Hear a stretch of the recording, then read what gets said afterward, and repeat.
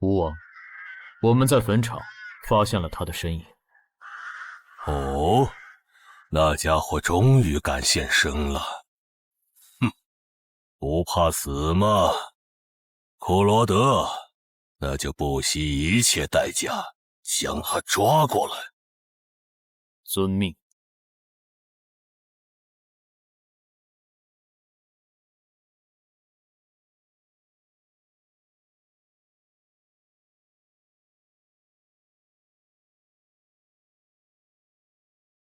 是不是打败你才会放过我？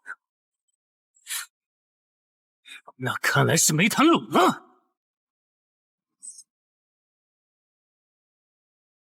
这下躲不掉，也来不及格挡。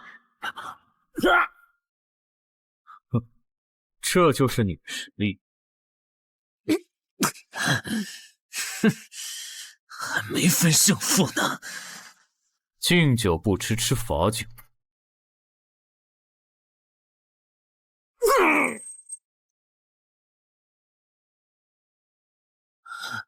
认输吧。做梦。一言不灵。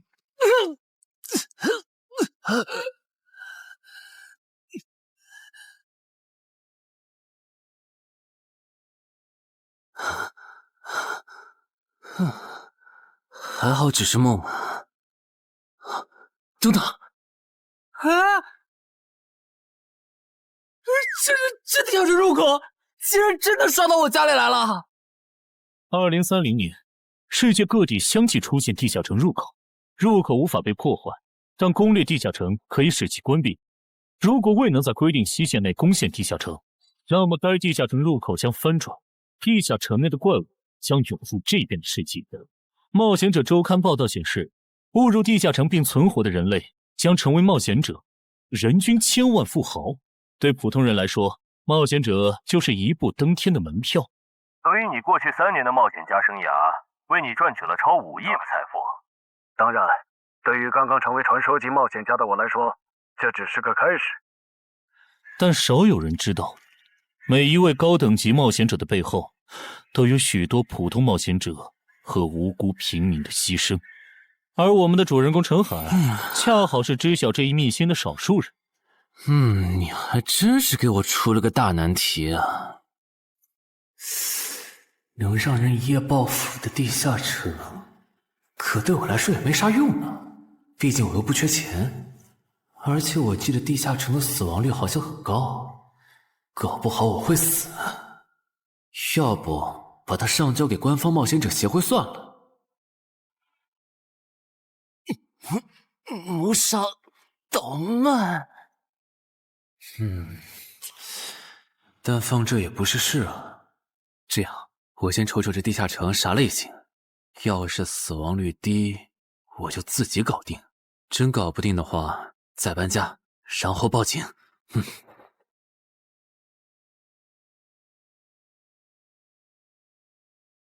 嘿，运气不错，是 Level 2的狩猎型入口。地下城入口的等级可以靠入口的规模判断。陈海家的入口太小，只能是入门级。你好，有您的快递。来了，是你的快递，在这签字。好的。说起来，小哥你该不会是发现了野生的地下城入口吧？不然为什么要网购锁子甲？完了，不会暴露了吧？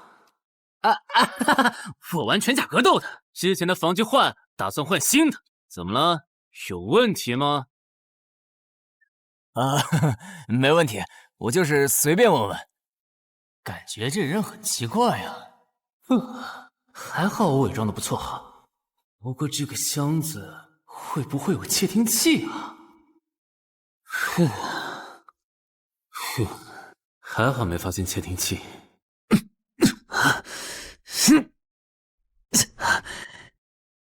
有点重，还有胸口也有一点点闷。走起来倒是不影响，还行。那出发吧。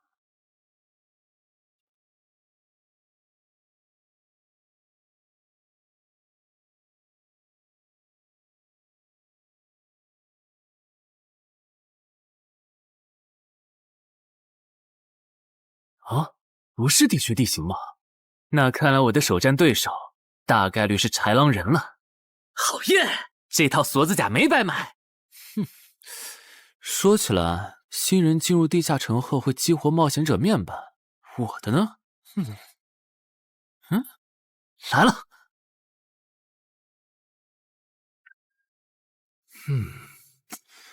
我记得普通人基础属性是10点，8点算弱，14点就很牛了。但智力有16点，真没想到啊！虽然智力和魅力是前期最没用的属性，但16点的智力，就算是协会或者财团内部也不多见吧？膨胀了，膨胀了，冷静冷静，看一下地下城的脱离条件吧。脱离条件：杀死任意一只潮汐鱼人。通关条件是全灭一个潮汐鱼人小队。等一下，为什么是鱼人呢？我水产过敏啊！就不能给我安排点正常的对手吗？啊！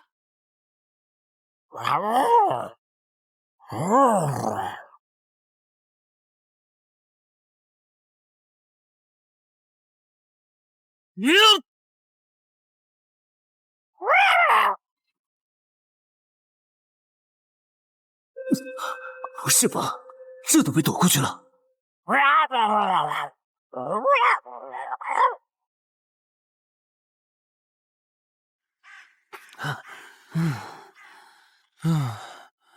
不是，这个地下城的难度标注是不是搞错了？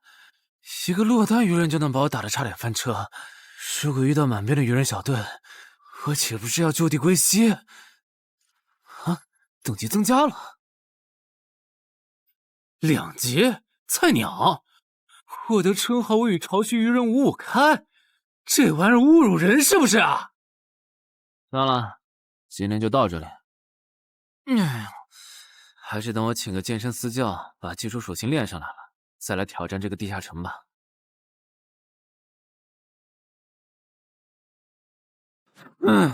累死我了，半年的运动量都干出来了。又咋了？哦，任务结算呢？我记得地下城的任务结算好像也能爆出奇物的。嘿嘿嘿，我的要求也不是很高，给我瓶加属性的秘药就行。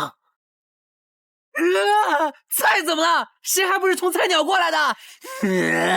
气死我了！罢了罢了，有总比没有好。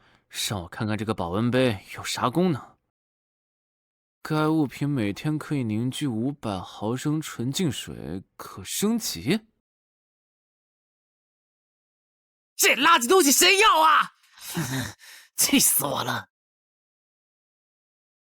你好，我预约了安教练。哈，您就是陈海先生吧？安教练已经在 VIP 室等您了，请跟我来。好的。没想到东山这样的小地方，竟然也有专门为新人冒险者和冒险者候补提供塑身服务的健身教练。冒险者的6大基础属性中，力量、敏捷和体力是可以通过锻炼得到显著增长的。这1年的健身费也太贵了，都和我一本新书的版税差不多了。不过只要能让我的身体素质在短时间内得到显著提升，陈海先生，这点钱就花得值。陈海先生，您之前有过健身经历吗？没有。那为什么要花这么多钱请安教练？新手打基础的话，请普通一点的教练就够用了。还是说，陈海先生，你已经成为了新人冒险者，比较赶时间？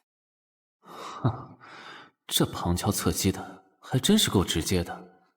哼，有条件的话，那肯定要请最专业的，以冒险者为目标，普通教练不能算是好的选择。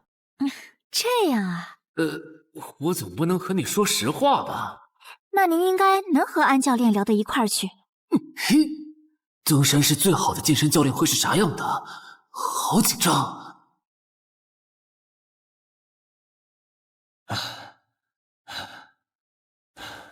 啊！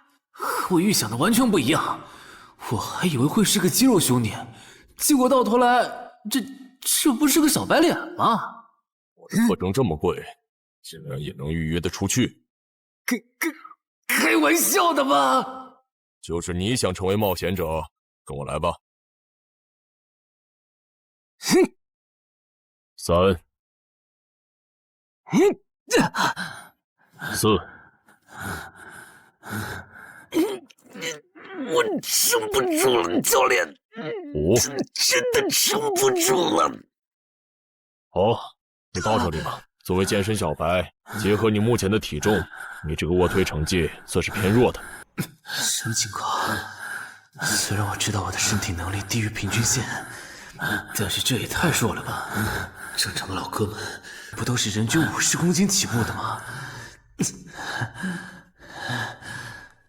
陈海先生的基础有点差呢，35公斤的极限数值换算到冒险者面板上的力量属性，应该只有9吧？普通人的力量、体能和敏捷数值是相对平均的，不会偏差太多。他现在这个状况，要在1个月的时间里变成冒险者，几乎不可能。那一般要多久？这个看你，如果天天练的话，差不多1个季度就能达到3个11了，就是比普通人略强。明白了。所以办卡吗？那就先办一个季卡吧。我去哪儿交钱？让给我就可以了。好耶，以后撸铁不孤单了。认识一下，我叫徐茂，是健身馆的签约冒险者，以后多多关照。我叫陈海，畅销书作家，您也多关照。说起来，一般只有家境很好或者跟协会签了长期合约的冒险者，才会找安教练这样的专业教练。因为我不缺钱呀，我写畅销书赚的钱，在东山又花不完。既然以冒险者为目标，那肯定就要找最好的教练，打最牢固的基础。原来如此，我还以为你发现了野生的地下城入口，并且已经成为冒险者了呢。作为前辈，我得教你一些冒险者之间才流通的基础常识，免得你以后被人坑了。冒险者首次下地下城时，表现好能得个称号，带不带都行。要是带了会有加成，但也会被其他冒险者拎着。有些专找低等级地下城入口的猎人，就爱顶着称号在可疑的人边上晃悠。要是被怀疑的人被称号吸引，表现不自然，那猎人就知道这人是冒险者了。接着只要跟着他，就能找到野生地下城入口。啊，这样吗？真是学到了。没啥反应，看来他真不是冒险者，就是个有点钱想当冒险者的弱鸡作家，那就没价值了。幸亏我先和抄袭任务5开这个称号太丢人了，没装上，不然今天肯定暴露了。安哥那边应该已经快拟完你的健身合同了，咱们过去吧。好的。国内有名的畅销书作者，还是专门写冒险者题材的。怪不得他有财力和动机买我的课。而且他对课程的学期也没有明确要求，不像是发现了野生的地下城入口需要快速通关的样子。确实，陈海是冒险者，或者他发现了野生的地下城入口的概率确实很低。这样，如果徐茂带着他回来的时候，他的注意力没有放在我的头顶，那就走正常流程吧。如果他有异常，那就别怪我了。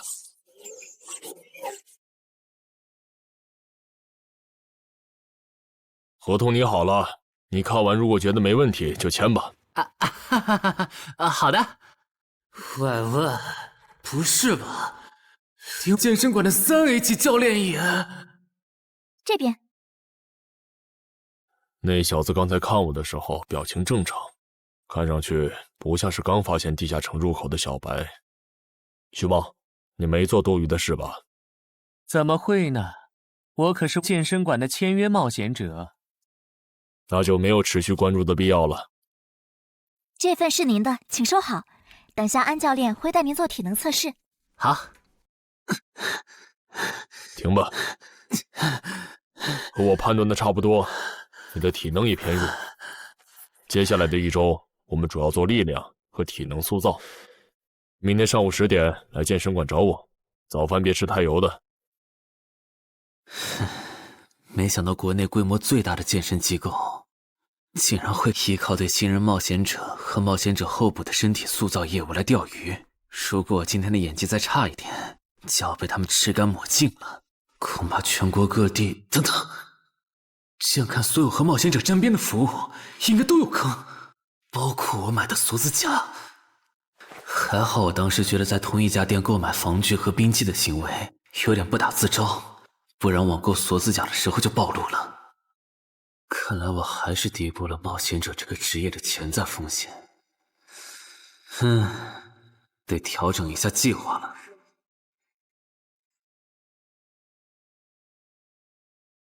针对低等级冒险者的坑到处都是，今天运气好避开了一个坑，但我总不会每天都有这么好的运气吧？只能冒险来地下城提升冒险者等级了。这次的脱离条件是愚人眼珠吗？对了，不知道昨天那只的眼珠可不可以？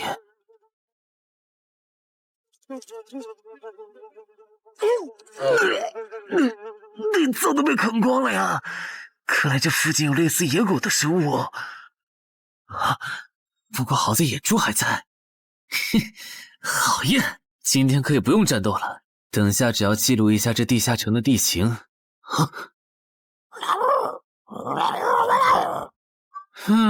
愚人呢？我还以为是什么呢，吓我一跳。只是一只落单愚人的话，我根本一只很好，2只我肯定打不过呀！快润！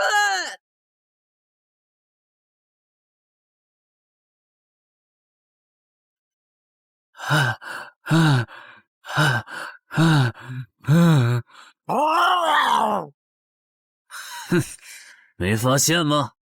你和你的同伴跑散了。现在换我来进攻了。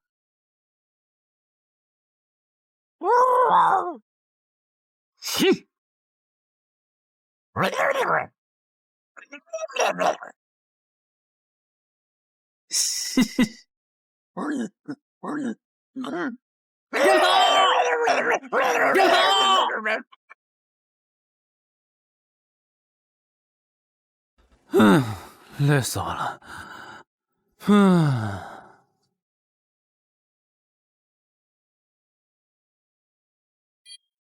不是吧？这次的评分明明更高，为什么反而没奖励？入门级地下城的暴率原来这么低吗？不过如果其他冒险者也是这个情况，那么他们是怎么赚到钱的？还是说有什么常识是别人知道，但我不知道的？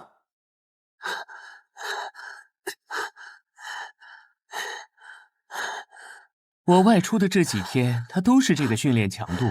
对，如果他能一直保持1个季度下来，力量、敏捷和体质恐怕都能到12。说起来，教练你就没考虑过把他吸收进健身馆吗？你回来之前我就问过了，但被他拒绝了。他想通过黑市的路子成为冒险者，然后当独狼。陈海，你打算今年就成为冒险者？能尽早成为冒险者，肯定要尽早。拖久了，以我的财力恐怕就上不了车了。毕竟时间越往后，冒险者名额的价格也就越贵。倒也是。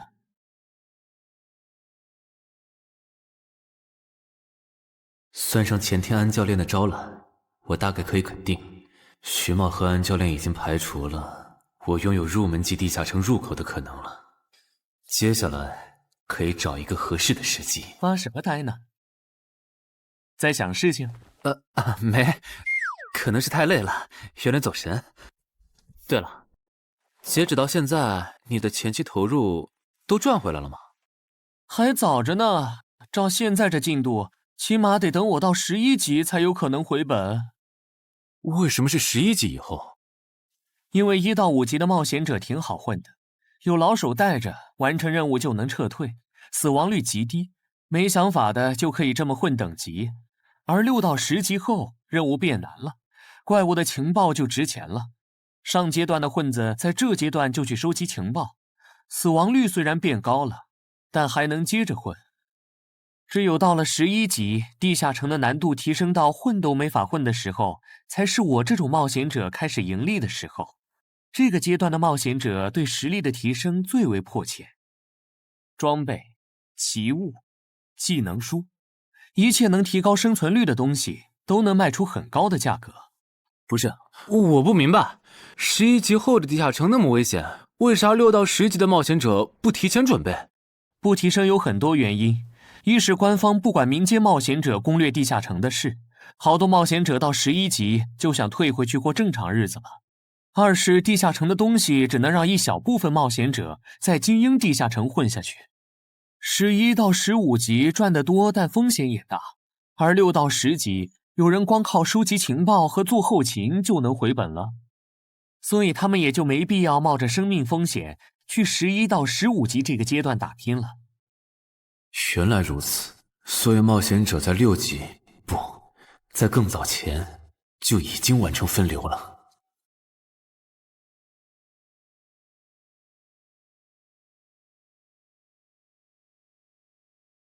原来有很多人靠卖靠谱攻略和情报赚钱。不过更让我惊讶的还是这件事。同一个地下城，冒险者就算反复刷脱离任务，也只能得到1次结算奖励。这样看，这个地下城入口能为我带来的价值，就只有通关奖励，以及将普通人转化为冒险者这2点了。我还是尽量单刷这个地下城，先用徐茂教我的方法收集情报为主，然后再考虑要不要继续当冒险者了。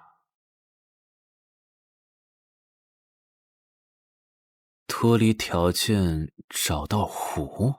啊，这次的脱离任务竟然不需要战斗，还好买了一架无人机做辅助，不然纯靠人力搜索找湖肯定是个大工程。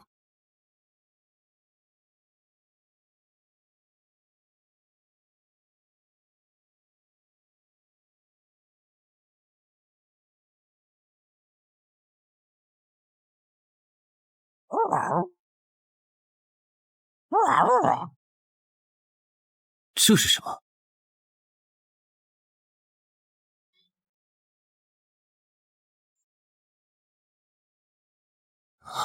刚才那个应该是鱼人吧？虽然外形和气场和我之前遇到的鱼人有很大差别，但他应该也是鱼人，只不过等级应该更高。算了，先不管他。等我完成了脱离任务，再回来找那只橘红色鱼人。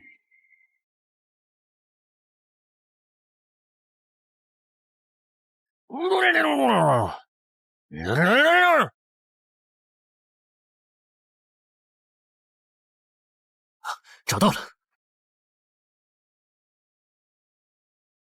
哼，怪不得森林地形的地下城会刷出鱼人这种怪物，原来森林深处藏着一个这么大的湖吗？嘿嘿，这样的话，脱离任务就算完成了，不用和鱼人接触可真好啊！接下来，是那只橘红色的特殊鱼人。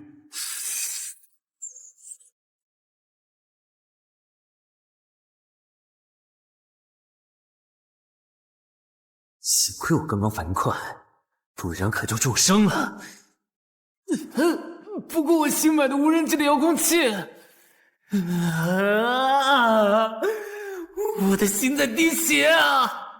不对，现在不是想这些的时候。这只鱼人的速度太快了，我必须迅速对待。啊！1只、2只、3只、4……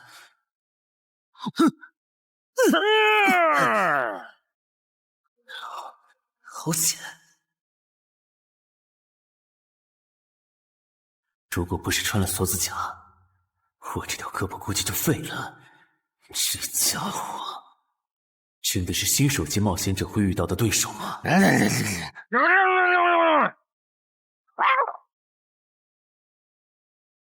如果只是和这只橘红色鱼人单挑也就算了，关键我还得抽出一部分精力来处理身后这几只杂兵。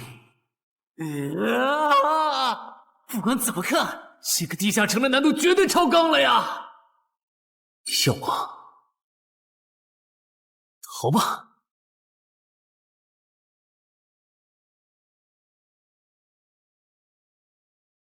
我说全岁，你这样很像是在虐尸出气。有吗？归根结底，还不是这只哥布林太弱了，扛不下我的拳头。能扛住才怪呢！你这样的怪物在入门级地下城里，怎么可能会遇到对手嘛？有的哦。如果我能遇到传说中的 bug， 只要能从他们手底下活下来，我就能拿到补偿奖励奇物升级券。到时候我成为传说级冒险者，就更有戏了。奇物升级券和它的获取方式，无论怎么看，都只是博人眼球的谣言吧。脱离通关任务重置了，在高战力异常鱼人个体的追杀下活过3分钟，任务完成后将得到额外补偿，奇物升级券。不是吧？我都准备逃命了，你给我整这个，要玩死我吗？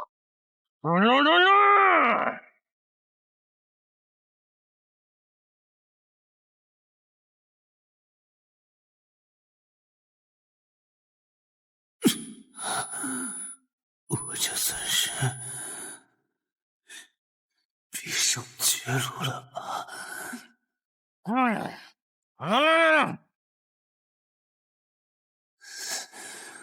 早知道当初就不该成为冒险者，好好当个畅销书作家不好吗？是的，虽然我怕死，人怂又不能打，但我的冒险人生也不该止步于此。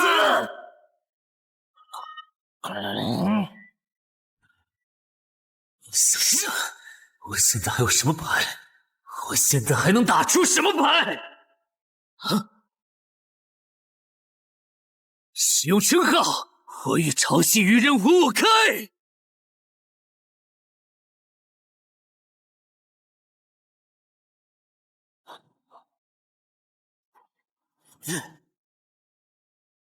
身体变轻盈，力量也变强了一点。不止如此，这些鱼人的动作也变得迟缓了许多。我的动态视力也加强了吗？能行，现在的我能行。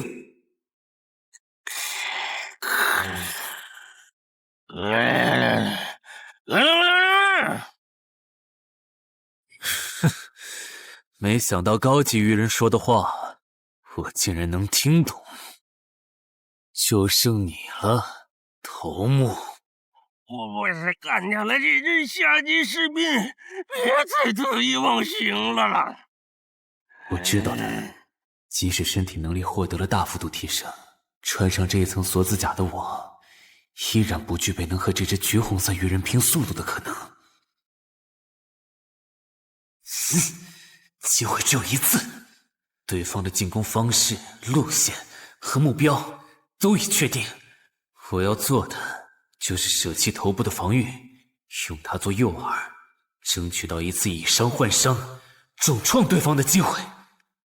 如果这一次机会我没有把握住，那么吃到教训的他必然不会再给我翻盘的机会了。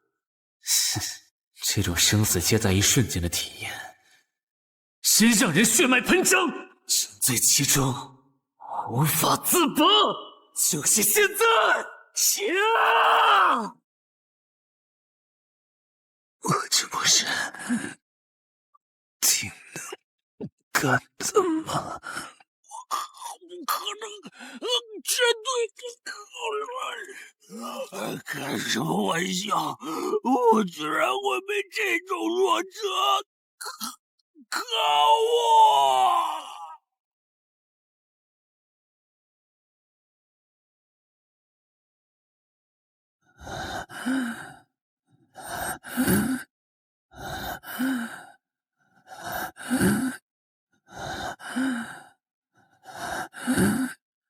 这下总不能还判定我是菜鸟了吧？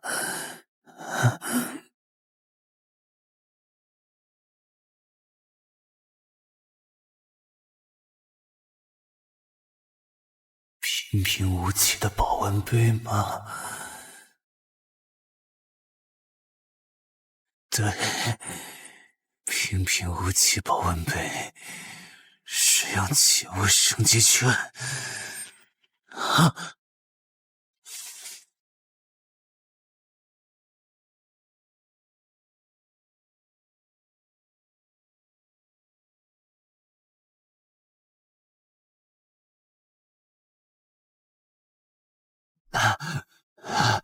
活过来了！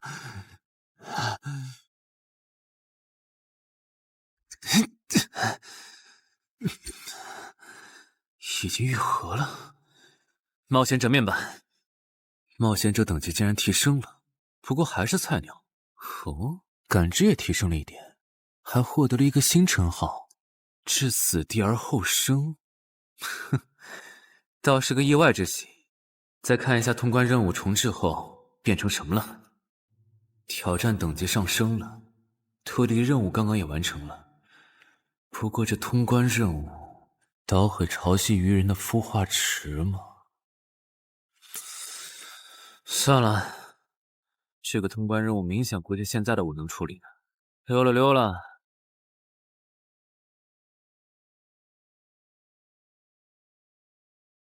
嗯，是错觉吗？怎么感觉这个地下城入口变大了？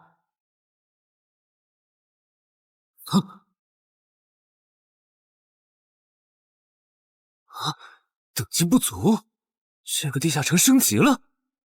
这么看来，我刚才完成的脱离任务，其实来自更高等级的地下城。怪不得任务难度提升了那么多，脱离任务掉落的奖励这么丰厚。隐藏指引。我没记错的话，论坛上有个大佬，好像一直在强调这个东西的稀有性和重要性来着。哼，那必须要转职啊！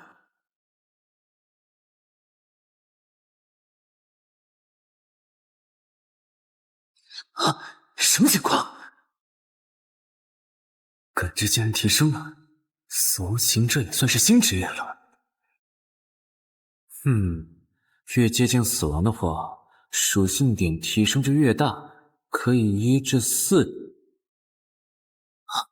刚刚是啥玩意儿？我家，这就是感知16以后的世界吗？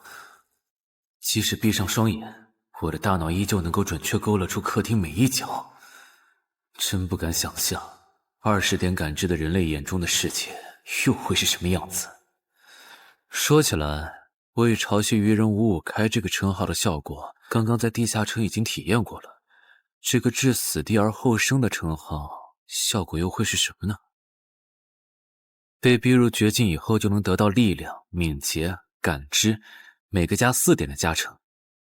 这个称号的触发条件和死亡行者的触发条件差不多哎。等等，也就是说，死亡行者搭配至死地而后生，极端条件下可以给我带来8力量、8敏捷、9感知的提升。哈哈哈哈，这也太超模了吧！胆子再大一点，以后遇到打不过的敌人，我完全可以靠自残触发效果让属性提升。等干掉敌人以后，再用稀奇古怪的回血药水把状态拉回来。而且回血药水的用处也不止于此，有了它，我再也不用担心健身过度肌肉拉伤了。反正每天都能回一次血，完全可以想怎么练就怎么练。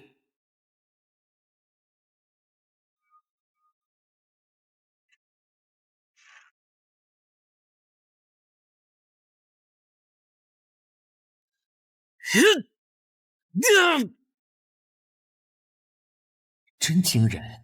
只用了不到2个月，就达到了正常人要用1年才能取得的成果，至少有16，甚至都有可能17或者18了。陈海还在练呢。啊，恭喜啊！你现在的力量、敏捷应该已经到达12点了。以你现在的身体素质，准备充分的话，是完全有能力完成新手级地下城的脱离任务的。真的不考虑加入健身馆，成为这边的签约冒险者吗？我可不想当一个会被合约束缚的冒险者。那真是太可惜了，我还以为能和你成为同事，以后一起攻略地下城呢。不是同事，也能一起攻略地下城啊。对了，我打算从散人手里购买冒险者名额，这方面你有什么忠告吗？忠告吗？不是同事，也能一起攻略地下城啊。对了，我打算从散人手里购买冒险者名额，这方面你有什么忠告吗？忠告吗？那我推荐你去找散人联合。散人联合？我没记错的话，他们好像是国内最大的散人集团吧？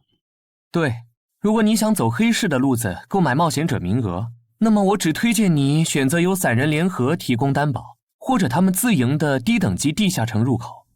为什么？我感觉找独狼冒险者明显更好啊，省钱又省力。因为涉及到冒险者名额买卖，无论买方还是卖方，其实都存在巨大的交易风险。卖家怕遇到伪装成萌新的入口猎人，买家怕交了钱对方不办事。但有散人联合的介入就不一样了，虽然他们的佣金很高，但是作为冒险者资格、地下城相关产出生意的龙头，他们为买卖双方提供的契约书还是很值得信赖的。原来如此。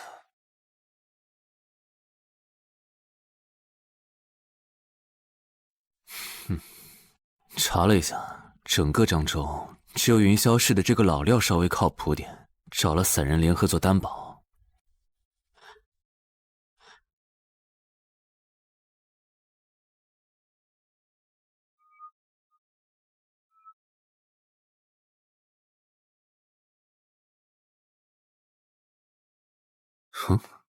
这边，云霄老司机，没错，你就是爱写作的东山市民吧？你好，就差你了，快跟我来！签完契约书以后，我好带你们去地下城。好了，契约的内容分3项：一、交易完成前尾款将由我方承担；二、双方都不能做出违反安全协议的行为；3、不能向任何人暴露此地下城入口的具体位置。诸位对契约内容有疑问吗？没有。没有。没有。那么契约成立。手臂在发光哎！哟，好神奇啊！好了，我的工作完成了，希望以后还有机会为诸位服务。等下大家再跟我走一段路，我带你们去地下城入口。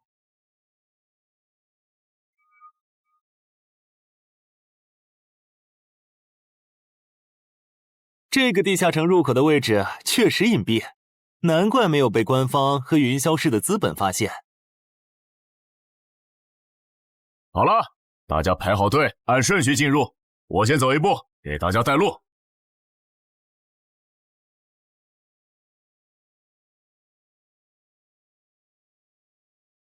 这批新人怎么样？太酷了！我也是冒险者了，真好。还行，没有看起来像刺头的。那就好，等会儿记得我们之前说的。卖家原来有2位吗？好了，大伙儿看向我这里，学着我的样子对空气喊：冒险者面板！冒险者面板！大家可以在冒险者面板的个人信息栏查看到自己的基础属性，往下滑动，可以在任务栏查询任务。不是吧？我的基础属性原来这么低的吗？冒险者面板上的内容只有冒险者本人才能看到，所以不用担心个人信息暴露的问题哈。麻烦大家把你们的脱离任务报一下，我这边做一个整理。任务吗？女妖？这个物种，论坛的入门级地下城怪物图鉴里好像没有。这个地下城有问题。这个地下城该不会和我家里的那个一样，存在某种致命的设定吧？基于幸存者偏差，如果一个入门级地下城的怪物没有被收录进论坛的新手常见怪物图鉴，那只有2种可能：要么它确实很罕见，要么就是遇到它的冒险者基本都死在地下城里了。警告！警告！此人违反了安全条例，未说出正确的脱离任务。那个眼镜男说谎了？不是吧？这才哪儿到哪儿啊？就有人触发安全条例了？你听我解释，肯定是他出 bug 了。契约师的契约当然不是绝对的，但对你这样的菜鸟来说，它是不会出问题的。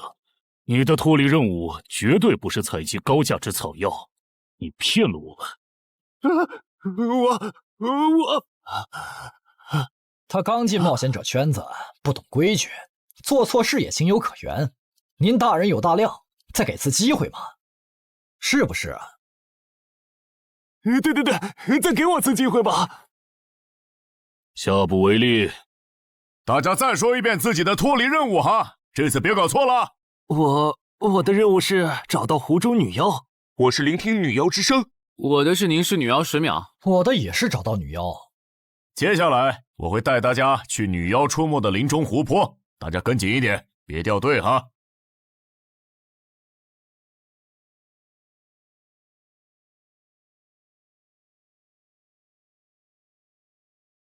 冒险者面板。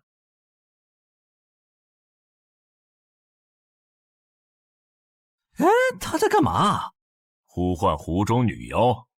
他怎么知道这样做可以召唤湖中女妖的？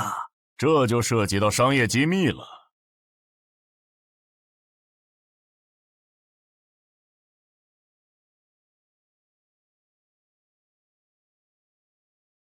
女妖出来了！我的脱离任务完成了，我的也完成了。8、9、10。大家把耳塞戴一下，女妖马上就要唱歌了。不戴的话会怎么样？女妖的歌声会破坏你的大脑。刚成为冒险者的 Level 1萌新，一整首听下来，大概会当场暴毙吧。什么？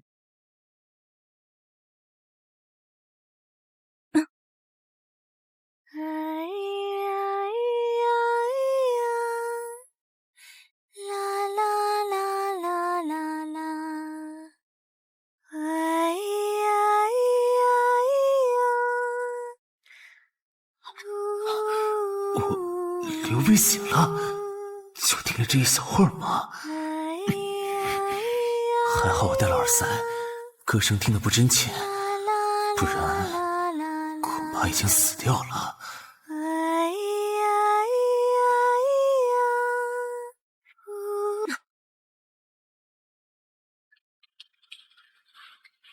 大家的脱离任务都完成了吗？都做完了，那咱们就原路折返回去了哈。搞笑，让我们原路返回？来之前我已经查过了，地下城里的植物和矿产都是很值钱的。你这么急着赶我们走，不会是想要独吞这个地下城的产出吧？我们可是付了钱的，为什么不能在这个地下城采集高价值草药和矿产来回血？等一下，咱们的契约书里可没有这条。但也没有不准我们完成脱离任务后采集高价值草药和矿产的条例吧？原来冒险者还可以在地下城内采集草药和矿产的吗？你不知道吗？其实大部分冒险者并不具备通关能力的，他们主要的盈利方式就是搬运地下城内的物资和收集怪物情报。你是觉得脱离任务已经完成了，我们又碍于契约不能对你出手，所以可以发难了是吗？不然呢？真是笨蛋呢。但有一点你没考虑到，那就是我并没有和你们签订契约啊。哼，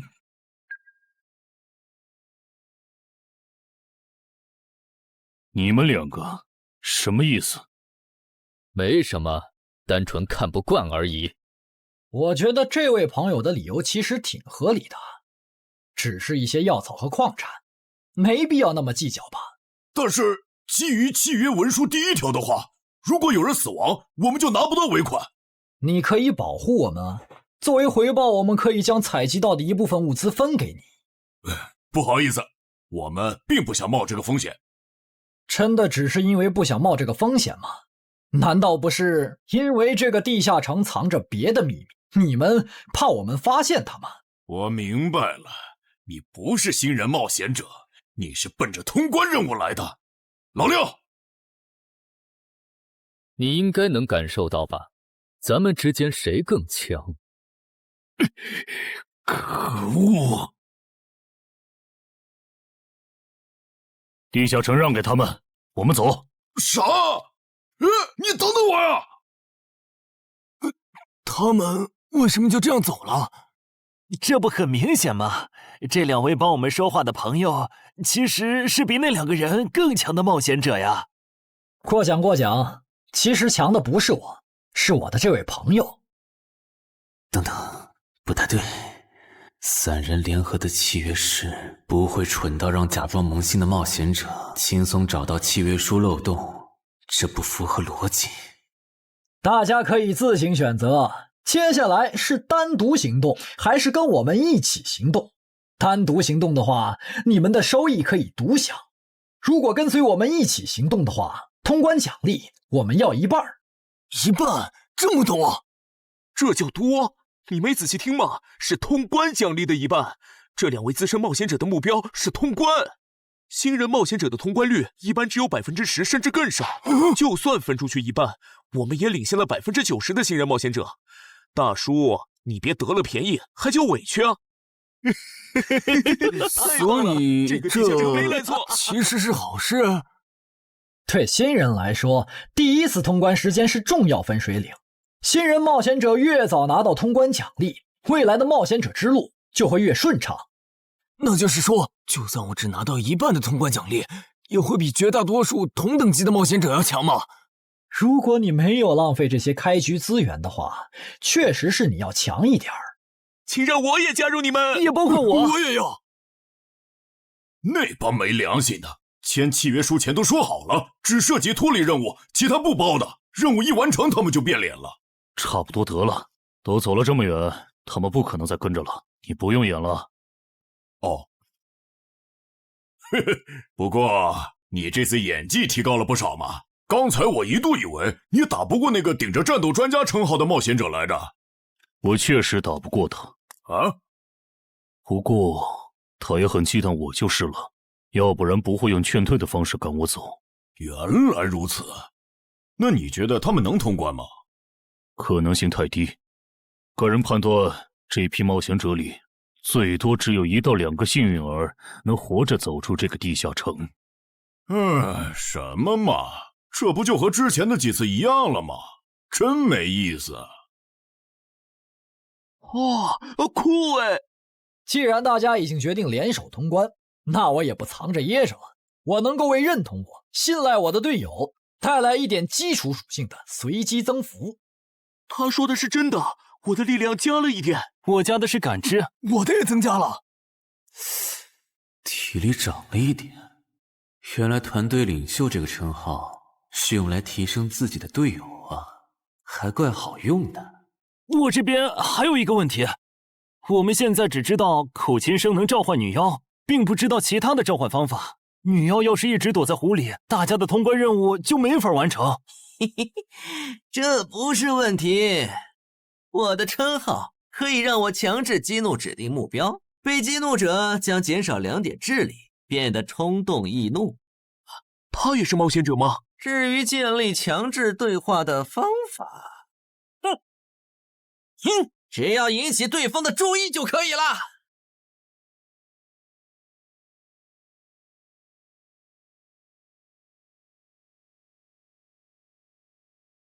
蠢货，你过来呀！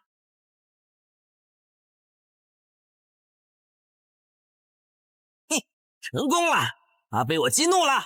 剩下的交给我吧。大家散开，让战斗专家来先试女妖，其他人换场赛，在外围找机会。死！传过去了。开什么玩笑？竟然是灵体！等一下！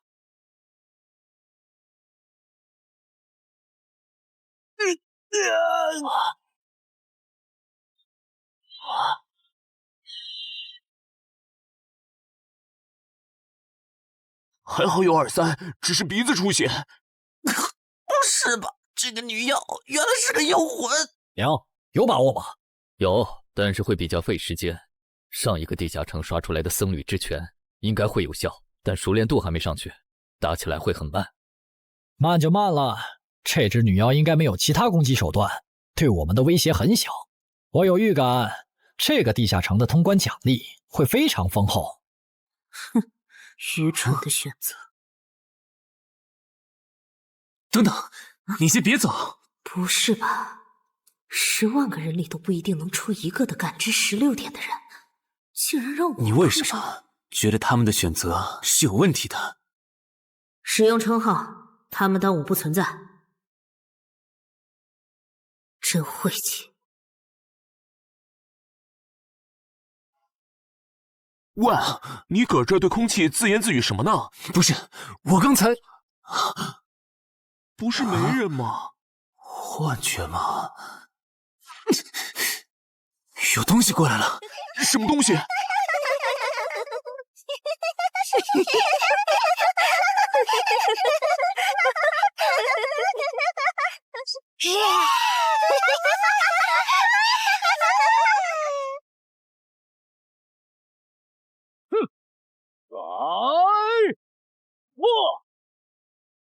有效果了！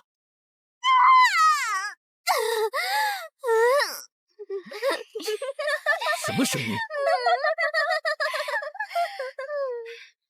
我们搞错了，这个地下城不止一个女妖，那2个卖家没安好心。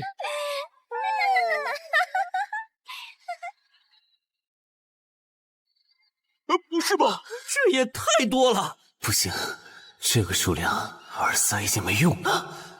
还傻站着干什么？跑啊！为什么总是让我遇到这种事？天和子爷那时候是，现在还是。看在你老婆和女儿的份上，我觉得应该放过你。谁叫我最喜欢看别人抱憾终身，活在憎恨和痛苦中的样子呢？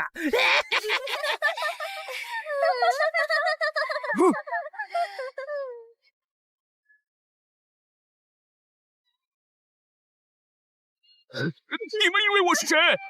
给我滚开！妈妈，我错了。来呀，也不怕你们！来呀！被摆了一道啊！怪不得那2个入口持有者的契约没限制3级以上冒险者进来，原来是想引4到5级的冒险者来通关。等我们团灭后，就进来捡我们的通关奖励，真是好算计。关于如何杀死这些女妖，你有建议吗？这声音，有建议就赶紧说。女妖不光靠声音攻击，还有别的攻击手段。我费了听觉才勉强躲过第1轮奸笑。你是爱喜做的东山市民？对，真是看走眼了。没想到你一介新人竟然比我们这些老手反应还快。但是你不是听觉被废了吗？怎么还能听到我说话？哦，我感知16，可以读唇。原来如此，这个地下城我认为是无解的。那些女妖能免疫一切物理攻击，老实说，这根本就不是正常4到5级的冒险者小队能处理的。哦，所以你也没有办法？还有一个办法，除了僧侣之拳，阿良还有一名被僧侣祝福过的神油，涂抹长剑后，应该也能伤到那些女妖。不过，这也就给你能伤到他们的力量。我不信新手冒险者能从这么多幽灵的围攻里杀出去。但总不能坐以待毙吧？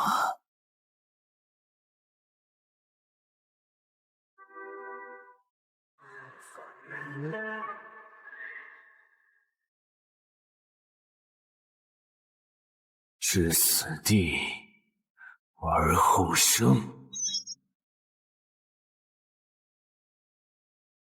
能听到吗？我问过你的同伴了，他跟我说，要通关必须从你那里拿到对僧侣祝福过的神油。通关吗？能帮我拿一下吗？不好意思，我眼睛瞎了，恐怕没办法操纵冒险者面板取出你要的东西。这样啊？不过我还有一个办法可以让你得到它。什么办法？你干什么？就是以死后掉落的形式让你获取。其实我也不是非要那管油杀人夺宝不可。20点的敏捷足够我甩开女妖逃出地下城了。我就是想试试能不能通关。虽然无论怎样，你都不可能活下来。喂，真的很吵啊！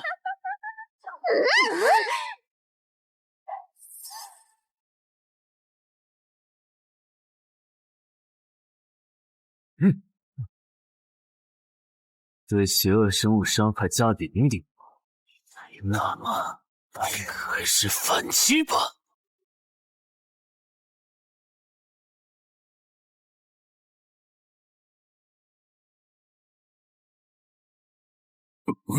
好像有人从里面走出来了。哪有人啊？你看错了吧？不是，我真感觉到了。果然，他们那不能攻略的地下城设陷阱，引同等级冒险者来做通关任务，把人坑死在里面，接着捡掉落的东西，或者等冒险者重伤出来就杀人夺宝。户主的儿子应该就是这么被害死的。石斧秃鹫是指利用高难度地下城坑杀同等级冒险者，然后拾取对方掉落的堕落冒险者。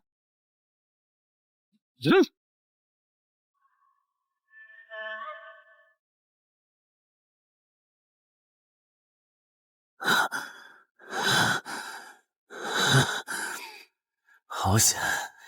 如果再多几只女妖，我恐怕就要被逼出回血药水这个底牌了。啊！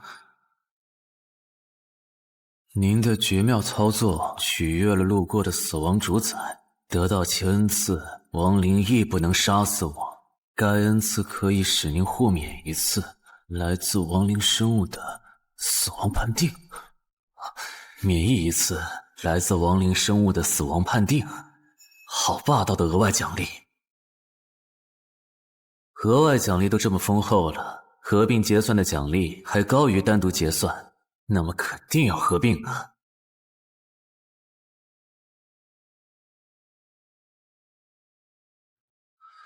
哼，果然，除了稀有级奇物和新称号以外，还给我报了2个专属技能。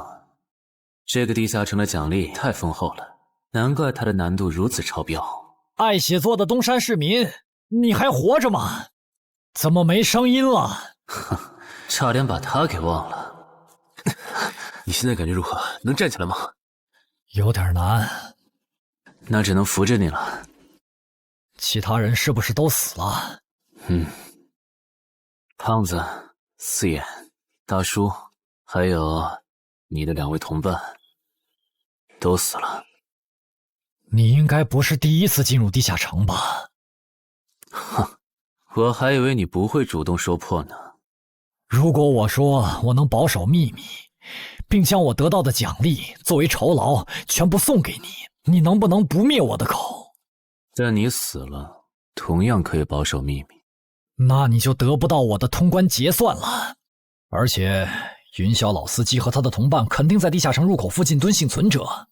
我可以帮你吸引他们的注意力，相信我，让我活着走出地下城，对你来说是最有利的选择。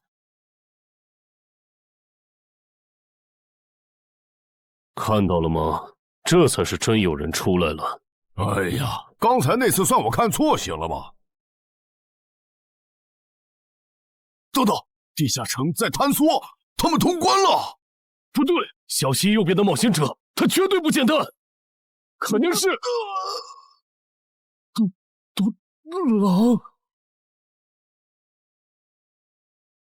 先干掉一个弱的，接下来到你了。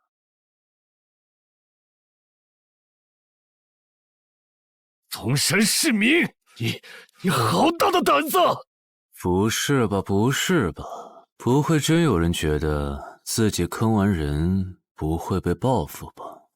呵呵，这么霸道的吗？闭嘴！哎呀，我好怕呀！你这家伙找死！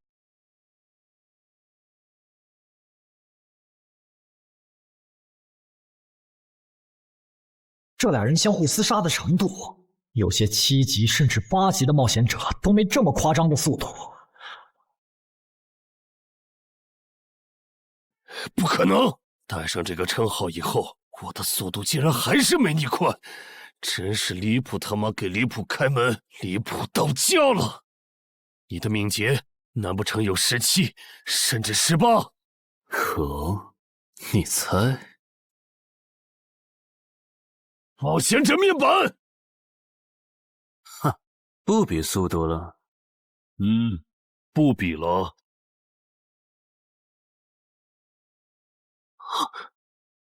这本来是为那个战斗专家准备的，不过给你也没差了。来，好好感受一下我从黑市高价购买的变种蜘蛛毒素吧！什么嘛！你这毒抗完全不行啊，比普通人还差！连反击的力气都没有了吗？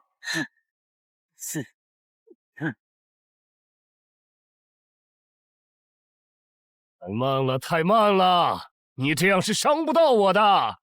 哼，蜘蛛毒，这就是你为我们准备的手段？怎么样，喜欢吗？作为7级地下城蜘蛛滴血的特殊产出，可以极大的削弱低等级冒险者的力量、速度和体力。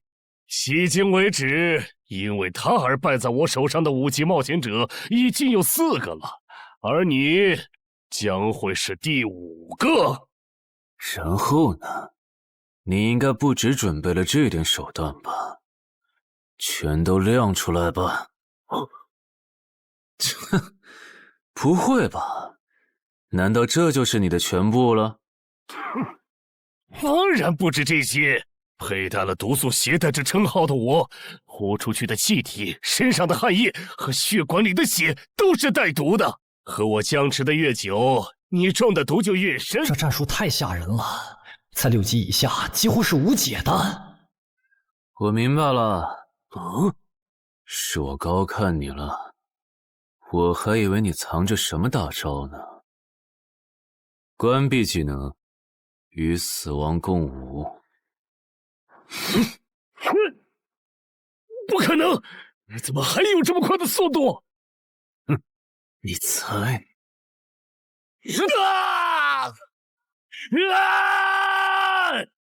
也太得意了！太慢了，太慢了！你这样可是伤不到我的。可能，绝对不可能！你明明只是个独狼，怎么可能比杀了大量5级冒险者的我还强？哼，没什么不可能的。在舒适区里泡着的你，永远也看不到与死亡同行之人所看到的风景。但是，捏死的往往都是会水的。散人只有劣势更弱小的散人，才能积攒出大量的财力和武力。我的路才是正确的。对普通人来说，或许你才是对的。不过，在我看来，与死亡同行之人，如果走到了极致的话，未必不能超越死亡。不是吧？那么强的人，竟然这么轻易的被……啊！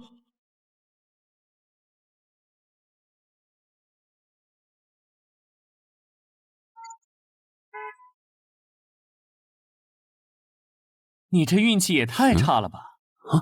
徐茂，你怎么来了？来看你啊！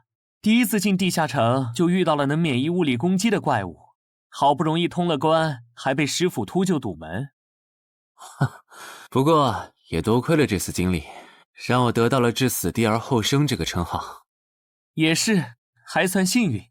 那些传说级冒险者，哪个没在5级以前越级挑战过对手呢？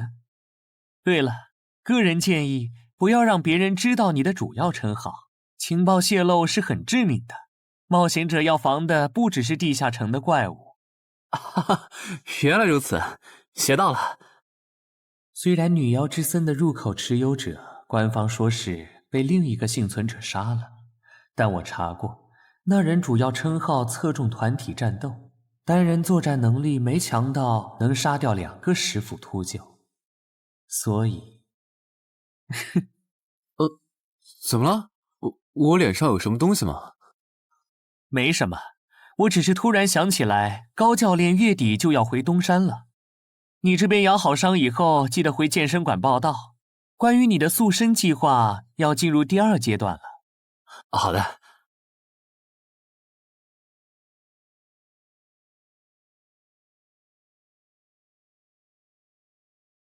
你不打算做攻略型冒险者了？没错，这次地下城经历让我明白，我没当传说级冒险者的本事。与其在这阶段的地下城拼命，还不如到6到10级的地下城多弄点钱，然后就隐退。哎，不过你和我不一样，你有成为传说级冒险者的潜力，但前提是你得改掉独狼的习惯。为什么这么说？独狼玩法在10级前的地下城能提高任务结算评分，多拿奇物、称号和技能，但11级到15级的地下城难度大增，光靠个人根本过不去。如果你想成为传说级冒险者，10级前就得组建自己的攻略团队，不然在11级到15级时，要么会掉队，要么就会被官方财团收编，就没机会再往上提升了。团队嘛，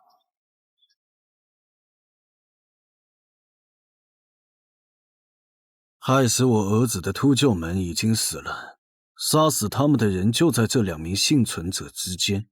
你认为谁才是帮我儿子报仇的恩人？他。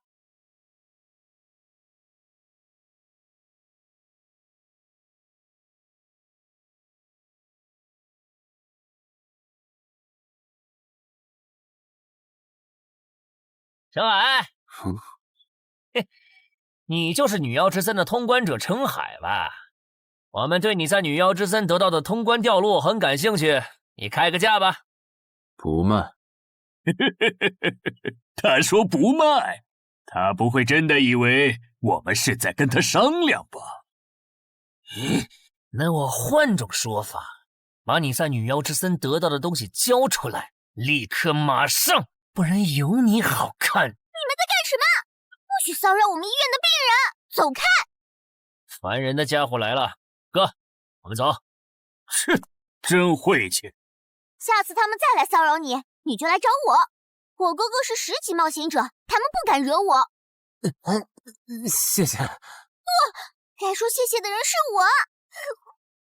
我的好朋友死在了女妖之森。银河王先生攻略了这个地下城，还铲除了用它钓鱼害人的秃鹫。原来还有这么一层关系啊！我和我死去朋友的家人都很感激你。总之，这是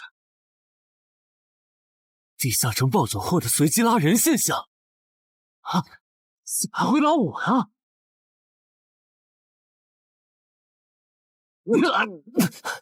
突！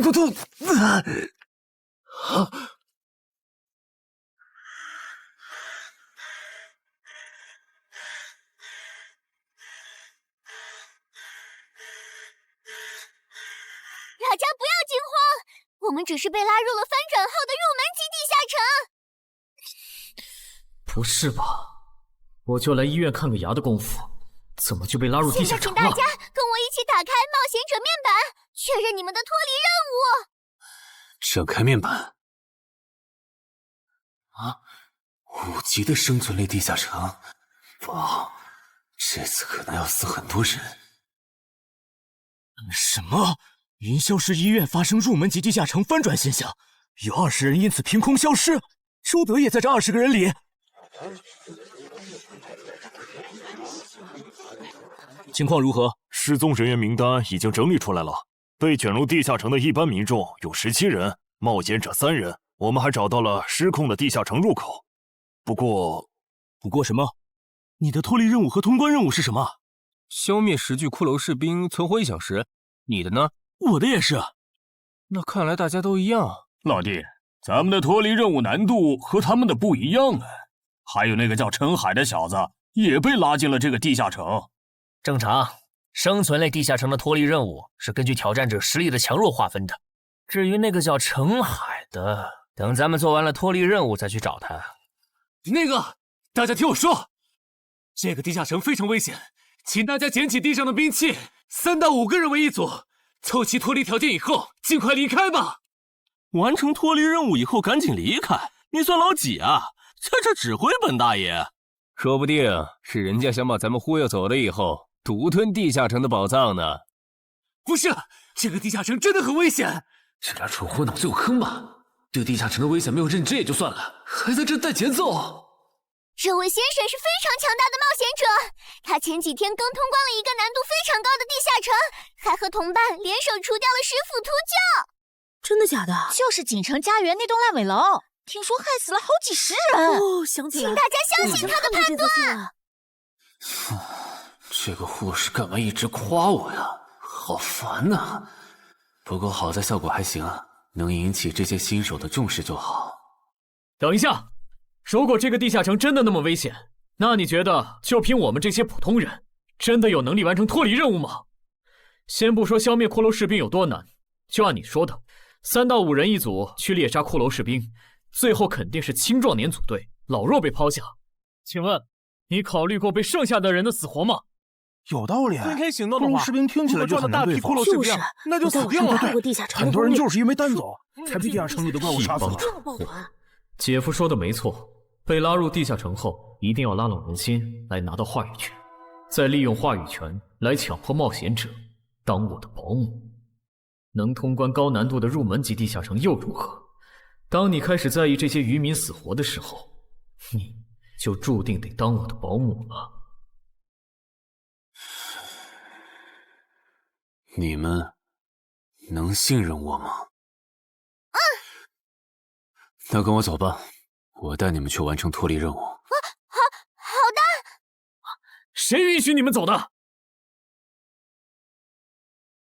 作为在场唯一一个有地下城攻略经验的冒险者，你难道不应该留下来保护我们吗？对呀，能力越大责任越大。我看他就应该帮我们把脱离任务给做了。对，送佛送到西嘛。第一，我不是官方冒险者，我没有义务来保护你们的安全。第二，不要对我道德绑架，不然我真的不介意走之前打断你的头，把你留在这里自生自灭。这人怎么这样啊？保护老弱不是最基本的道德吗？活该他不是官方冒险者，看来道德品质不过关。你们干嘛去？我觉得那个人说的很对，既然通关任务是存活1小时，那肯定是越往后越危险。对普通人来说，早点完成脱离任务离开这儿才是最优解。切，不走留着被你们道德绑架，免费当保镖吗？我们又不是傻子。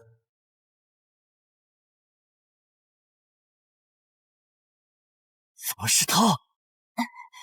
这个地下城有什么问题吗，尚科长？这个地下城最大的问题在于，接下来的1个小时，能有几个人活着走出来？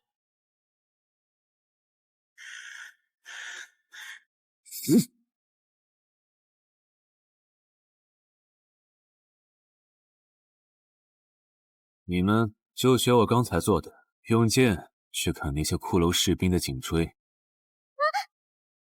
那你呢？又来了！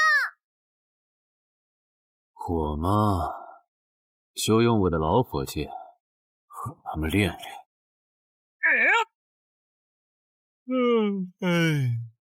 打完这批记得换班啊，老哥。好嘞。骷髅士兵不刷新了，看来并不是无限的。好消息是新人的压力小了，坏消息是我这样的老手完成任务更难了。这周围的骷髅士兵被咱们刷光了，换地方吧。受伤的人往后退，剩下的2人一组，交替清理从地里爬出来的骷髅士兵。再战40分钟，大家就可以回家了。好，亏我之前以为当冒险者有多难，结果就这儿啊！是啊，这些骷髅根本就没有那个老手渲染的那么危险。等这次结束，我也是个有名的冒险者。这些骷髅虽然弱，可不代表这地下城难度低。正相反，骷髅越弱，越说明地下城有极厉害的 BOSS。更让我烦的是，这地下城怪物也太少了。虽然我以老弱不宜参战为由，劝退了近半的冒险者，但是分到我这的怪物才4个。最后10分钟，这地下城难度肯定飙升。要是接下来10分钟都没有新的骷髅士兵刷出来，我就得自己想法子凑够剩下的6个骷髅士兵了。脱离任务做完了。嗯。你呢？还差几个？8个。把机会都让给他了吗？那你先回去吧，我们继续刷骷髅。等做完脱离任务以后，咱们3个在外面集合。10年来没有一个人通关。不止如此，这个地下城的幸存者们也非常奇怪，几乎所有的都是新人。怎么会有这么奇怪的地下城？正常不都是冒险者越强大生存率越高吗？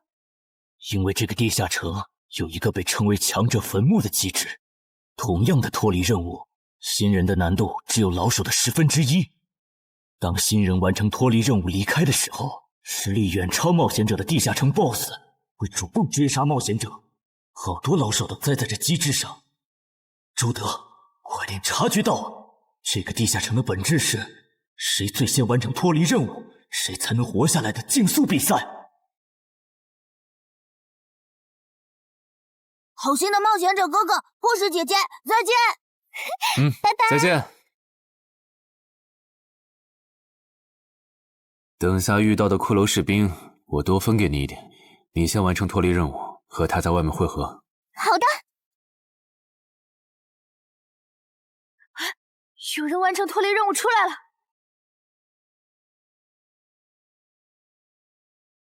怎么是小孩子？有人离开这个地下城了。这个第2阶段是什么意思？原来是这么回事吗？这个地下城的本质是竞速。吕明、王志勇，你们2个跟我来。老弟，有个人完成脱离任务离开了，是不是那个叫陈海的人呢？不可能，先不说他还带着2个累赘，光冒险者们要杀的100个骷髅士兵就不好找。那会是谁呢？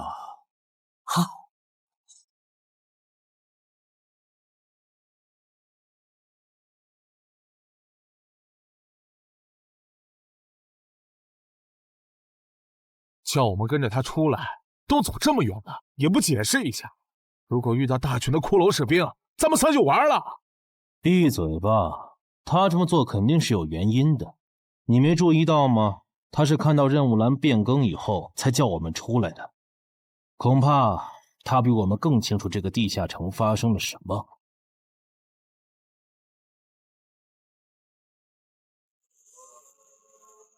准备战斗！他们3怎么走得这么久还没回来？周德当初就不该气走那个冒险者。脱离了。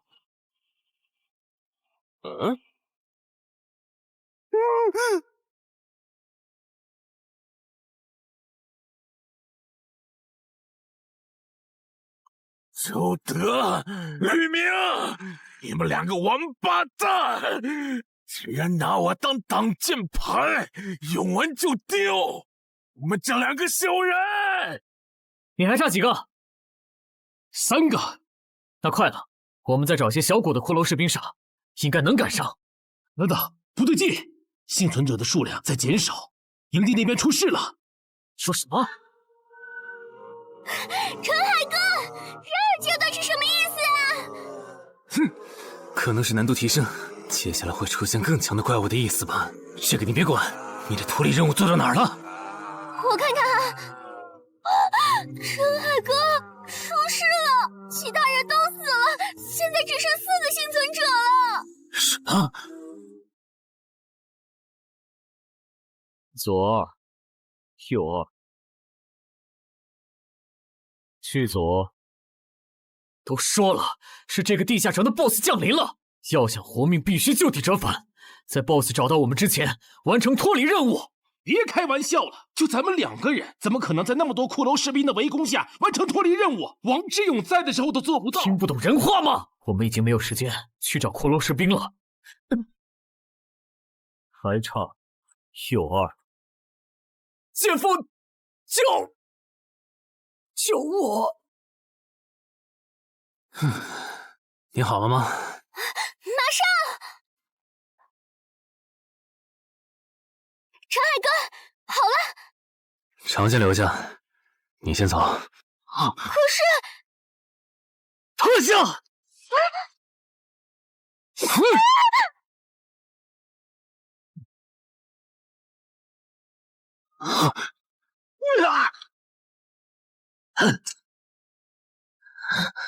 好强！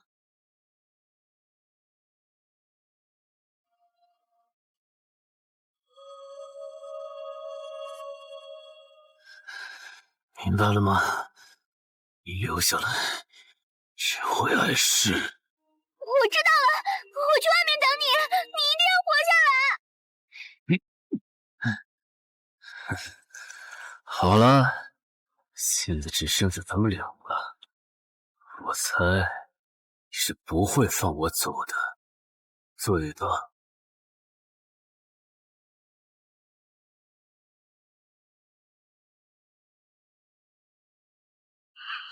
是护士姐姐，里面还有幸存者吗？有，但是陈海先生他……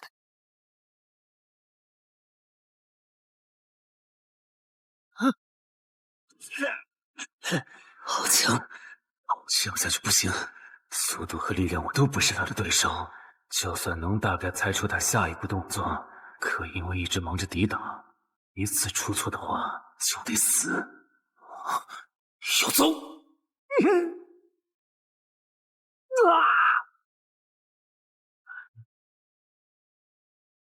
这么巨大的实力差，你还能跟我过几招？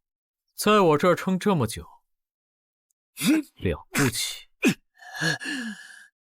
怎么好像在跟我说话？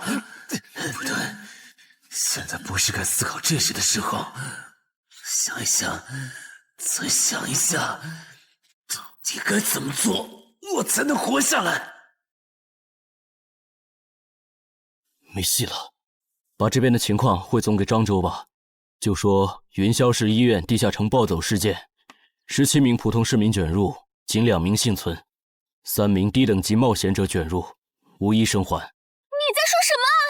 不是还没到时间吗？这才过去5分钟。就是。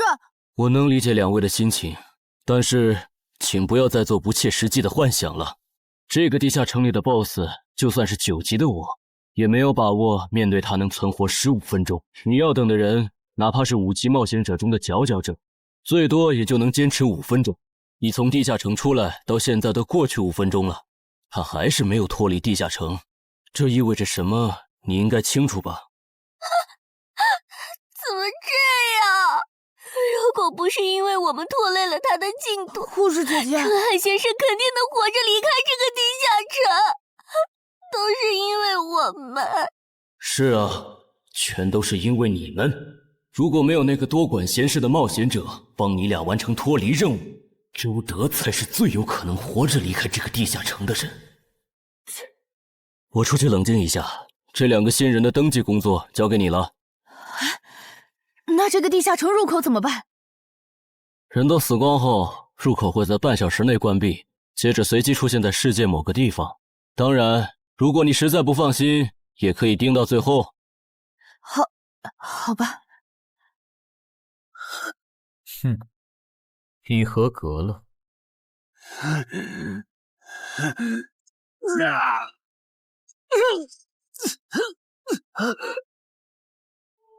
我很期待你成为亡灵后的表现。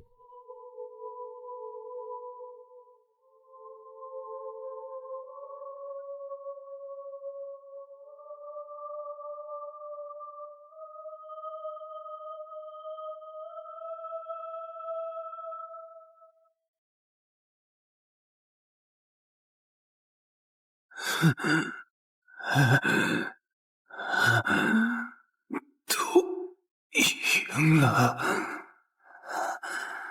对这个 BOSS 来说，完整的我更有价值。在他回来之前，使用死亡主宰的恩赐。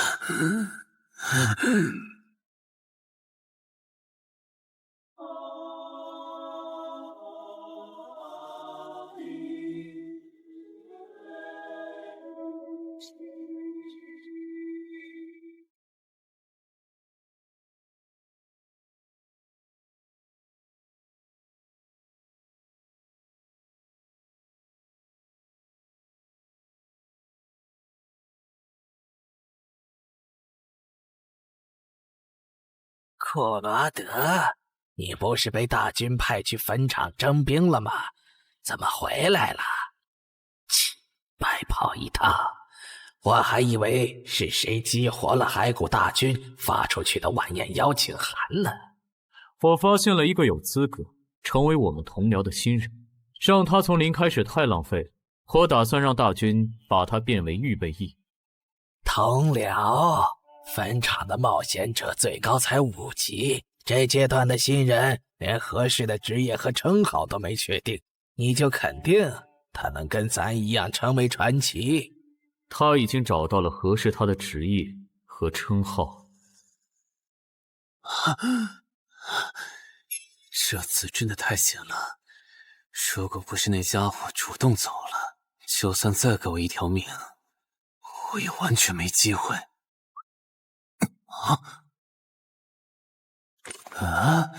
通关任务都显示完成了，为什么没有弹出来脱离选项？不会是必须完成脱离条件以后，我才能离开吧？在那个怪物意识到我没死之前，那得抓紧了。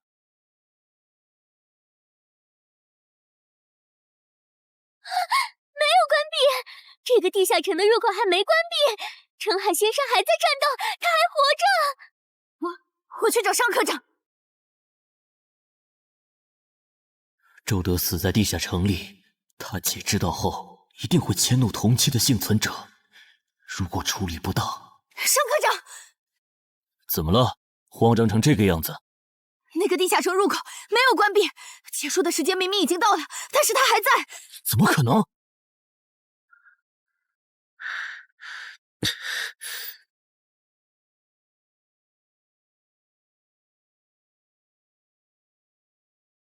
合并结算。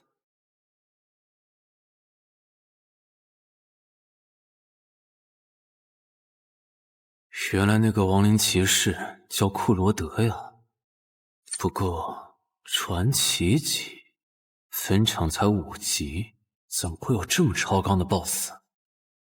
说起来，这个地下城的 BOSS 强度这么高，以前真的有人通关过吗？哼！尚科长，你看，尚科长，这地下城暴走后，超过关停时间仍然存在，怎么会这样呢？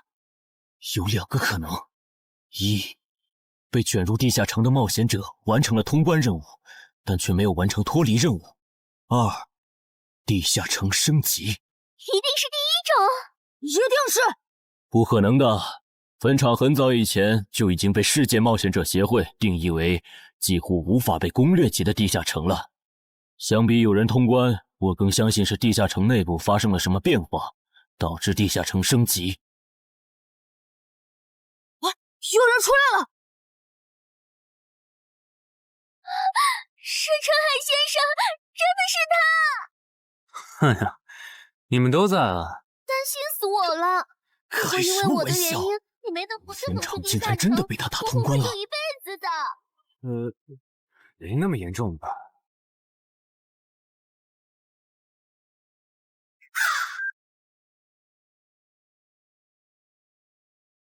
吴王，这是你驻守坟场以来第一次主动觐见吧？库罗德，你知不知道，就在刚刚，你成为了全球首个通关坟场的冒险者。首通？我？对，你要火了。坟场这个地下城虽然等级很低，但是在冒险者圈子里很有名气。你首通的经历应该会吸引到很多资本和散人工会的招揽，当然也包括官方。所以现在是招揽环节？是的，你在女妖之森和坟场的表现已经充分证明了你的潜力。像你这样的超级新人，整个冥省1年下来也不会超过10个。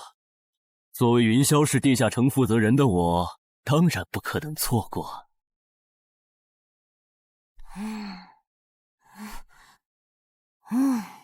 恩姐，你说那个叫商礼的，是不是想抢走陈海哥的通关奖励啊？要不然他为啥要拉着陈海哥单独谈话？应该不至于吧？我可不会那么没品。而且5级地下城的通关奖励，我根本看不上，好吗？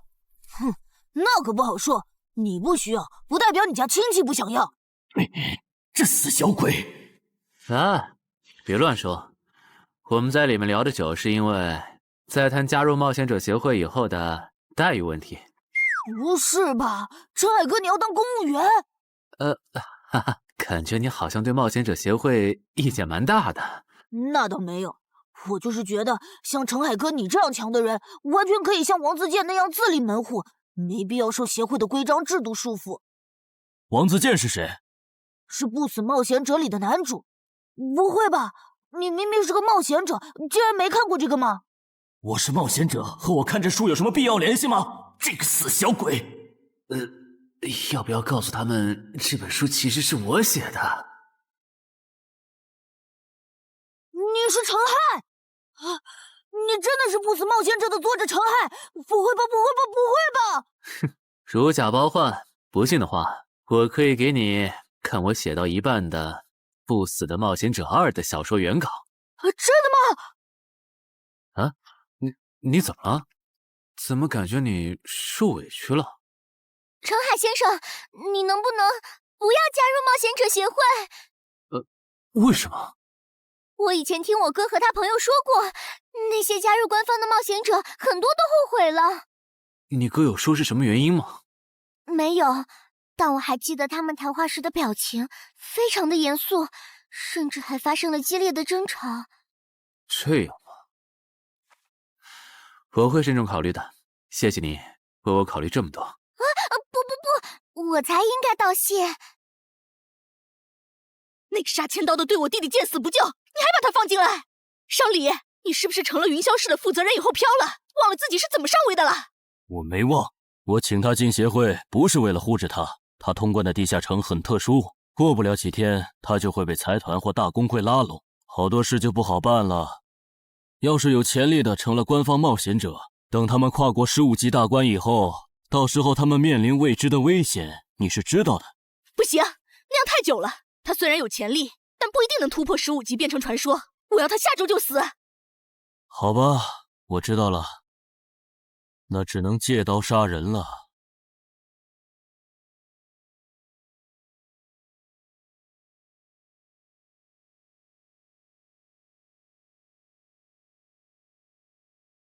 坟场，这个地下城的情报不是早就挖无可挖了吗？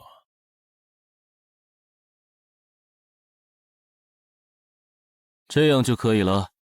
你确定？5级地下城的首通奖励对普通人来说不算什么，但对6到10级的通缉犯来说那就不一样了。要是澄海的情报到了黑市，不出3天，闽粤2省的通缉犯都会跑到云霄市，这样就能给你弟弟报仇了。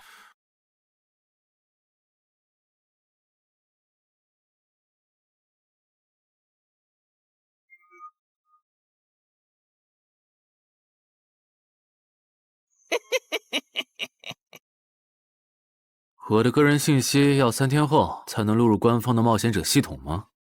是的，我记得程先生你是东山人吧？要不我这边先给你安排一下暂住的酒店，这样你这几天就不用两边跑再折腾了。哼，不用，刚好我要回东山办点事，那我3天后再来云霄。好的好的，那咱们3天后再联系。前提是3天后你还活着。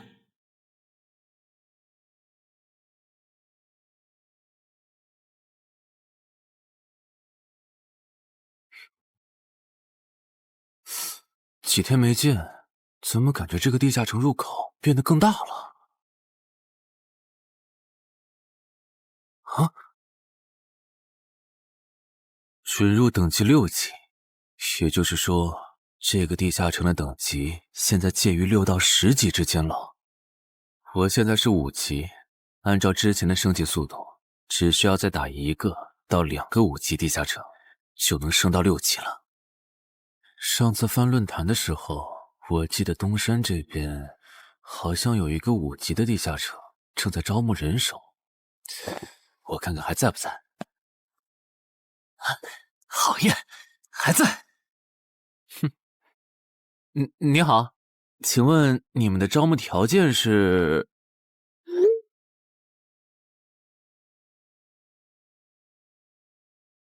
黑市金币？你问这个干嘛？我闲着没事翻论坛，发现论坛上的冒险者彼此之间做交易时使用的货币不是现金。冒险者之间做交易，除了用地下城入口和掉落物，就是用黑市金币当货币。黑市金币有什么特殊之处吗？为什么不能用现金交易？黑市金币是挑战10级以上地下城的主要收获。我以前问过安教练，他说这东西10级后有大用处，可具体咋用没跟我细说。原来如此。对了，等级没到10级的冒险者一般是从哪儿弄到黑市金币的？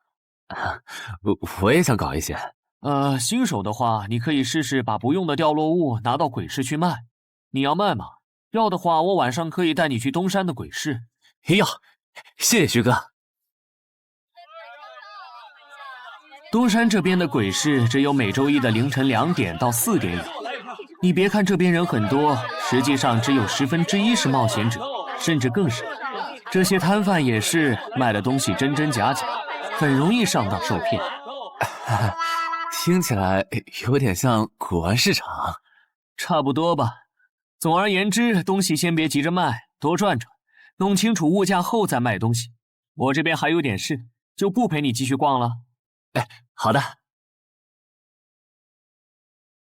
看不出他这人还怪好的。好了，到我来扫荡了。小哥，来看看这些，可都是宝贝啊！瞧一瞧，看一看喽！精品装备仅此一天，价高者得。小哥，来看看我的矿石啊！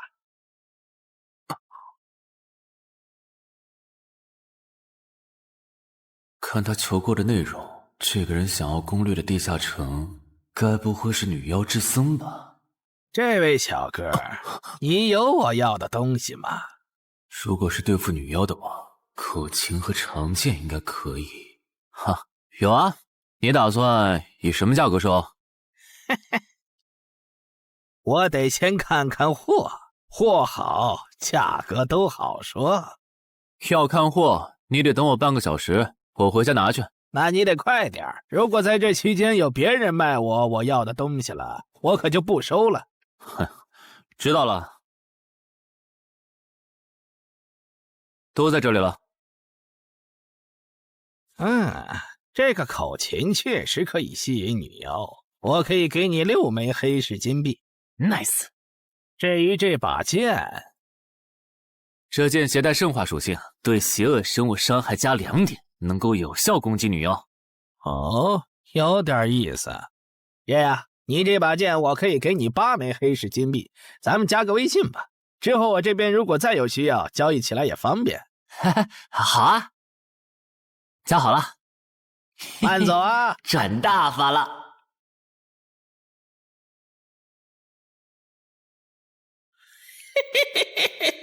疏于防范了哟，坟场通关新人。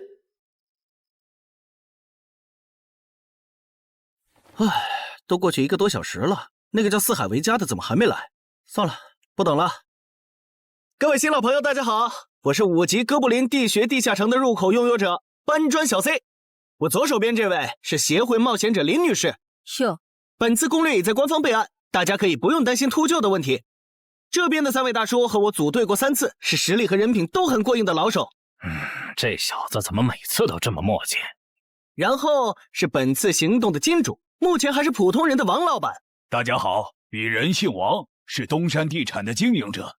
最后是新朋友爱写作的东山市民，和今天也很闲鱼呢。他们都是3级以上，可以胜任后援工作。大家好。怎么这些人都喜欢在公园集合呀？上次的师傅秃鹫事件后，我都快对公园有心理阴影。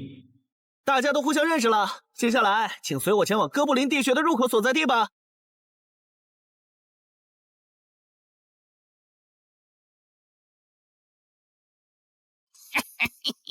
我就知道他没用黑市金币购买装备，一定是用来换东山这边的低等级地下城的攻略门票啦。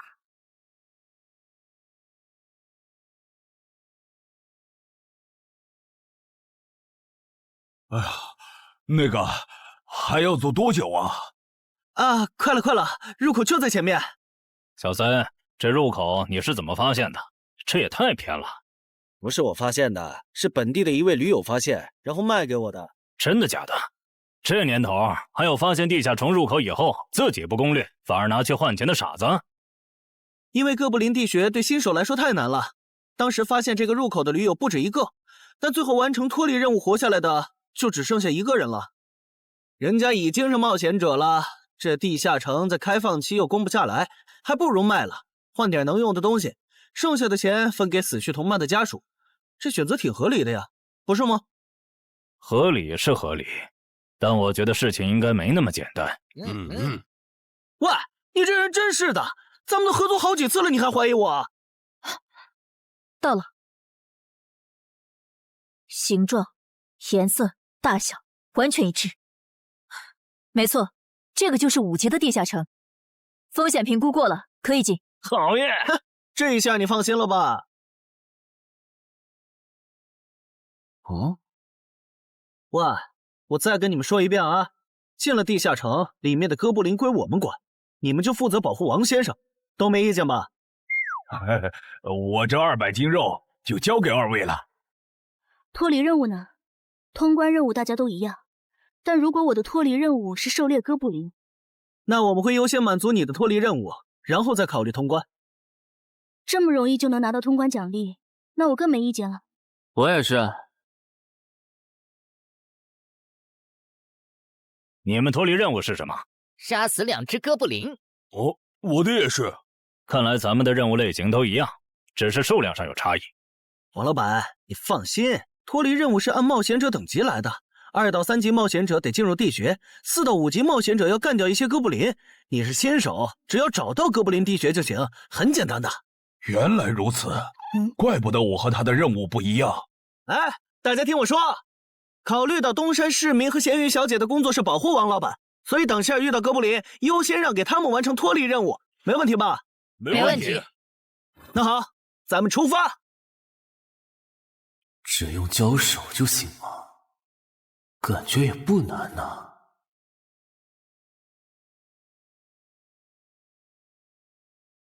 这个你不要吗？不要，你杀了吧。这就是5级地下城里的怪物吗？感觉也没多强啊。那是因为现在遇到的都是小怪，真正难搞的 BOSS 得深入地穴以后才能遇到。一般情况下，哥布林地穴的 BOSS 哥布林勇士得3、5个老手一起上才能干掉。哦，原来如此。那如果这个地穴里有2只甚至更多的哥布林勇士，咱们能对付得了吗？那肯定是对付不了的。不过一个哥布林部落只会诞生1只哥布林勇士，目前全球就1对冒险者遇过双胞胎哥布林勇士，这种小概率事件咱们肯定碰不上。那我就放心了。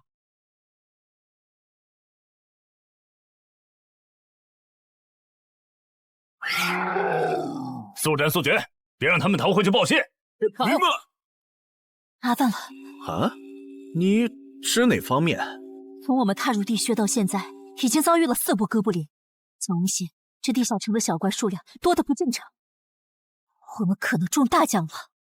搞不明白你们这些富人究竟在想什么。你都这么有钱了，为什么还要成为冒险者？说来惭愧，鄙人成为冒险者主要是为了减肥。减肥？等等，减肥和成为冒险者有什么必然联系吗？这联系可大了。我特意托人问过，目前已知的职业里，有一种不需要锻炼，只要打坐消耗多余的体质，就可以不断变强的。你不觉得这种职业很适合我这种有钱但是又下不了苦功去锻炼的人吗？花这么多钱竟然只是为了减肥，你们有钱人的世界真难懂。你们在聊什么？嘿嘿，能让我也加入吗？哎呦，连锁子甲都准备了吗？程先生真专业。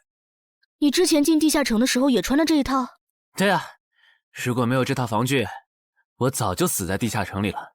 相反，我倒是很不理解，你们为什么不穿防具？搞定。换班了，下一波哥布林你们处理。行，接下来我们负责打头阵。评分机制，你不知道吗？在地下城内借助的外力越小，完成任务后得到的结算评级就越高。原来还有这种设定吗？我说你的脱离任务咋比我简单？原来是靠全副武装过了地下城。我看你到现在也没有几个有用称号，说白了，你就基础属性等级高些，跟新人比也强不到哪儿去。其实难搞。虽然知道野队不靠谱，但是没想到会这么不靠谱。8人组里竟然有2个新手要保护。你们3个等会儿再聊。拦路的哥布林小队已经清理掉了，可以继续前进了。好的。怎么有3个岔路？正常的5级地穴不是最多只有2个吗？看来我之前的担忧没错，咱们遇到了 bug。这是还不能透露给大众的地下城情报。平均每50个低等级地下城就会有一次实际挑战难度比当前等级高，甚至高很多的特殊情况，也就是 bug。bug 主要分3种情况，第一种是小怪数量的提升，第2种是 BOSS 数量的提升，第3种是 BOSS 强度的提升。比如我们现在遇到的按照他这个说法，就很接近第一种。我之前经历的地下城好像多多少少都有点问题。请问，出现 bug 的地下城结算奖励会比平时多吗？这个要看地下城的实际攻略难度提升了多少。听说运气好能出14、15级冒险者都眼馋的宝贝。所以我们如果继续深入，可能会遭遇更多的哥布林。是的。听起来有点危险呢。要不这次就算了，咱们回去吧。反正我也成为冒险者了。不能回。这个地穴的哥布林数量虽然变多了，但 BOSS 的强度没变化呀。我们只要把 BOSS 解决了不就行了？只要速战速决，在大多数哥布林发现我们之前，找到并杀死这个地下城的 BOSS， 其实和正常通关没多大区别。BOSS 的强度没变化，只是你的猜测。要是 BOSS 强度大幅提高，无法快速击杀，等他的援兵一来，咱恐怕就得被困死在这地下城了。所以就要放弃啊？这点风险都不肯担，那还不如尽早转职当后勤算了。这是一点风险？情报不足就去挑战等级比自己高的地下城，简直就是找死！那个，要不这样好了，咱们举手表决，想要继续的留下，想退出的就原路返回。这主意行啊，2不耽误。来去自如，这你满意了吧？哼！现在开始举手表决，要留下的举手。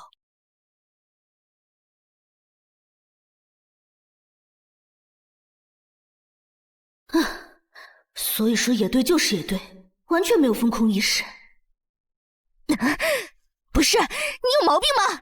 他们等级高，想拼一下我能理解，你实力还不如我呢，你凑什么热闹？但我还是想试试。既然大家已经做出选择了，那就在这里分道扬镳吧。王老板，你的通关费用我晚一点退给你啊。哎呀，不用，就当交个朋友了。走了。哎呀，你等等我！一定要走左边吗？我觉得右边更好啊。那就猜拳，谁赢了听谁的。要是平局怎么算？靠谱吗？这两人平局就走中间呗。我怎么感觉上贼船了？石头，剪刀，布。好耶！我赢了！哎呀，早知道出剪刀了呀！可恶！等下 BOSS 出来了，你不用上，你就负责清小怪，别让哥布林打扰我施法。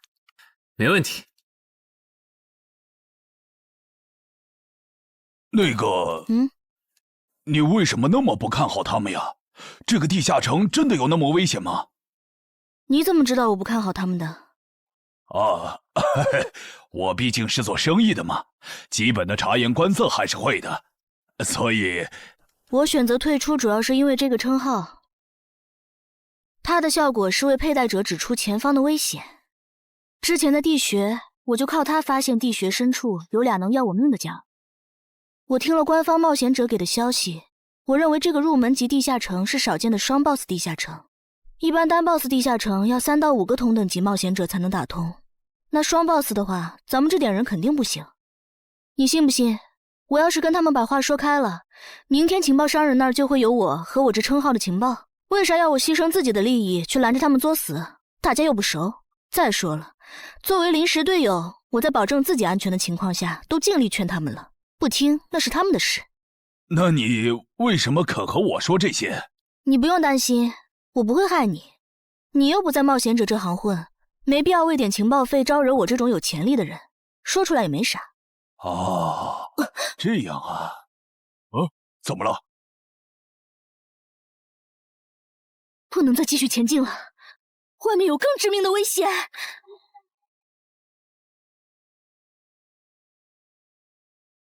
2级速能法术，烈焰放。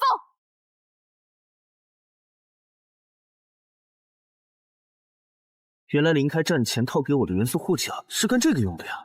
不愧是官方冒险者，虽然同为5级，但他的称号、职业、技能和装备都已经毕业了，而且还是最难凑齐的一套法系职业。干得漂亮！换班，下一波哥布林你们来处理。好的。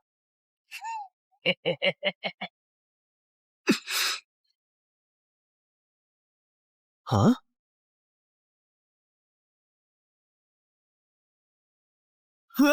你们看，那是不是 BOSS 啊？怎么感觉有点不太一样啊？应该不是吧？这么矮，和哥布林勇士完全不沾边啊！等等，这是，大家小心，这确实是 BOSS， 只不过不是哥布林勇士，是哥布林萨满。给我冲！大家速战速决，在哥布林勇士出现以前结束战斗，不然我们就危险了。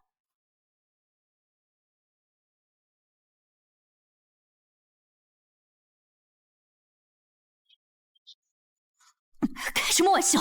哥布林怎么也开始讲战术了？这地下城到底发生了什么？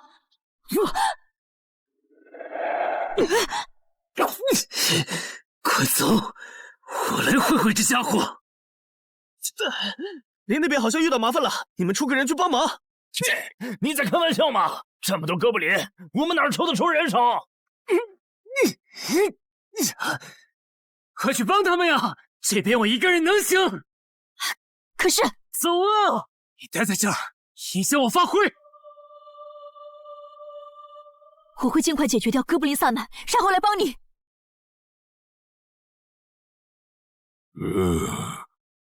可不，现在没人能打扰我们了。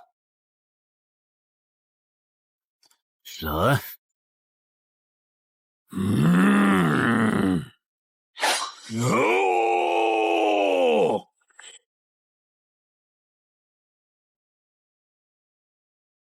这个 BOSS 力量惊人，但太笨拙了。就算不用一步一杀，我应该也能躲过他的大部分攻击。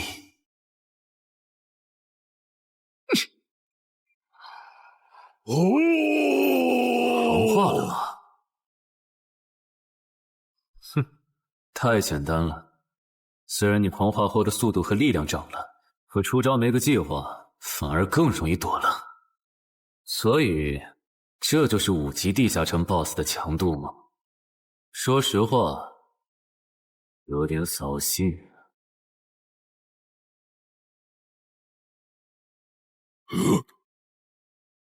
你这种程度，连当我的开胃前菜都不配。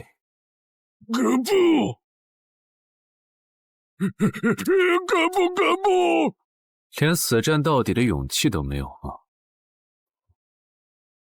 这样看，我以后不用对5级地下城抱有期待了。这个地区到底还有多少哥布林啊？再这样下去，我可顶不住了！再用一次那个火焰魔法！你以为我不想吗？那个哥布林萨满一直在用低级法术干扰我施法。啊！等一下，通关任务怎么完成了？我的也是。石洞山市民解决掉了哥布林勇士。大家再撑一下，他等下应该会来支援我们。我看不见得，他既然已经完成了通关任务，就没有理由再回来冒险。那咱们也撤吧，反正通关任务已经完成了。不行，如果我们不能一鼓作气杀死哥布林萨满，那撤退的路上我们会被他们耗到死的。您说的对，现在还不能撤，大家顶住！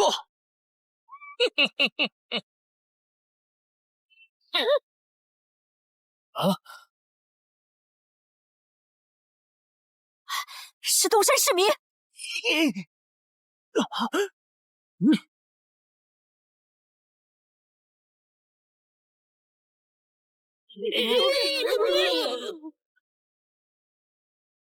你从哪儿找来的大佬啊？双 BOSS 地下城就被他一个人打穿了？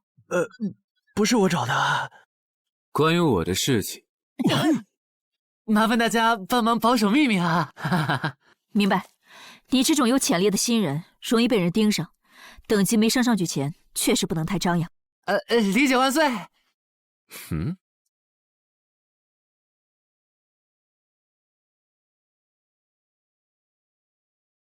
不能出去，外面有更致命的危险。啊，更致命的危险？就是有一个危险程度远比双 BOSS 大的冒险者守在外面，我们出去就会被杀。那怎么办？回去找其他人，说服他们一起抱团冲出去。你们竟然把2个 BOSS 都杀了！这俩可都是他一个人干掉的，我们都没出多少力。怎么是他？我之前明明用称号确认过，他威胁不到我。等等，你怎么知道这个地下城有2个 BOSS 的？难道你刚刚一直躲在我们身后偷看？那倒没有，在你们遇到 BOSS 以前，我们就已经走到出口了。之所以知道这个地下城里有2个 BOSS， 是因为我的这个称号，他能帮我找出前面对我有威胁的存在。我就是靠他才知道这地下城有俩 BOSS 的。不是吧？你有这么好用的称号，你之前不提醒我们？我是没有直接提醒，但我有劝过你们不要继续深入地穴吧。那你为什么又折返回来？因为出口那边有一个比双 BOSS 更强、敌意更浓的高等级冒险者在堵门。外面有高等级冒险者在堵门，你确定？确定。先是地下城难度超标，再是高等级冒险者堵门，可疑的地方太多了。说，是不是你搞的鬼？不是我，不信咱们签单向契约确认。等等，堵门的高等级冒险者不会是那个爽约没来的四海为家吧？那个，我想问一下，你的称号可以预知危险，那如果我对你流露出杀意，你能判断我和堵门的人谁更强吗？能。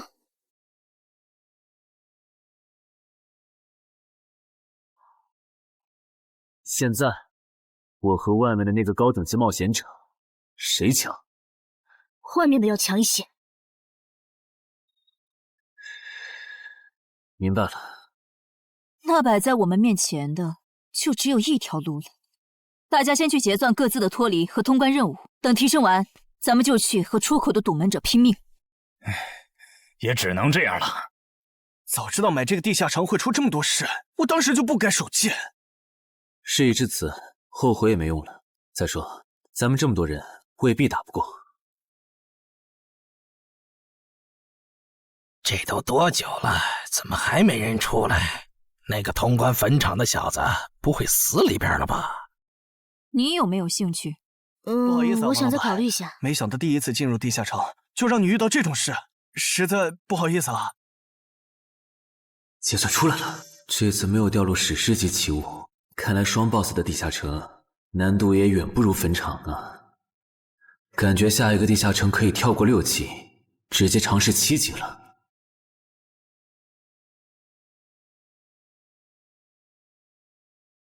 不算置死地而后生的话，能在一会的战斗中派上用场的，应该就只有扮猪吃老虎、奇迹生还者与传奇过招、自适应、暗行艺术和守护者。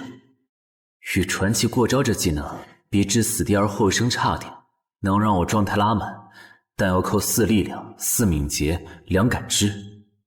至于暗行艺术，应该适合扮猪吃老虎搭配，靠扮猪吃老虎走到目标的视野盲区，然后换暗行艺术逐渐接近目标，最后再切到置死地而后生，从而打出完美的偷袭。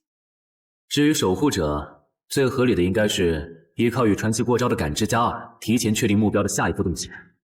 要是目标跑去攻击别人，就切换称号守护者去阻拦他。围绕这2个称号展开的战术，感觉都还可以，但如果硬要选一个，还真不太好选。先瞅瞅新得的职业技能和奇物有啥效果，再决定下一步吧。这个向死而生不错呀，就凭它能够提升步伐和身体柔韧性这点，搭配一步一杀的技能效果，我以后就可以在闪躲的同时攻击敌方要害。好技能啊！还有这个假死技能，考虑到在现实世界冒险者死后是不会产生掉落的，我完全可以利用这个技能装死，然后找机会偷袭反杀，兵不厌诈。只要那个堵门的不是脑子有毛病，非得跟尸体较劲，我就能狠狠地阴他一把。当然，这是万不得已的选择。要是可以的话，我肯定想光明正大的赢。哇，这次掉落的东西都很棒啊！骨笛、萨满旗帜和传承之书，以后去地下城就能有个哥布林跟班了。而且这个哥布林的秘药搭配上骨笛，运气好的话，能拉来一只哥布林勇士当打手。保险起见，我就不继续囤升级券了，先把战斗力拉到最高再说。我目前持有的奇物中，等级最高的就是这家伙了。把奇物升级券用在他身上，肯定是最优解。就这样，对传奇亡灵库罗德的头盔使用奇物升级券。只能升到史诗级。那算了，先用装备熔炼炉把这几个用不上的给熔炼了，看能出什么好东西，再决定奇物升级券用在哪儿。不是装备型的奇物不能熔炼，那我手里没用的装备，估计也熔不出啥好东西。没办法了，用奇物升级券提升被污染的名剑吧。使用奇物升级券。好酷的剑！头盔和武器确定了，那装备祈愿券就用在防具上吧，正好替换掉我买的锁子甲。厉害！这套铠甲穿起来比我之前用的锁子甲还轻便。东山市民，你那边完事了吗？差不多吧，你们整理完了吗？完事了，再给你们上一轮 buff，就可以出发了。你的装备好酷啊！这些都是你在这个地下城那再等我一做的吗？下，我招个怪物随从。啊！喂，别无视我呀！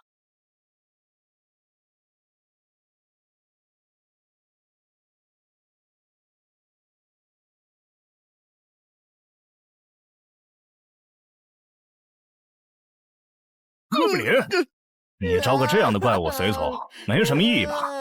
这小东西连半个战力都算不上，不帮倒忙就不错了。别急，我还没完事。接着，喝了它。这不，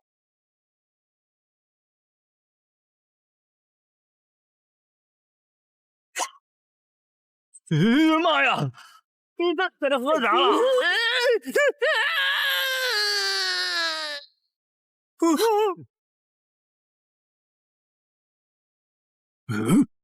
天哪，他变成 BOSS 了！那边有适合你的衣服和兵器，自己拿吧。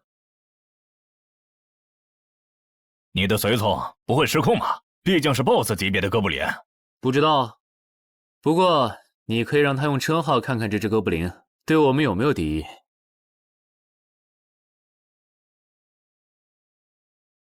看了，他对我们没有恶意。那就好。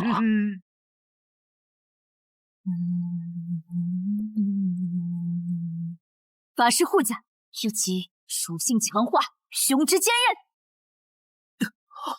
好厉害！体质竟然加强了2点。属性增益只有1个小时。法师护甲能给没穿护甲的地方加点防护，虽说比不上你身上这套的防护力，不过有总比没有强。我呢？好耶！你没事吧？没事，休息一会儿就好。嘿嘿，终于出来了！啊，怎么还混进去了一只哥布林勇士？说好的有人在出口堵门呢，这也没有啊。估计是藏起来了，你用称号看一下他在哪儿。好。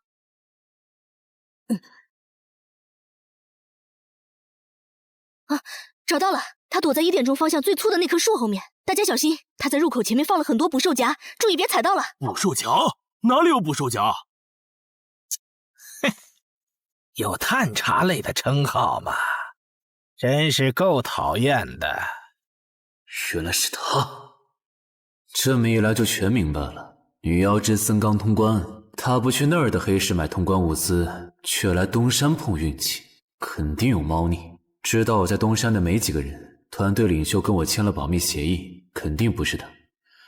那个戴眼镜的护士也不太可能，所以是商礼还是徐茂？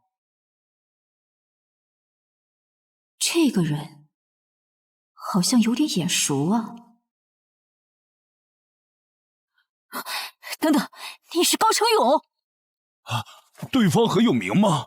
何止有名，他可是明广一带最臭名昭著的通缉犯。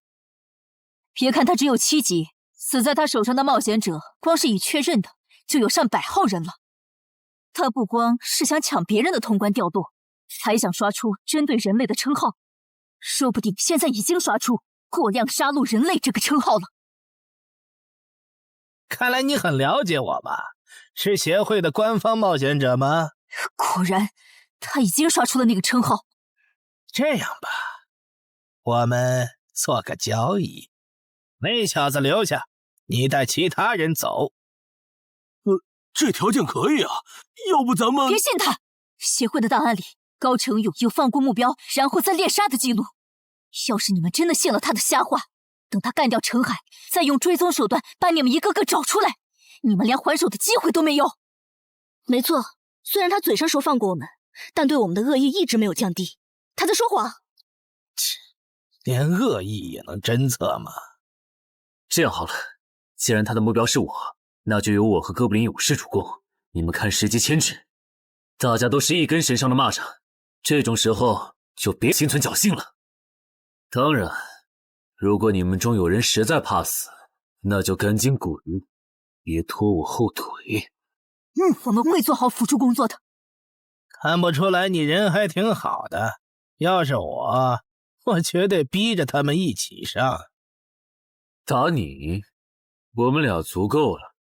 哼，我就知道你们这些走大运拿了 S 级评价的新人，就会自命清高，觉得别人都是你们成长的垫脚石。但现实可不是这样的哟。新人在1到5级时很难搞到成体系的称号、职业、技能和装备。你的武器和铠甲这么豪华，我猜大多是装备吧。不巧哦，我的技能偏克你这类新人。可是出迟缓术。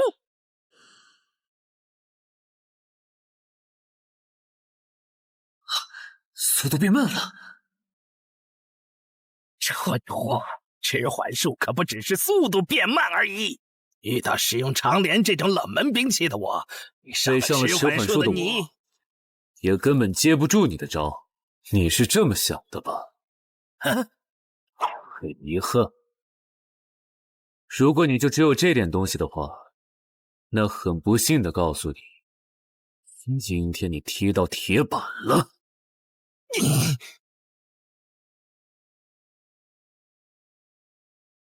开什么玩笑！我百试百灵的组合技，竟然被他这么简单的破了吗？这真的是只经历了3个地下城的新人该有的水平吗？嘿，那个高成勇也没有你说的那么厉害啊！一上来就被陈海大佬没收武器了，感觉陈海大佬都用不上咱们了。不是高成勇不厉害，是陈海太强了。现在的他，恐怕和明省分部重点培养的那位超新星是一个水平。如果我说我认栽，那把长镰我也不要了，能放我一马吗？换位思考的话，你会吗？说的也是。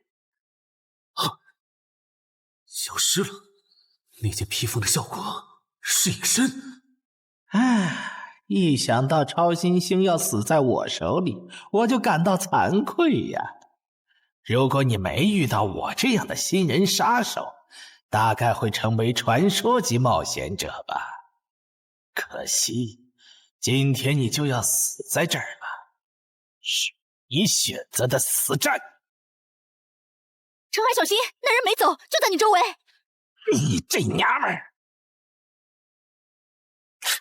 你在看哪儿呢？你不可能！你怎么知道我在这里的？因为我感知20，你的一举一动在我这儿都是明白。蛮感知吗？这个人你来上。好嘞。老天，真是不公平！我想问一下，3人冒险者如果要加入协会，录入个人信息大概要多久？工作日的话，半天。这么看来，就是云霄市协会泄露消息的。我申请加入东山的官方冒险者协会，不过我前天口头上答应要加入云霄市的，他们还没录入我的个人信息。现在换到东山，程序上合规吗？当然，我代表东山市冒险者协会欢迎你的加入。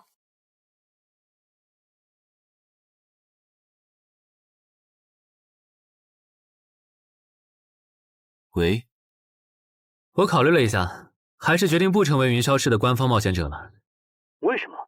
你的个人信息明天就能录入进系统了，怎么又变卦了？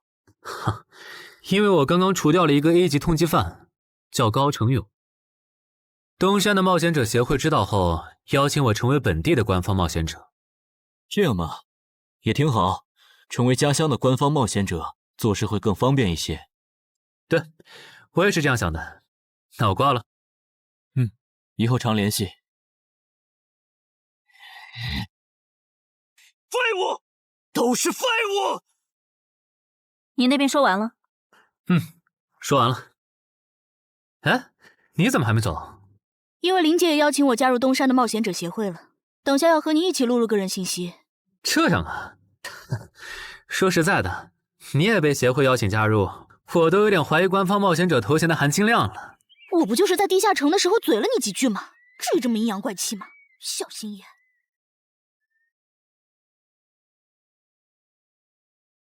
请关闭称号和职业技能，用你自己的力量对着他出拳。好。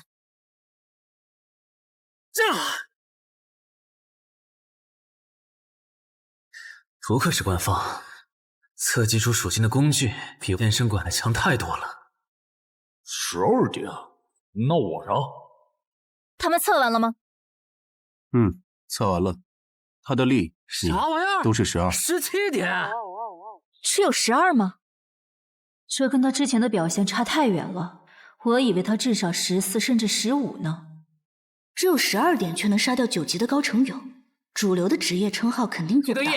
等我激活了职业和称号，再测一次，肯定压过你。陈海先生，你的个人信息已经录入了，这是你的证件。这么快？特事特办，你可是以一己之力打穿了双 BOSS 地下城，还单枪匹马完胜高成勇。另外，6到10级官方冒险者每年得通关2次协会指定的同级地下城，不然就得从攻略组调走去情报或资源采集组，把时间花在身体塑造和实战训练上，半年通关1个地下城就行。没问题。还有就是总部时不时会有借调任务，借调时你表现出色就有奖励，奖励能换协会里的称号线索、转职证书和奇物。不过一般只有9级以上的冒险者才会被借调，你暂时不用考虑这些。有一个问题。你说。称号线索是什么？称号线索是总结好的称号获得办法，你回去用证件 UID 登内网，看看协会称号图鉴里有没有你喜欢的。要是手里有没用的奇物或图鉴里没有的称号线索，就卖给协会，换自己想要的东西。了解。对了，你打算什么时候遣散你的随从？不能在这边养吗？我这只哥布林骨笛是随机召唤哥布林啊，送回去的话，下次召来的可能就不是这只了，那我不就亏了一瓶秘药吗？这你不用担心，除非你的哥布林勇士在那边的世界战死，或者你打算随机召唤别的哥布林。原来如此。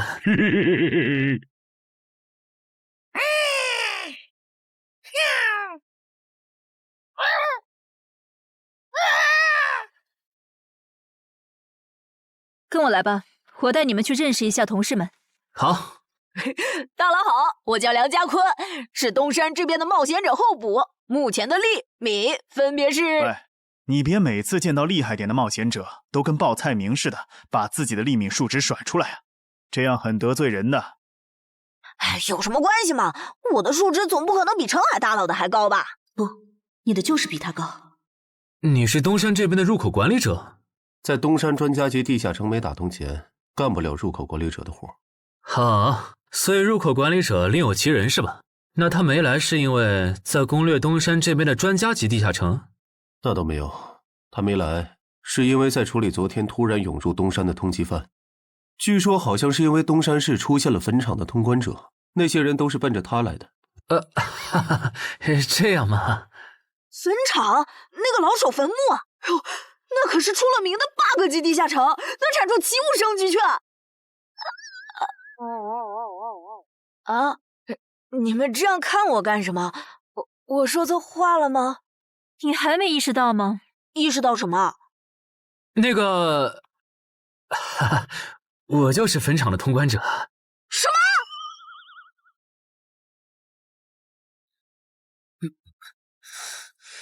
虽然已经说好这段时间把精力用在属性提升和恶补地下城知识上，但家里这个入口，我还是想有始有终，一个人单刷掉。我全力以赴的时候，大概相当于10级，完成脱离任务应该也没什么难度吧？感觉也没怎么变。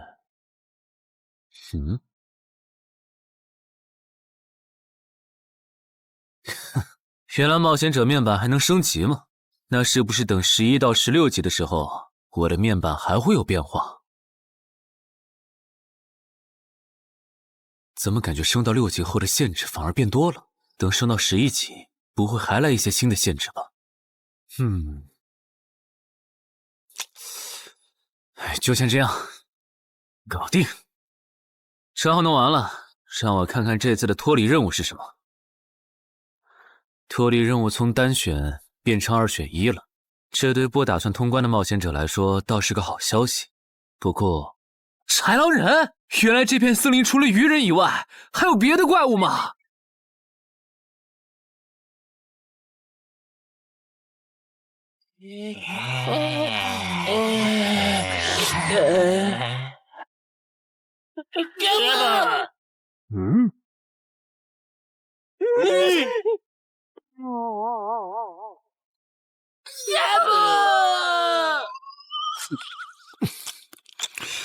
所以在你看来，那些豺狼人阴险狡诈，并且还特别喜欢欺负弱小是吗？没错没错，就是这样。这不就一群森林恶霸吗？嘿嘿，答对了。那这一次就不做和豺狼人有关的轮换任务了，先找到潮汐鱼人的孵化池，然后试试能不能通关。好了，我要问的问完了，你可以回去了。什么？我不要！你不想回去？是的。好吧，你留下来也行。好耶，好耶！让我先说好，这个地下城的挑战等级是7级，你悠着点。放心吧，我很强的。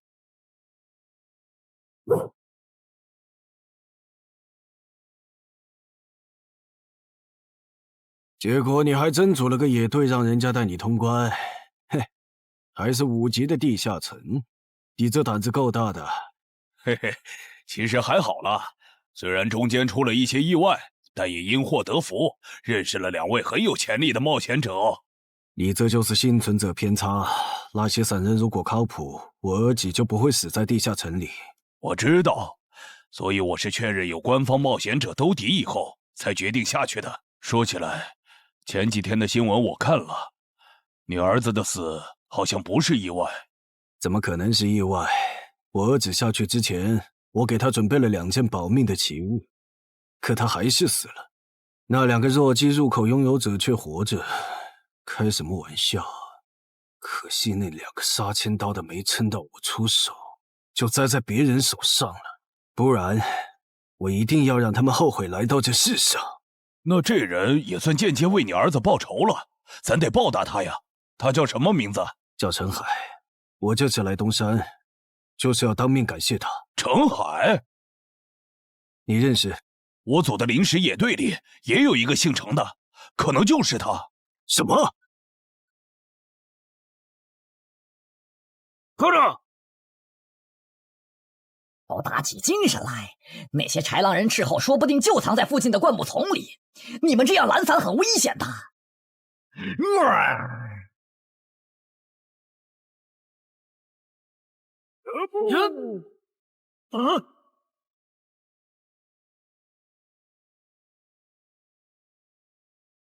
话说，你会说他们的语言吗？当然，需要我帮忙翻译吗？先不，我有一个能在这种场合上派上用场的奇物，如果它不好用，我再找你。你们的孵化池在哪？告诉我，我可以留你们一。你以为我会出卖我的族群吗？绿皮傻大个的小跟班儿！你以为我会出卖我的族群吗？绿皮傻大个的小跟班儿！有种你们就杀了我！队长死了，咕噜。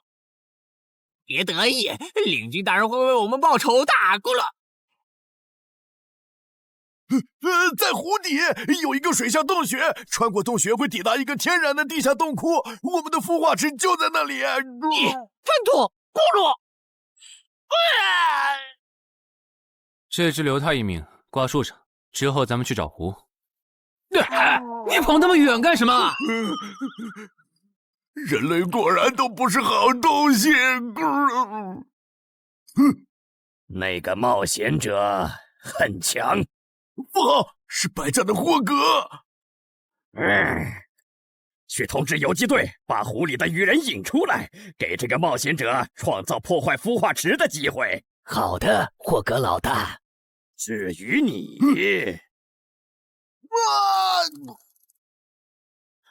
哇，这湖比之前用无人机航拍的时候感觉还大。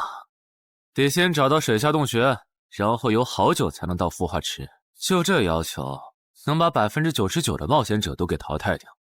不过好在我有海之炎能水下呼吸，虽然不会游泳，但头盔里有库罗德水下战斗的经验。老大，我不会游泳，我可不可以先回去啊？你不会游泳？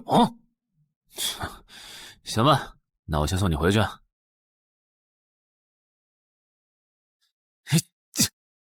呦，哎呦，好了，热身完毕，那出发了。果然，依靠海之炎和库罗德的头盔，就算是我这种旱鸭子，在水里畅游，那还不是小菜一碟。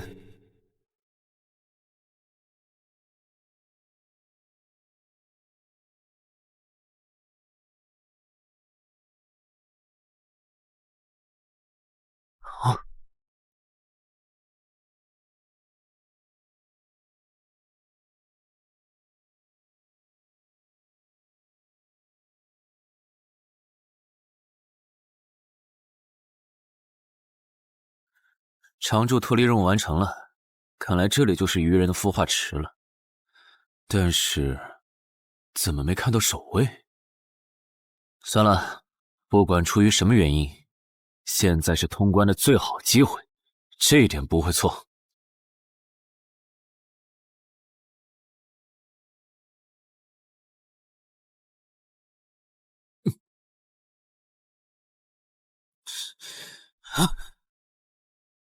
就一个咕噜，有点不够分呐，咕噜。都过去这么久了，竟然还有不知死活的笨蛋想要捣毁孵化池，咕噜。是啊，不过没想到的是，这次来的竟然不是豺狼人，而是人类啊，咕噜。原来守卫一直藏在上面吗？1对4，他们应该不会给我穿装备的时间，用至死地而后生，速战速决吧。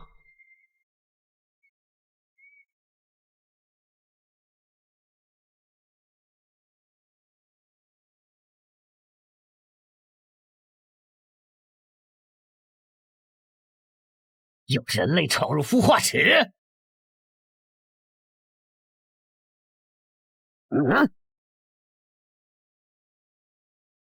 霍格老大，鱼人撤了，应该是湖里的鱼人哨兵发现那个人类冒险者了。派个机灵点的去湖边盯着，如果那个人类冒险者逃出来了，就通知我。好的，霍格老大。这几只守卫的强度比哥布林勇士高不少，他们应该就是这个地下城的 BOSS 吧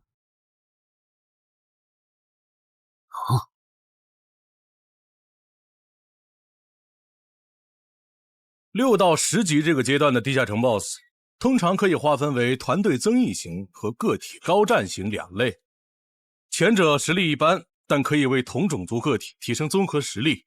独狼面对这种类型的 BOSS， 几乎很难靠一己之力通关。每次上我的课，你不是翘课就是打哈欠，怎么？我的课有那么无聊吗？但你今天讲的内容之前不是讲过吗？你要是说点11级以后的常识，我说不定会认真听。你以为我喜欢讲这些？还不是因为你们这些莽夫！CJ 的超新星不自大，不单人去调高等级地下城，就不会被 BOSS 弄死。公司也不会把我临时叫过来给你们突击补课了。什么？顺朕死了？是啊，你这几天没上论坛吗？大家都吵翻天了，说他的死浪费了 CJ 对他的投资。这我还真不知道，到底怎么回事？你快和我说说。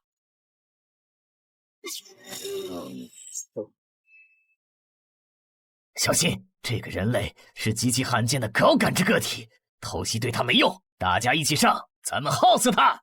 那个鱼人 BOSS 什么情况？都被我杀了这么多精英鱼人了，他怎么还在旁边观望？难道这些实力比哥布林勇士还强的鱼人，在他眼里都是小喽啰吗？这个人类的实力和霍格好像差不多，好在他是一个人来的，可以用数量耗死他。这种的杀戮速度，等精英怪把他体力耗得差不多，剩下的精英种恐怕也没多少了。到那时，霍格如果察觉到我方兵力空虚的话，恐怕……算了，还是冒一点险吧。终于感到心疼，要亲自出马了吗？奇迹生还者，等这一刻很久了。领军大人小心，这个人类冒险者和霍格一样强。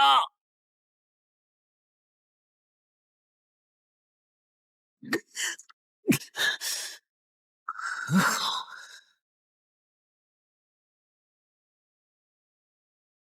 领军大人，别管我，他伤得更重，还不擅长水下作战。就算没我帮忙，你们也能轻松杀掉他。把脑袋给我带回来。是，领军大人。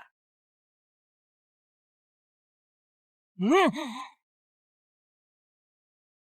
个人类不是重伤了吗？他咋能这么快逃到这儿，还迅速干掉鱼人哨兵的？他是被人潜到身后，然后一招毙命的。那个人类很擅长水下作战，所以领军大人的判断可能是错的。什么？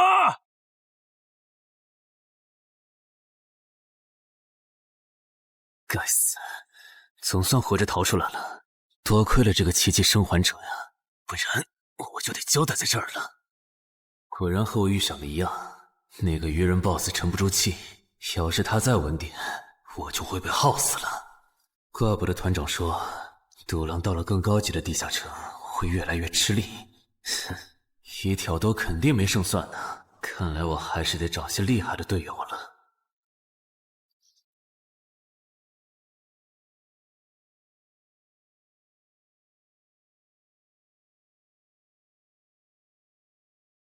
那个人类冒险者活着回来了，他现在是什么状态？我不敢靠得太近，怕被发现，但可以确定他伤得很重。嘿嘿，重伤的冒险者嘛。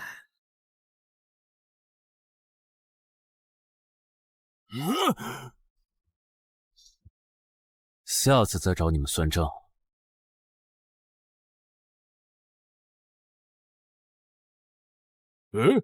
已经结束了。失败了，孵化池里的鱼人太多了，我一个人杀不完。我刚才翻了下你们的传承之书，如果你的战斗累积到一定场次，会升阶为更高等级的百战哥布林。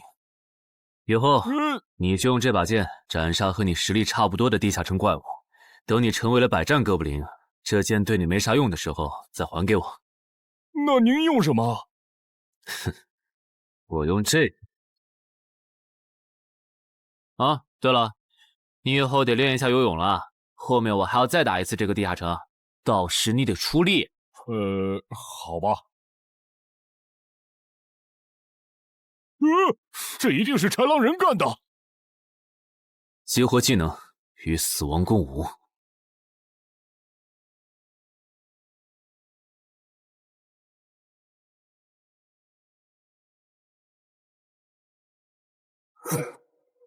都叫破绽！好快！切！豺狼人！还好，为了以防万一，把感知拉到20，不然刚才这只豺狼人就得手了。这个人类不是受重伤了吗？可他刚才的动作根本就不是重伤之人能做出来的。他不会是在钓鱼吧？他跑了。不一定是逃跑，也可能是在示弱，引诱我们过去。那咱们还追吗？如果追过去的话，感觉很可能会进了他们的包围圈。算了，不追了。等找到足够强的队友，做了充分的准备以后，咱们再回来和他算账。好的。哎呀，没想到6到10级的地下城的难度会比5级的高那么多。下次得提前掌握好情报再去通关，不然风险确实太大了。是任务结算呢。哼，说起来，这一次我虽然没有通关，但宰了那么多鱼人，怎么说也该有个 A 吧。水产过敏怎么了？不对，你怎么知道我水产过敏的？还有啊，我是人，你给我一袋动物口粮是什么意思啊？就算他吃不完，这会难吃。什么？他加入东山的冒险者协会了？你给我站住！你当初是怎么信誓旦旦的跟我说他死定了的？连高成勇都栽在他手上了，我能怎么办？听你这意思，我弟弟的仇你是不打算管了呗？哈，也是，你已经靠我爷爷成了云霄市入口管理人，上了岸的你哪能冒着被革职的风险对隔壁市的超新星下黑手呀？我真是看错你了，早知道爷爷当初留下来的资源就该用在周德身上。你干什么？转手我爷爷留下来的遗物啊！我弟弟死了你不帮忙，那我就把你想要的遗物给能给我报仇的外人了。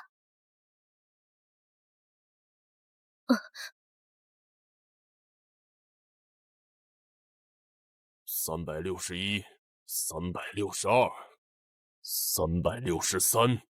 安然，黑市上出现了个你可能会感兴趣的悬赏。说内容。有人用传说级冒险者的遗物作为奖品，悬赏东山市某位超新星的命。徐茂又惹到谁了？不是徐茂，但这个人咱们都认识。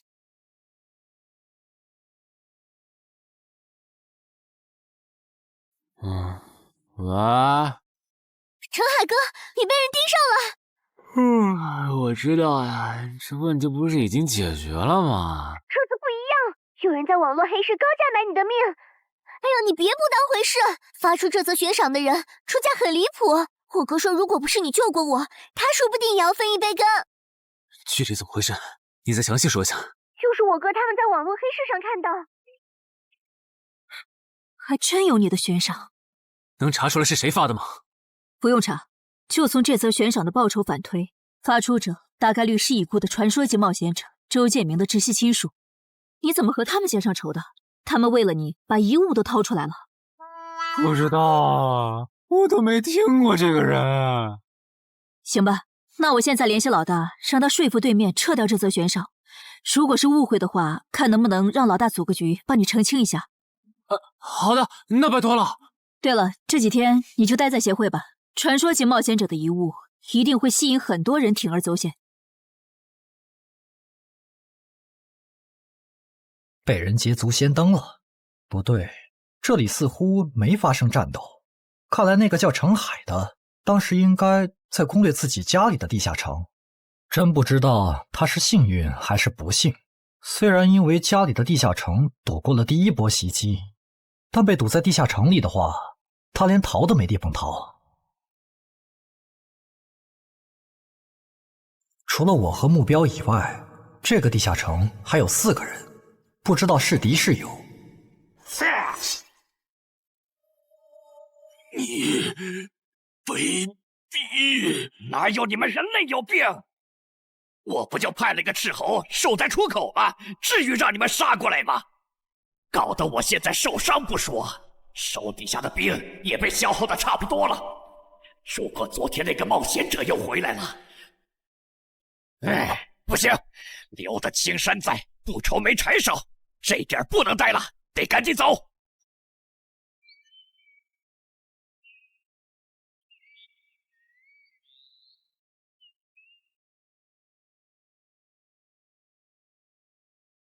3个猎人，也就是说，目标那边顶多只有1个同伴吗？哈哈，这么看的话，这个游戏变得更有意思了。安教练，你找我？对，程海被悬赏的事你知道吧？知道。那正好，你给程海打个电话，如果他不知道自己被悬赏了，随便挑个6到10级地下城，邀请他和你一起打。剩下的不用我说，知道该怎么做吧？徐茂打过来的，肯定因为悬赏的事，不知道他是来提醒我的，还是来试探我的。哎呀，算了，还是不接了。反正家里地下城入口这次肯定是暴露了。要是之后问起来，我就说在攻略家里的地下城。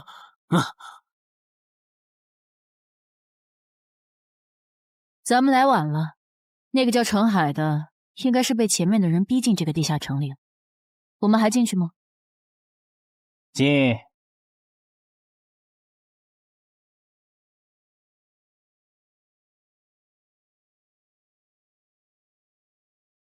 又进来2个人。等等，这个轮换脱离任务怎么变得无法完成了？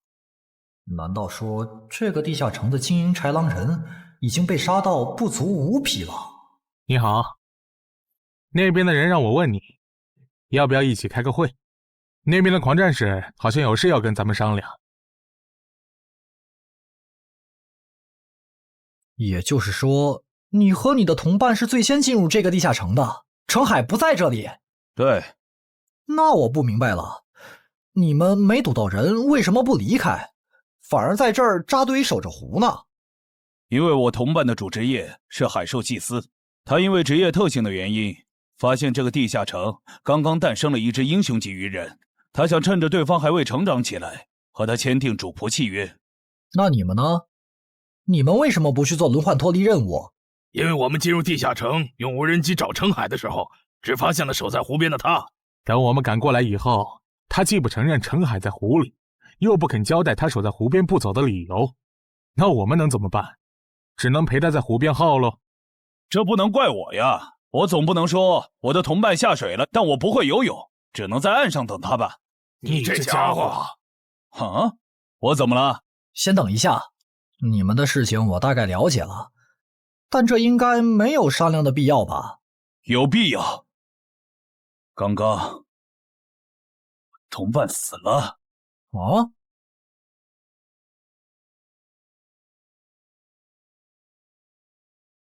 力量涌上来了。这样的食物外面有很多吗？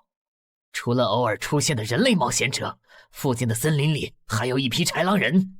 很好，把他们带过来。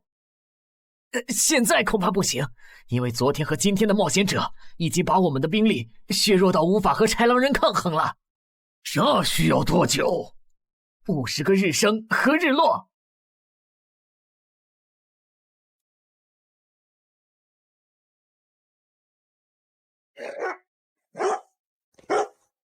没想到独狼闪怒竟然死在了这个地下城。他不是一直这样忙吗？遇到克制自身的地下城，就会因为没有人帮他兜底而陨落。是这个道理，但这白痴为了断其他人的后路，单独猎杀豺狼人，结果把自己给玩死，是我没想到的。那我们之后怎么办？鱼人的孵化池大概率在水中，我们的职业和奇物都不适合在水下作战。完不成脱离任务的话，我们会被困在这个地下城的。这个地下城的最大挑战者数是15，除了我们和这个白痴以外，还有12个名额。只有其中有擅长水下作战或者能帮助我们完成脱离任务的，我们就能脱离。所以回出口。我都说多少遍了，我的同伴是海兽祭司啊！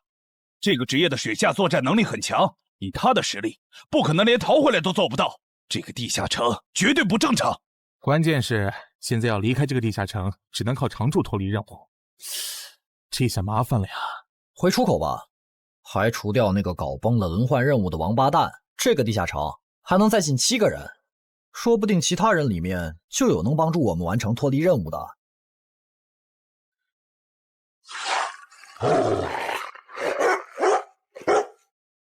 刺杀者王二，他不是去月省了吗？怎么会出现在这里？你们得手了？没，目标可能根本就没进来，咱们被耍了。可以啊，海哥，我还是第一次听说有6级冒险者的悬赏金能和史诗级器物挂钩的。这又不是什么值得骄傲的事，而且不管从哪个角度看，官方冒险者被公开悬赏这件事都太奇怪了吧？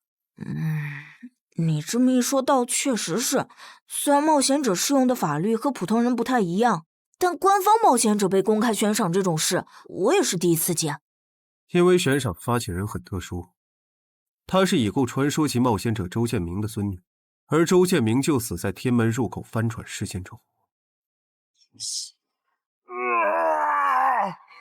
好痛啊！上吧！所以，战死在天门的周建明的后人才会继承遗物，拥有诸多特权。对，又因为周建明的孙子死在了坟场，而你又救出了2个本不可能活着的一般市民，堵死了他弟弟的生路，所以周建明的孙女才会迁怒于你，想要你死的。照你这说法，我们的矛盾岂不是化解不开了？那倒不至于，老大已经约了米省负责人，也就是周建明的旧友，还有发布者，一起谈这件事情了。快的话，下午就能谈出个结果了。我们没来晚吧？没，刚刚好。嘿嘿，那就好。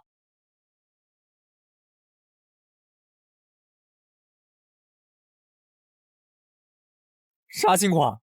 怎么进不去？刚刚那个人还可以的，不会刚好到我就满员不让进了吧？我觉得我们现在得团结起来，一起完成任务。话说，你们找到程海了没？他根本不在里面。啥？程海不在这个地下城？脱离任务需要下水才能完成？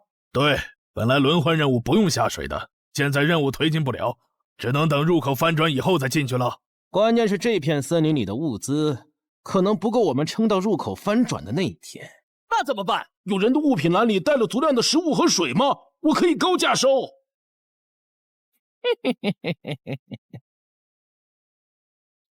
本来也没抱多少希望，不过没想到连刺杀者王二那样的高手都被困在这个地下城里。这样看，少了这些竞争对手，等我完成脱离任务出去以后，说不定真的可以燃制周建明的史诗级遗物了。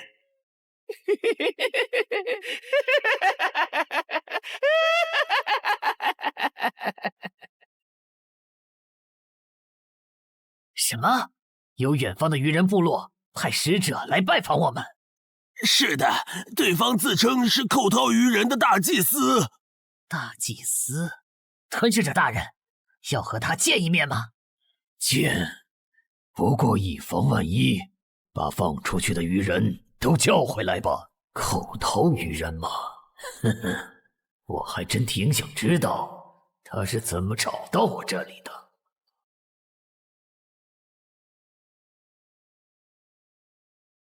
领军大人答应见你了，跟我来吧。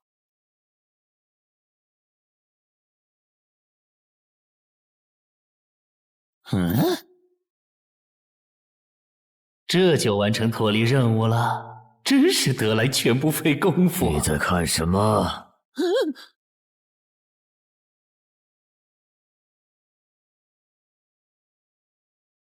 英雄级单位，7级地下城怎么会有英雄级单位？你在发什么呆？吞噬者大人问你话呢。别慌，他们看不到我的任务面板，只要找个理由搪塞过去。理由，有了！本祭司拜访过很多鱼人部落，但像你们这样能把孵化池放在地表生物完全无法到达的部落，我还是第一次见，一时有些惊讶。这样啊，那不怪你，毕竟不是哪一只鱼人都能找到这样的风水宝地。嘿嘿，不对，他有问题。天赋不会说谎，打他出现在我视野里的那一刻开始，我的天赋就一直在提醒我，吃掉他，我还能再升一级。我的天赋是不会对同种族的鱼人同胞生效的，他根本就不是鱼人。如果不是那个叫程海的圣母心泛滥，我弟弟才是最有可能完成脱离的人。官方冒险者应急预案操作手册第4条，被卷入生存类地下城翻转拉人事件，需优先帮助弱势群体完成脱离任务。程海的操作完全合规，不是他的问题。但他那个时候还不是官方冒险者。周畅，你先别说话，我就问一个问题。您说，如果一切顺利，你觉得程海能成长到哪个程度？优秀的中间，独当一面的地区负责人，还是传说？以散人冒险者开局，1个月到6级，还单杀了新兴猎手高成勇。不管从哪个角度看，程海都比同期的我要强。再结合他在坟场的表现，我觉得他至少都能胜任地区负责人，甚至有望冲击传说。好，那这事儿就这么算了。我这边稍后会督促华东委托集市的负责人下掉那则悬赏。黄伯伯，差不多得了。我之前看在建明哥的面子上，一直纵容你和你弟弟，但再怎么照顾也是有限度的。我们这一边的传说种子，可不能因为你的一己私怨而夭折。程凯哥，好消息！你的悬赏被撤掉了。好呀！程海的悬赏没了，这才24小时不到吧？谁这么效率？看来只是悬赏被撤回，不是有人有事。他刚微信回我了。所以是郑仁君出面死保了吗？没想到他这么看好这个新人。黄伯伯，那则悬赏是您点头了以后我才发的，为什么那个郑仁君说几句您就改口了？他郑仁君的面子有那么大吗？如果只有东山方面的施压，我其实还能帮你扛几天。但现在是除了协会内部，还有别的方向的压力也给到了我这里。那个叫陈海的人脉比你想的要广。别打了，我知道的我都说了，给我个痛快吧。大人，已经审完了。哦，森林里有12名冒险者，实力和豺狼首领差不多，他们不擅长水下作战，不用担心会打过来。现在被困在森林里，无法撤离，森林里食物少，撑不到50天。有点意思。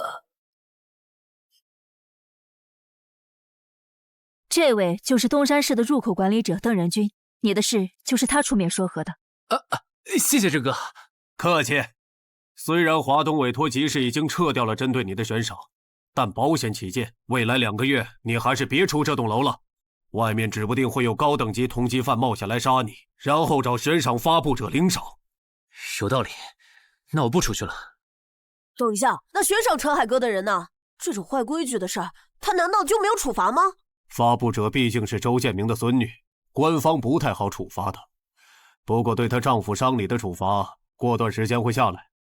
她应该当不了云霄市的入口管理者了。周建明遗物的保管权现在归民省负责人黄选了。虽说所有者还是周畅，但以后交易赠与都得在黄选监督下进行，这样他就没法再给你使坏了。对了，我家有一个7级的地下城入口，距离反转还有50天。既然未来2个月我都要住在这里，那我用不上了，我选择上交。什么？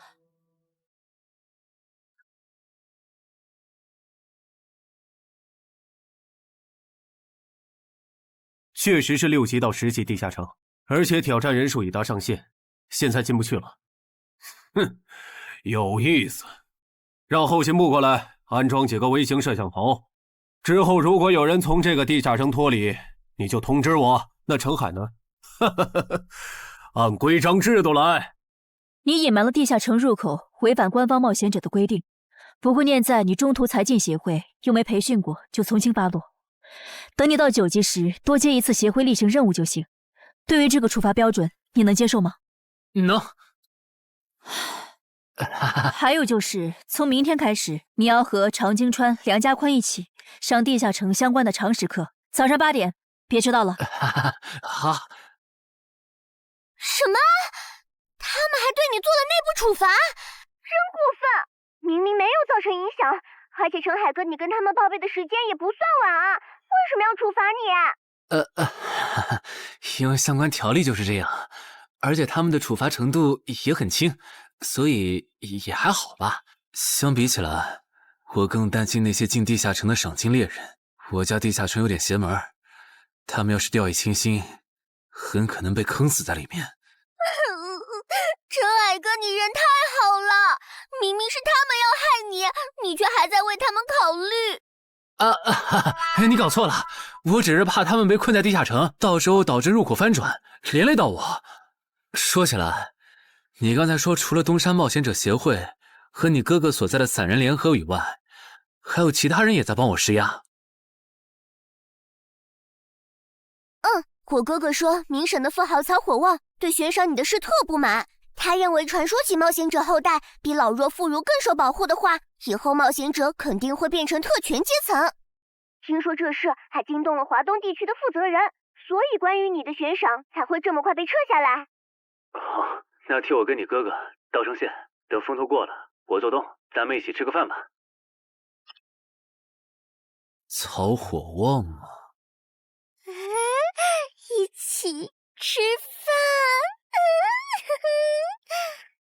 饭。啊，小妹真是的，为了个不知道从哪儿冒出来的野小子，竟然让大哥你用掉了这些年积攒下来的人情。人家毕竟救了咱们妹妹，我这个做大哥的不能就这么看着。怎么又有电话？喂，我是曹火旺。你可能不认得我。没，我听朋友说了，是您出面施压，我的悬赏才会这么快被撤销的。你已经知道了，那我就开门见山了。您说，我儿子死在了女妖之身，我调查到那个所有者后来被你杀死了，这样看你算是帮我儿子报了仇，所以咱们现在谁也不欠谁的，账清了。我今天给你电话是有别的事，我想以一介商人的身份和你谈一笔生意。简单点说，我和朋友都觉得你有前途，打算重点投资你。你以后要是成了地区负责人，选辖区时可以适当听取我们的建议。如果你觉得可以谈，咱们线下细聊。我是基础属性与称号常识课的客座讲师朱伟，很高兴认识大家。开始前，我想问大家一个问题：你们觉得对于新人冒险者来说，力、敏、体、智、感、魅这6种属性哪个最重要？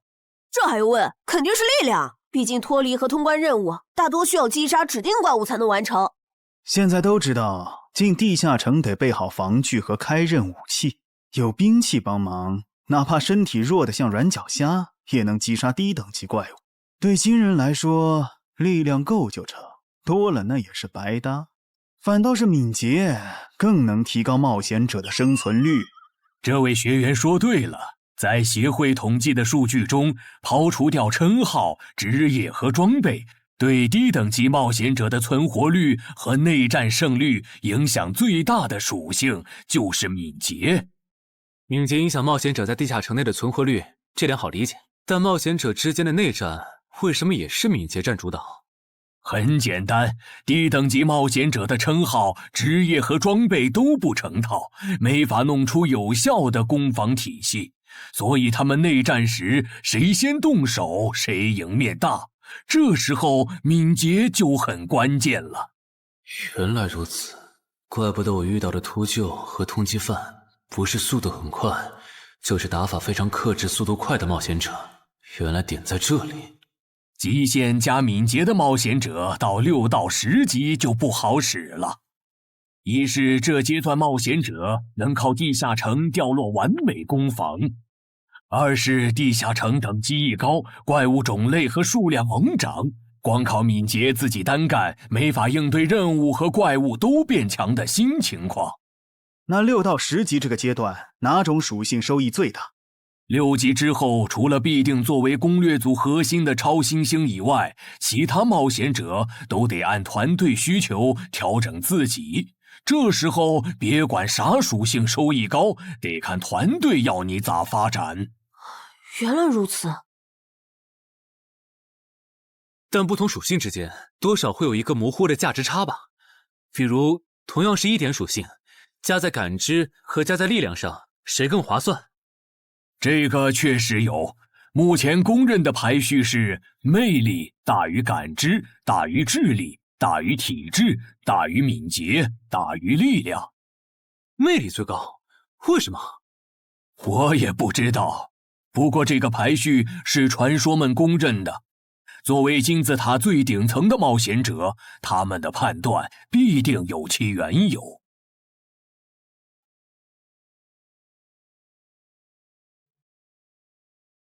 这英勇骑士转职成功，加1点魅力，还是隐藏职业。可我主职业就是近战，副职业再选同类，会不会最后效果1+1小于2啊？想什么呢？没什么。不想说就算了。对了，林姐让我问你，下午的冰击课你来吗？啊？这次好像有越省来的武术大师指导我们。停！第7局，长经川胜。枪的优势这么大吗？算上达人绷带的效果，我等于是被14-0了。关键他的速度没我快，体力也没我好啊。你已经连输7把了，还打吗？打，我还没累呢。你呢？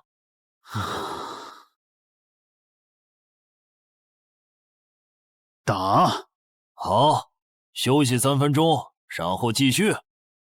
怎么感觉不用称号和职业技能的陈海哥表现还不如我啊？你说的没错，他做了个基础身体塑造就去女妖之森了，靠着地下城和坟场暴走事件成了华东新星。要是光论基本功，他确实比不上你。啊，这样吗？哼哼，不过作为冰姬的门外汉，他的表现已经足够出色了。哼哼哼，他现在已经能一步步跟上常青川的节奏，我估计5局之后，他应该就会开始赢了。停，第8局，常青川胜。开什么玩笑？这才10局不到，他就变得比梁家坤强了。他的智力到底有多高？感觉不是打法的问题，如果我的爆发力再强一点，刚才那一局说不定能赢。陈海，啊，下一局你用称号和职业技能吧。你确定？哼，确定。我想更直观的感受我和超新星的差距。常青川亮称号了。什么？他们好像要来真的。行吧，老爷爷，您往旁边站一点，我怕待会儿打起来会碰到您。不用顾及我。好吧，那我尽量快点结束。置死地而后生，看起来好像是增加爆发力的称号。我准备好了，你先攻吗？不用。好。来吧，让我领教一下超新星的含金量。那你不要眨眼哦，现在的我可比之前快多了。好快，我出手更快。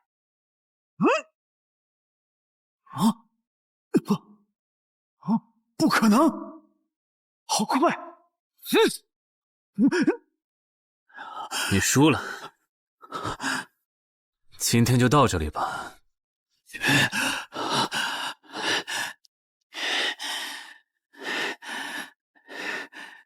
喂，我完事了，换班换班。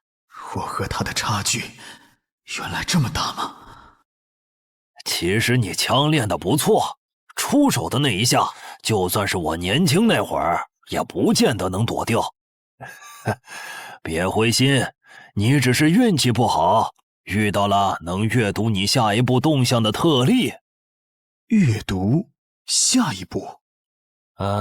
展开来说就是，人在出招时破绽最大，能抓住这个瞬间的人，轻松就能无招胜有招。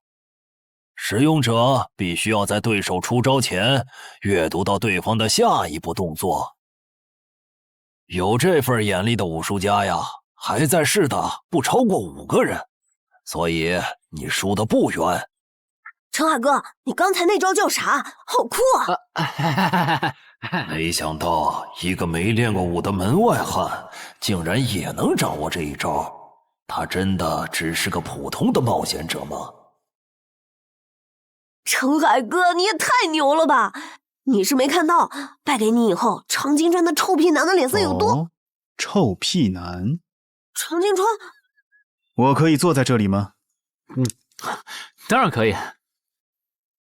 其实，我原本是把你当做我的竞争对手的，但现在看来是我没眼力见了。以你的实力和潜力，东山这种小地方根本就留不下你。这不明摆着吗？坟场那种全球公认的 bug 级地下城都被陈海哥打通了，他肯定不会自降身份来跟咱抢下任东山市入口管理者的位子呀。说不定到那个时候，他已经是1手负责人了。喂，等一下，你说他以后能成为传说级冒险者，我不反对，但1手负责人，这两人真吵输了能扫1个月厕所。啊？你问我副职业怎么选？哎，对，我这不是6级了吗？之前探索地下城的时候，发现冒险者面板升级了，除了在用的职业以外，我还可以再激活一个副职业。但我不知道副职业该怎么选，所以来问问你。这个在主副职业常识课上会讲。不过你既然问了，那我就简单说下。一般来说，冒险者主职业分常见和隐藏2种，常见职业很多，进阶方法也大都搞清楚了。你的主职业要是常见的，去内网一搜就知道和哪个副职业最配了。那如果主职业是隐藏职业呢？果然，你是隐藏职业。隐藏职业因其获取难度，目前协会只掌握了个别职业的最优路径，其余的就只能凭感觉来了。啊？凭感觉？那如果选错了，后续不就完蛋了？谁也打不过了呀？不一定。毕竟常规职业冒险者，就算是成为传说，实力也只能排到中等偏下这样。如果你真是隐藏职业，只要没选和主职业互拖后腿的副职业，那上限就不会低。说起来，有一些隐藏职业甚至不需要副职业就能直指传说，甚至还是上位传说。这样吗？不过这种就算在隐藏职业里也是非常稀有的，就像8美额的骑士。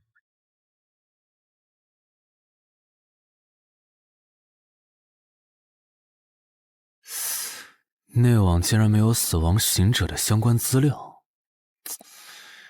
那看看英勇之骑士吧。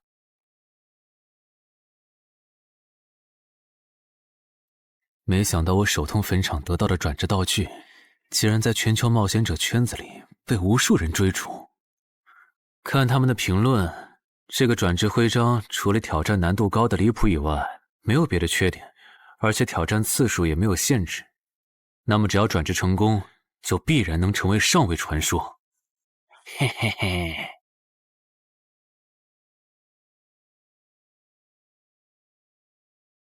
使用英勇之骑士试炼徽章。哼，那么出发吧。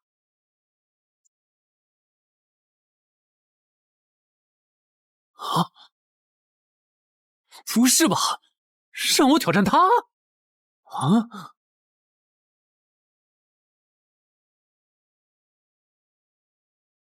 直接开始了这个任务描述啥意思呀？是要撑过10分钟吗？还是用10分钟得到他的承认？啊！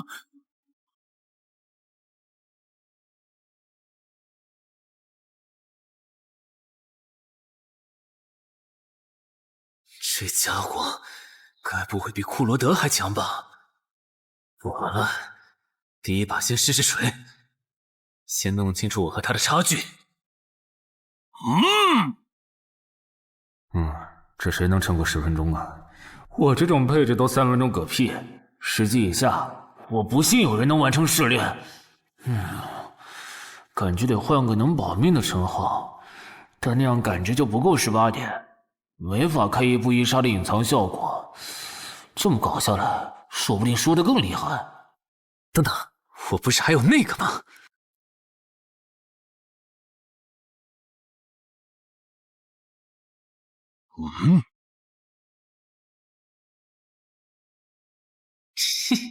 讨厌，这个傻大个的弱点是感知，他看不到穿了隐身衣的我。啊？那是什么？丢！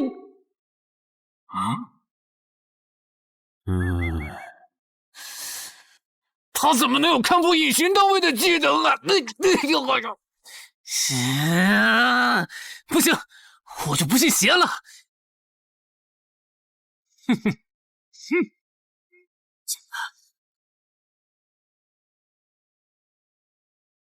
混蛋！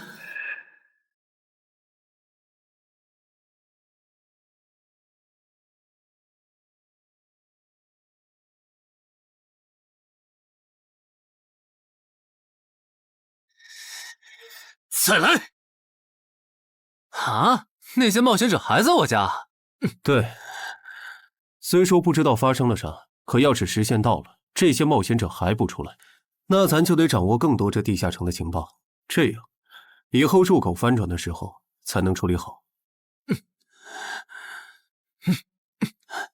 换个地方聊吧。还是没找到乔敏吗？没有啊，周围都找遍了，没有他的痕迹。那看来他不是下湖了，就是去更远的地方找豺狼人了。希望是后者，不然我们的麻烦就大了。我希望他是去找豺狼人了。朗西那边应该也发现了，这地下城难度会越拖越高。等孵化池孵出大量的鱼人后，我们恐怕都会死在这儿。你说什么？你家地下城的通关任务是捣毁潮汐鱼人的孵化池？对啊，怎么了？我先冷静一下，李，你来给他解释。好，目前官方已公布的地下城翻转规则，你都知道哪些？基本上都知道。入口翻转后，攻方守方位置互换，我们这儿会变成鱼人需要攻略的地下城。没错。那你知道来咱们这边的地下城土著也需要满足指定条件才能回到他们的世界吗？什么？等等，你的意思是那些土著也会有脱离和通关任务？是的，而且绝大多数情况下，两边的脱离和通关任务会很接近。比如捣毁潮汐鱼人的孵化池，换算到咱们这边，恐怕是破坏人类的重要设施。嗨，你再听嘛，这下摊上大事了。他已经吓傻了。你说东山市下个月会有一个7级地下城翻转？对，地下城的土著是鱼人和豺狼人，类型是探索，通关任务是捣毁鱼人的孵化池。所以他们想要征调咱们的徐茂？是的，报酬是官方掌握的同等级地下城的随队通关名额。等等，郑哥不是14级的冒险者吗？处理一个7级的地下城不是很简单吗？因为你家的入口翻转后，我就没法随意出手了。啊？你不知道正常，这涉及到未公开的地下城翻转规则。当入口翻转后，我们的世界就会变成鱼人眼中的地下城。因为入口翻转前后规模不变的铁律，所以在有鱼人完成脱离任务之前，等级高的正人军不能动手。原来如此，怪不得坟场明明只是5级地下城，但却存在传奇个体。怪不得小鬼头脱离后，坟场就立刻进入到第2阶段，这样就解释得通了。这个规则不是强制性的，我不能出手，主要还是因为有人曾经尝试过这样做，结果导致入口等级提升，对面的高等级个体也能来到我们的世界。简单说，用同等级处理同等级翻转问题，是各国冒险者协会试过好多回后得出的最优方案。那军队呢？郑哥这样的不方便出手我理解，但军队和热武器明显更靠谱吧？用军队和热武器对付入口翻转，攻略地下城确实最效率，但过去10年来，所有这么做的国家，最后都后悔了。啊？后悔了？为什么？因为那意味着 bug 要出现了。军队和热武器要是掺和进来，地下城的实际挑战难度就会远超它本来的等级。如果军方很快镇压了翻转的地下城，那后面入口的挑战难度会接着涨，一直涨到跟这片区域守方的战斗力正好对上为止。再说了，从11级地下城开始，枪就不咋管用了。再往上，16到20级的地下城，里面有些怪物甚至得用核弹才能干掉。总结一下，军队插手，问题只是被推迟了，并没有真的解决。等到问题彻底爆发的那一刻，我们得直面那些能跟最厉害热武器硬刚的怪物。现在你明白了吧？不是我们不能用军队来解决地下城翻转问题，而是那代价对于人口众多的我国来说，有些过于沉重了。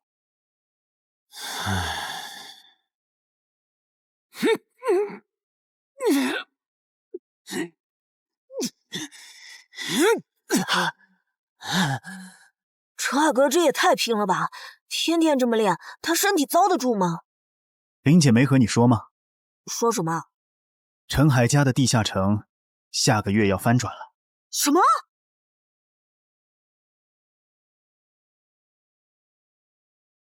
你那边怎么样了？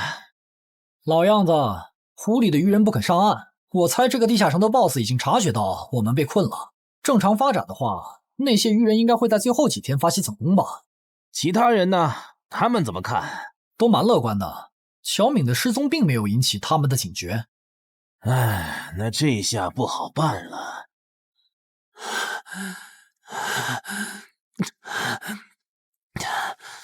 给。啊！今天周4，你不用上学吗？上啊，谁让有些人闯祸，把地下城入口给搞翻转了呢？想上都上不了。应东山市入口管理人的要求，原定课程现在换成入口翻转规则普及课。因为本节课还有大量未准许披露给民间的内容，所以开讲前需要大家签署这份保密契约书。谁先来？我，我签完了，下一个谁来？给我吧。然后给我。那我周伟。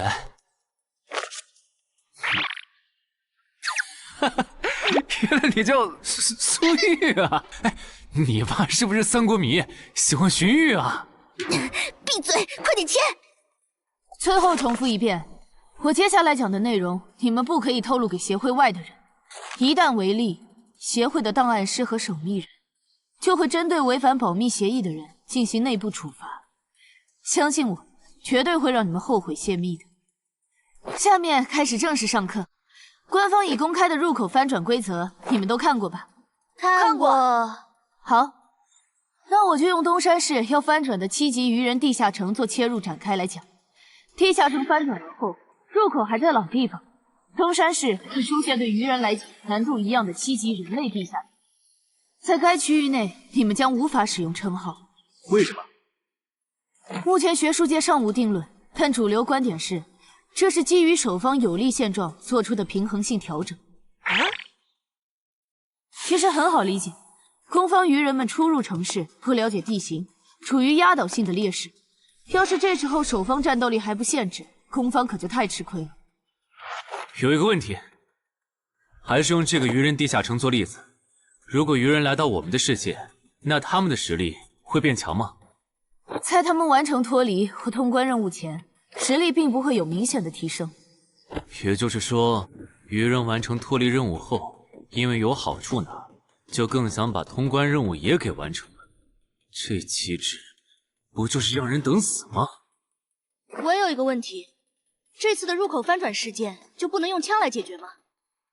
用枪的话，地下城难度会高得多。要是不想以后碰上更多入口翻转的事儿，就别想用枪解决问题。那找2个9到10级的大佬堵门怎么样？来一个杀一个，这总行了吧？地下城入口翻转后，以入口为中心那一片，攻的一方占大便宜，守的一方在这地儿，称号没法用，职业带来的基础属性也没了。多找几个人呢？如果来5个9级堵门，应该就稳了吧？5打1的话，咱们经验更多，绝对是咱们这边优势更大。是，之前确实有人这么做过，而且效果也不错。但对攻方不利的地下城，也会因此变更为生存型。按照镜像法则，要是咱们守着的地下城变成生存型，这世上某个地方就会出现同样等级区间的生存型地下城入口，来和它平衡。比较典型的就是坟场和恐惧之墓。所以，至少在我们国家，现在是尽量避免这样做了。这好恶心啊！这里不允许，那里又有限制的。难道入口翻转，我们就只能安排附近居民撤离，然后一波接一波的处理跑来咱们这边的愚人吗？倒也不是，其实我们已经快找到可以快速解决地下城翻转事件的办法。哦，是什么？只要入侵我方世界的同批次地城土著里，有人被我们捕获，且在该地下城入口时间归零前，我们一直保住他的命，那就不会再有下一批次的入侵者。这次喊大家过来，是想和大家一起讨论我们最后几天的安全问题。能有啥安全问题？不就是个靠机制恶心人的7级地下城吗？要不是我的职业不适合水下作战，他早被我攻陷了。不懂就闭嘴，好好听。这个地下城没你想的那么简单。啊，搞得你好像很懂的样子。你懂你说呗，我洗耳恭听。你没看这个地下城的名字和任务内容吗？摧毁潮汐愚人孵化池，这么明显的暗示你都没反应过来，我真是服了。要现在这样下去，最后几天活里的愚人能多到数不过来。如果他们的 BOSS 是团队增益型的，那某些不抱团的蠢货绝对死定了。骂谁呢？所以召集我们过来，是要商讨最后几天愚人上岸时咱们怎么自保吗？对。上个月我去粤省处理当地10级地下城翻转的事，知道了一些不能透露给民间的情报。官方察觉到翻转后的地下城有个对攻方有利的规则，以入口为圆心的特定范围里，守方的战力会被严重限制。所以我认为现在这个地下城作为守方的愚人们，应该也存在类似的规则。具体点呢？会限制到什么程度？以我们为例，愚人作为守方，我猜就算他们的 BOSS 是团队增益型，进入我们攻方有利的区域，这个增益效果也会被压制。称号不能有也就算了，连职业带来的基础属性加成也会被抵消吗？这限制未免也太大了吧！我原本还想着，如果称号不能用，就选一个感知加2的副职业，凑出一步一杀第2个效果，未来式的最低要求。但现在肯定没戏了，算了，到入口翻转前，我先用阴影之骑士来适应没有未来式的战斗吧，看看实力会折损多少。早啊，骑士。啊？是吧？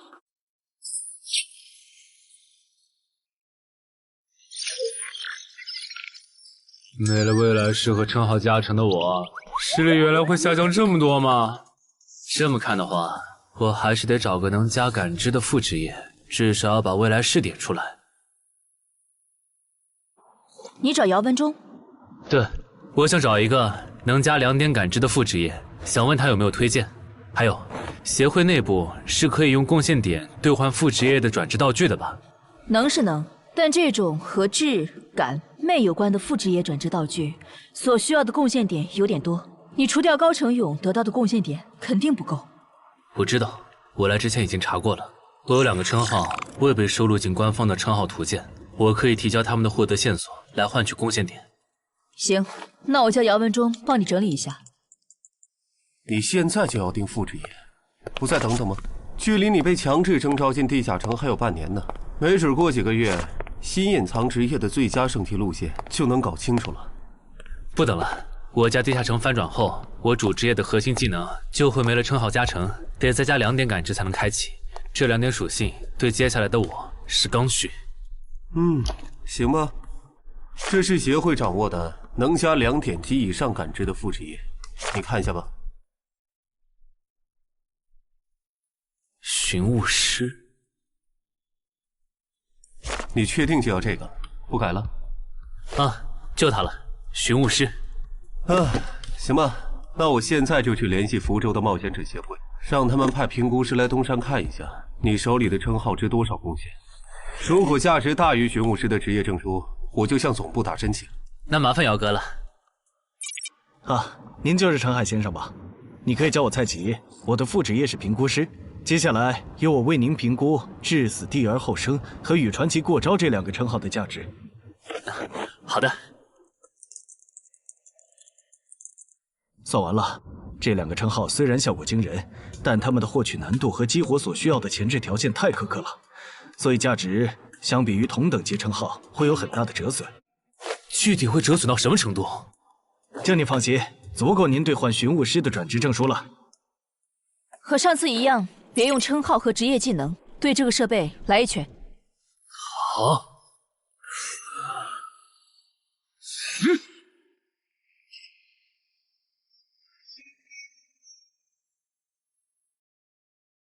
陈海哥的基础力量怎么只有13？我还以为他至少有14的。你别看他现在只有13，等他家愚人地下城翻转的时候，他保底能练到14，也有可能是15。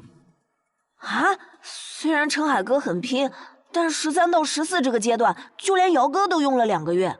陈海哥再快也不至于到15吧？不信算了。说实话，我挺眼馋你这个达人绷带的。等你以后用不上它了，能不能考虑一下平价卖给协会？可以啊，不过那得等我的力敏双16以后。原来你们在做力量测试，我说怎么找不到你们？陈海，你的副职业转职证书到了。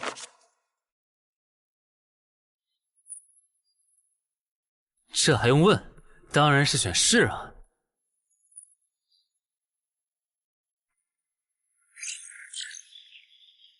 等等，不会吧，不会吧！蒙对了，死亡行者的最佳搭配竟然是寻物师。我原以为死亡行者的效果1和效果2已经够超模了，没想到他的效果3更加离谱。考虑到大多数人靠锻炼得到的粒米的极限数值是16至17，如果到达极限以后再去挑战这8项试炼的话，发了，这下发了！明天不，我现在就去健身房撸铁，以后只要练不死就往死里练。至于英勇骑士那边就暂时不去了，反正我现在也完不成那个转职任务。有没有搞错？东山市的地下城翻转事件，为什么要拉我这个云霄市入口管理者去帮忙？因为你老婆在我这边的人情已经用光了，还有，你下个月就不是云霄市的入口管理者了。身为官方冒险者，被附近的协会征召，不是很平常的事吗？而且，别告诉我你不知道，东山市的愚人地下城是因为谁才闹到要翻转这一步的？11121，11122，11123。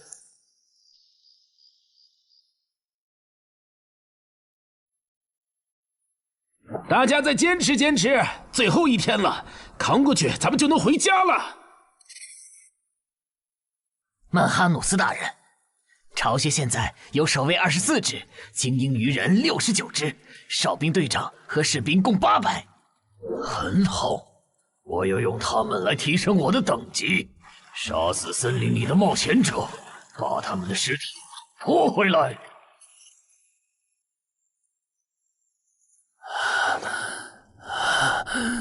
冒险者面板，你这人真怪，明明再过几个小时地下城就翻转了，你不养精蓄锐，却在这里做力量训练，临阵磨枪也没你这么磨的吧？其实这2个月我一直都是这么练的。啊？倒是你，大晚上的不睡觉找我干什么？如果我说我的称号在催促我尽快离开这个城市，你信吗？什么？我有一个想法，如果那些鱼人真的会在最后几个小时上岸，我们要不要试着做掉他们的 BOSS？ 只要 BOSS 死了，剩下的鱼人就算数量再多，也不过是一群小喽啰。不是，你有毛病吧？明明已经说好了，大家守在出口，等任务时限到了就一起回去，你加什么戏啊？而且任务没完成，你杀 BOSS 也没奖励啊！不是我非要杀 BOSS， 是我问过王二了，我们没完成脱离任务，想搭地下城翻转的顺风车回家，是会占用翻转后地下城的挑战名额的。确实如此。那么基于镜像原则，翻转后地下城的挑战人数上也会是15。如果最后几个小时鱼人 BOSS 带着手下和咱们争夺这15个翻转名额的话，只要有4个鱼人比我们先冲出去，那我们之中就有人要永远留在这儿。等等，话不能这么说吧？万一那些鱼人最后没来呢？万一咱们守住了也成功撤离了呢？不，他们一定会来。我的副职业是塔罗牌占卜师，我刚刚给自己算了下，接下来的几个小时，我的运势是凶多吉少。真的？你啥时候知道的？2个小时前。我记得你这称号只能找出有危险或敌意的人吧，不然高成勇那次你察觉到危险早就退了，这次你咋发现待在东山是有危险的？就因为那次我发现称号有预警盲区，所以才加入协会，想用称号线索换贡献点，在内网找点能补称号短板的奇物，要不然这次又要被你连累。等一下，什么叫又被我连累啊？果然你和林姐一样，根本就没意识到你家地下城翻转后到底有多危险。啊！你再想一想，处于战场外的我竟然触发了危险预警，这到底意味着什么？说明风险区的防线拦不住鱼人，他们的活动范围会扩张到整个东山市。对，然后我就倒霉了，因为协会肯定会强制拉我和常金川去阻拦那些鱼人，这就是为啥我的称号一直催我赶紧离开东山市。这些推测，你和姚哥、林姐他们说过吗？说过，但他们认为那15个冒险者回不来，最后能从你家走出来的鱼人也不会超过15只。鱼人单体作战能力不强，就算突破防线，有10级的陈华弓和乌龙也能快速抓捕他们。你信他们还是信我？信他们的话，我就拉着我爸妈去隔壁云霄市躲几天了。我是想信你，但光凭咱们俩又能做什么？毕竟在你预见的未来，连10级的冒险者都失手了。不，我们能做很多。有我预警，再加上你的隐身衣，咱们先去收拾那些弱小又落单的愚人，把愚人对咱们世界的破坏降到最低。结果咱们3抽到的不是塔，就是死神，都不是什么好兆头啊！别告诉我你们真信了。如果张志兴的复制液真那么好用，他又怎么会沦落到和咱们一样的处境？这个他刚才不是解释了吗？他出发前占卜到的运势是愚者，但他错误的解读了它，不然其实可以避开这个地下城的。而且你看，咱们之中最强的王二和郎奇夫妇，他们的占卜结果都对应着象征顺利和成功的女皇、世界。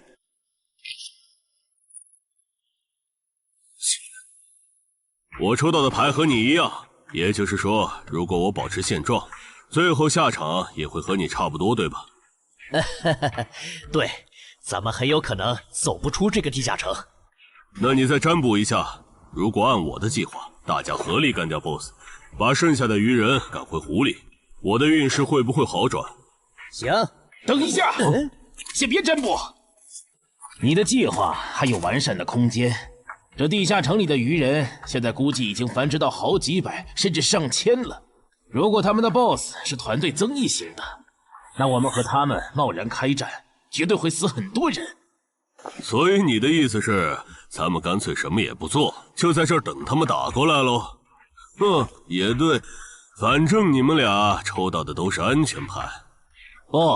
你理解错了。我的意思是，普通 BOSS 按你说的来，团队增益型 BOSS 就得先引走大部分愚人，再集中精锐力量斩掉 BOSS。前期侦查、辨别 BOSS 和发射信号弹也得有人做。侦查部分最好由我来负责，我有潜行技能。没问题，这样就可以提前确认 BOSS 的类型，然后按照事先准备的预案来执行了。感觉朗奇的方案要更可靠些，我按他说的占卜吧。可以。这么做确实能低风险的解决掉一部分落单愚人，但如果可以的话，我还是不想让失控之事发生。我打算再劝一下姚哥，但这需要你配合。你能和我一起去我家，用称号确认一下入口对面危险愚人的数量和质量吗？没问题。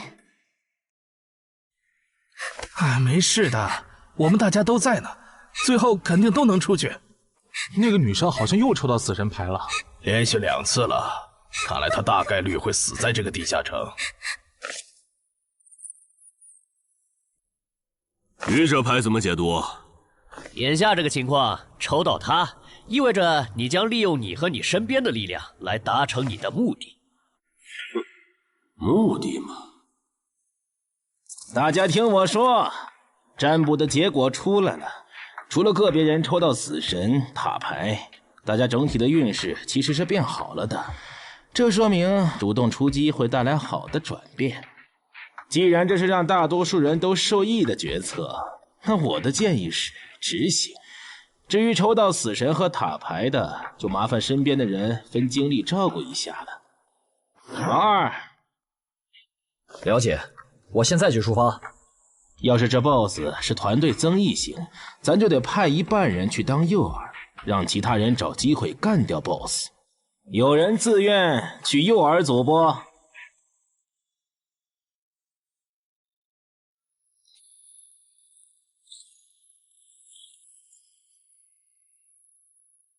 坐镇后方，身边还有同种族精英保护，是团队增益型 BOSS 没错了，得赶快把这个情报同步给朗奇他们。开始了吗？愚人的总攻，红色的是团队增益型 BOSS。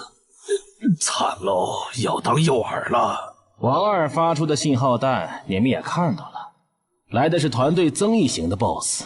按计划，诱饵组先去原定位置落位，等你们吸引够了足够多的愚人，我们这边就开始行动。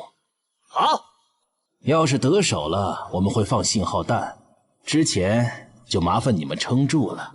好，最后预祝各位克敌制胜，平安归来。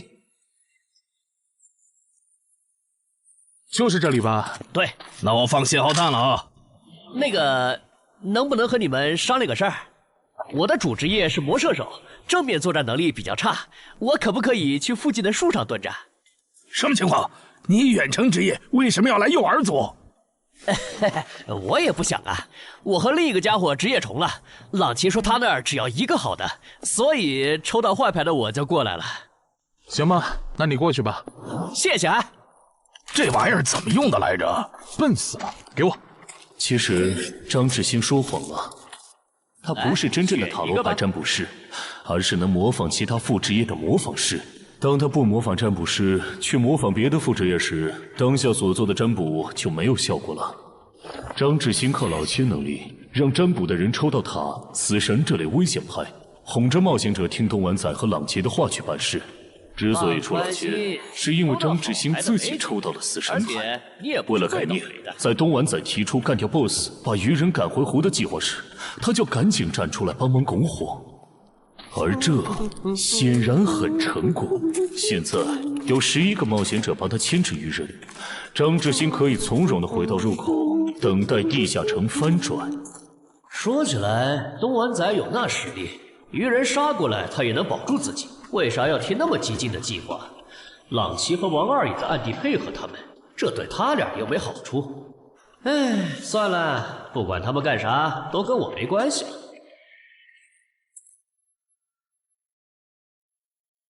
这好像是个一次性的异世界奇物，林军。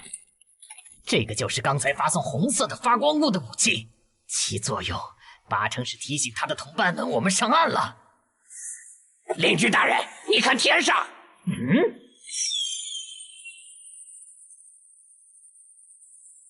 原来如此，这就是你们下的战书吗？人类，我接下了。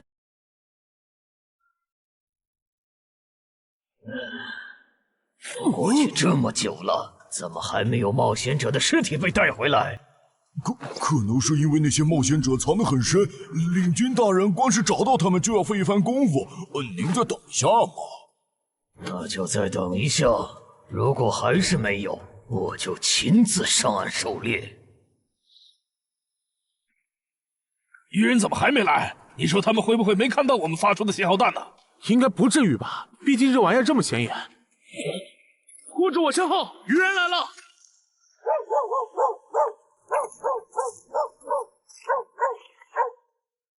！BOSS 呢？沿着这个方向走5分钟就能看到他。不过我不建议你们去讨伐他，现在他身边的鱼人还是太多了，就咱们这点人手，正面作战根本没办法速推。这儿哨兵和巡逻队太密了，我就算开潜行都很难靠近 BOSS。你们没潜行技能就更不行了。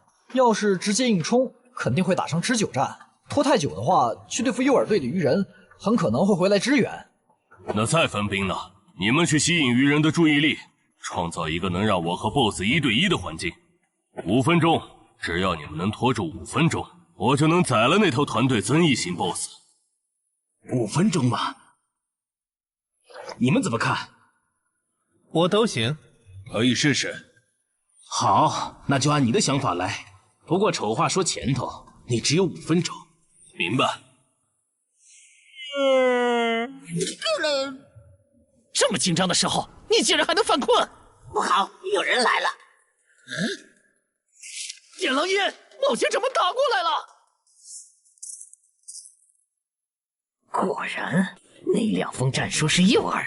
这些冒险者想削减我的兵力，然后趁机杀死守卫不足的我。这些人类和霍格一样狡猾。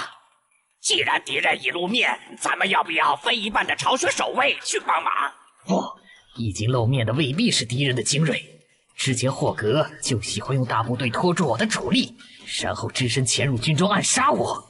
这些人类也有可能这样做。不是吧？这样都没乱吗？难搞啊！算了，不等了。大人您别冲动啊，暗哨现在很危险的。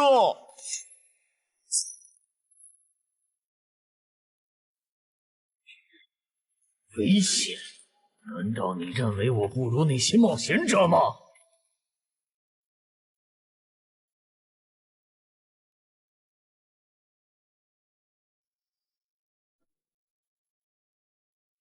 好香的味道，太香了！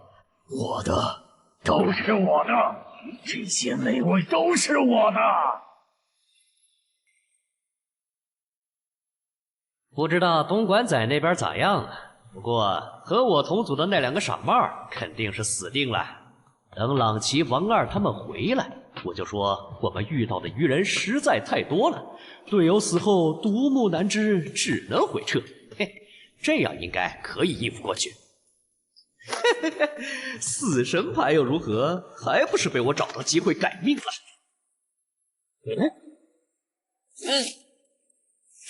那个鱼人怎么回事？绝不能放他活着离开，至少在地下城翻转前，不能让鱼人知道入口位置。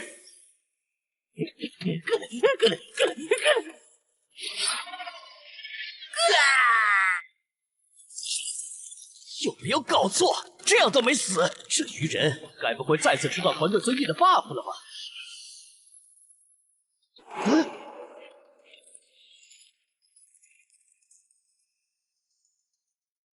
靠北呀！你干什么 ？BOSS 身边的护卫可还没有被引走呢。无所谓，大不了一起杀了。联军，不用提醒，我看得出来，他可是强。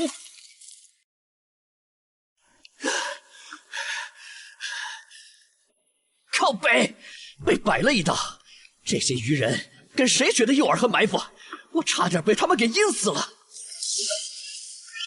不会吧 ，BOSS！ 虽然先吃你有点浪费，但没办法，谁让你落单了？而我又需要快速提升等级呢。这个地下城的 BOSS 怎么会出现在我这儿？东莞仔和朗奇他们到底在干什么呀？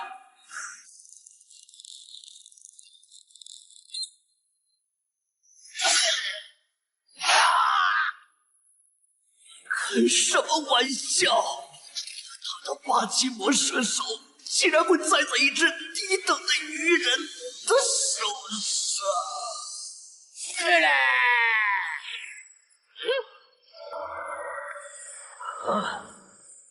竟然还可以这样！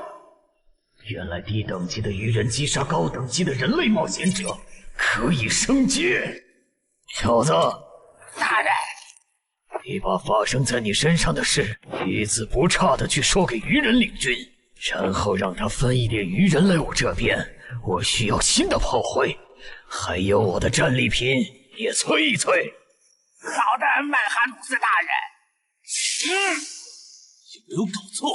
这是个7级地下城，为什么会冒出这么多怪物？别藏了，王二，来帮我！这只 BOSS 身边的护卫太多，我攻不进去。邻居，看那个人类冒险者的反应，他好像不是一个人来的。我们要不要别上了他的当？之前霍哥刺杀我没成功，就假装还有帮手藏在周围，我只能留些护卫警戒，结果让他跑了。我可不想再碰上这种事。被骗了吧？正如已故的冒险者张志新隐约察觉到了，东湾仔、王二、老齐确实各有算盘，区别在于东湾仔主职业是狩猎导师，他想要杀掉2个不低于自身2级的不同 BOSS 完成进阶。王二的野心更大，他想要得到传说中的奇物升级券。不是吧？他怎么又变大了？有什么问题吗？你怎么看起来表情怪怪的？没，总感觉心里毛毛的，好像有什么事情发生了。王二经常和闽粤2省合作，处理过不少地下城翻转事件，所以知道很多不能向民间公开的情报。这里面有2条情报，一是8个级地下城能产出奇物升级券，2是精英级地下城只要出了英雄级 BOSS 就会变成bug级地下城。可惜后面进来的人都不擅长水下作战，王二也不擅长，只能眼巴巴看着奇物升级券没了。暗杀者王二，我记得你好像也接 BOSS 相关的委托是吧？你有需求？我打算独立狩猎这个地下城的 BOSS， 想请你压个阵。独立狩猎 BOSS？这个人该不会也知道奇物升级券的产出机制吧？你有水下作战的能力，你刚才没跟我们说实话。不，我是旱鸭子。不过我认为在任务时限结束以前，湖里的鱼人不可能不上岸，我们迟早会和他们开战的。就算击杀了 BOSS， 也不能通关啊！难道说杀 BOSS 这件事对你来说有额外的好处？好处嘛，是有一点。我的主职业需要我独立狩猎海陆空3种类型的 BOSS 各一只才能升阶，鱼人种 BOSS 一般不会很强，我不想错过。我考虑一下。可以，没问题。从他刚才的描述看，他的主职业应该是狩猎大师。如果他没说谎，那他应该可以帮我牵制住这个地下城的 BOSS 和精锐护卫。只要在这个基础上把鱼人都调出来，我应该就可以潜入鱼人的巢穴，杀死那只还未发育完全的英雄级鱼人。你的委托我可以接，但我不喜欢和人签契约，口头约定可以吗？事成之后再根据我出力的多少来结算报酬。没问题。被耍了，任志兴、王二，我做鬼也不会放过你们。这就是你说的杀死人类的冒险者后会进化？为什么他没有？可能是还有别的触发条件，但我们不知道吧。领军，我先带着尸体去找曼哈努斯大人。去吧，等我这边弄清楚进化条件以后，过去找你们。这都多久？东莞仔那边还没完事吧？连个信号也不发，他不会已经死了吧？不管他们了，我们撤。许愿，法术等级3，水中呼吸。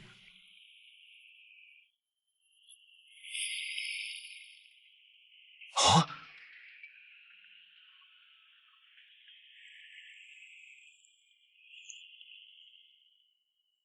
湖里没有鱼人，巢穴里也没看到，看来他们确实都被调走了。啊！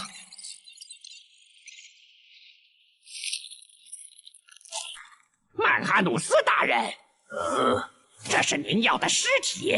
可以，但我要的炮灰呢？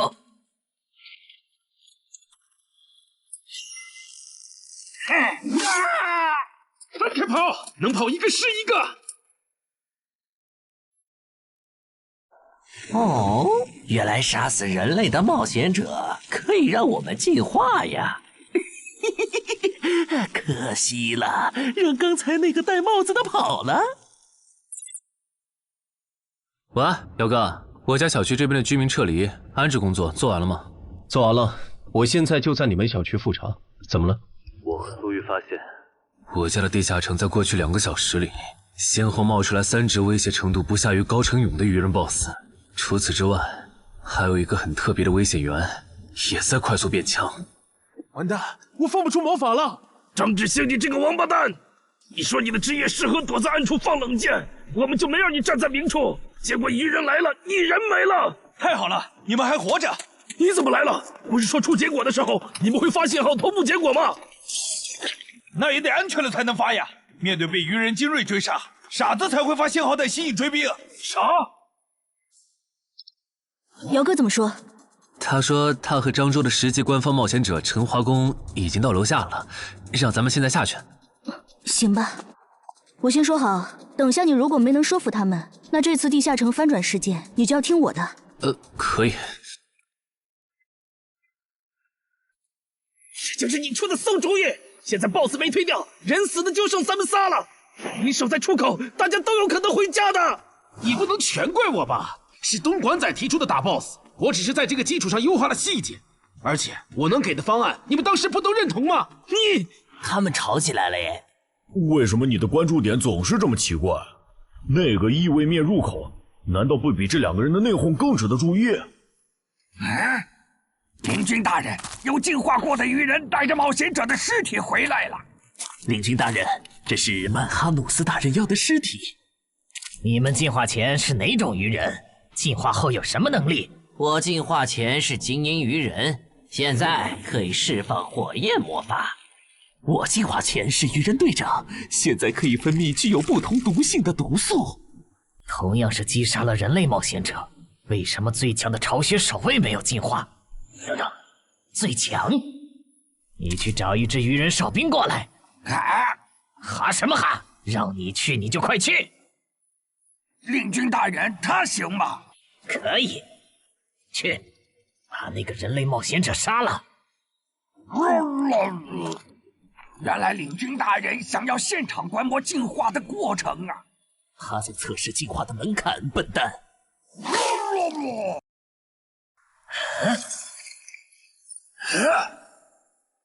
原来如此，所以进化的先决条件是等级差吗？难怪我和巢穴守卫没能进化，因为我们和这些冒险者的等级差没达到引起海之母布里伯杜普注意的程度。这样的话，把森林里的鱼人都叫过来，我有事要说。遵命。那边的，带着这些人类冒险者的尸体去找曼哈努斯大人。好的，领军大人。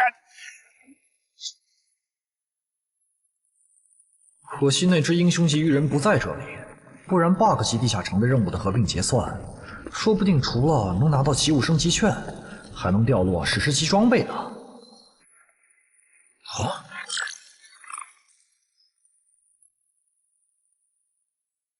什么？我刚完成通关任务，任务就被重置了？没这样玩的吧？还有这个重置后的通关任务，鱼人种英雄级个体的成长速度都这么快吗？这才多久就发育起来了？什么英雄级鱼人？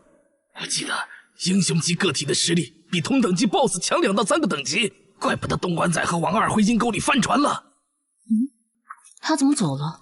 不用管他，正好咱们接下来做的事不方便被别的冒险者看到。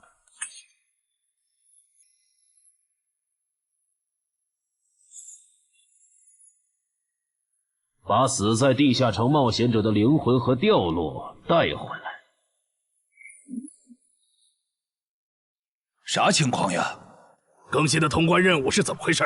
王二不是说英雄级个体的发育速度很慢，在翻转前他不会成为我们的威胁吗？怪不得他让咱们瞒下地下城有英雄级鱼人的事。之前他说帮湛江处理地下城翻转时，知道些不能公开的情报。你们说王二会不会知道干掉英雄级怪物能额外得到掉落物的消息？还真有这个可能。这么看，他说不定还藏了一些底牌没跟咱们同步，比如有可以帮他完成脱离或通关任务的奇物。对，正好湖里的鱼人现在都跑上岸了， BOSS 又在被东莞仔讨伐，我猜王二一定会趁此机会潜入鱼人巢穴，尝试通关。可惜地下城因为英雄级鱼人超前发育的原因，升级了任务内容，也跟着重置了，他白折腾了。就这个叫曼哈努斯的英雄级鱼人，能当9级生存类地下城的 BOSS， 王二根本就没法单干。他算计来算计去，结果把自己坑了，真是活该。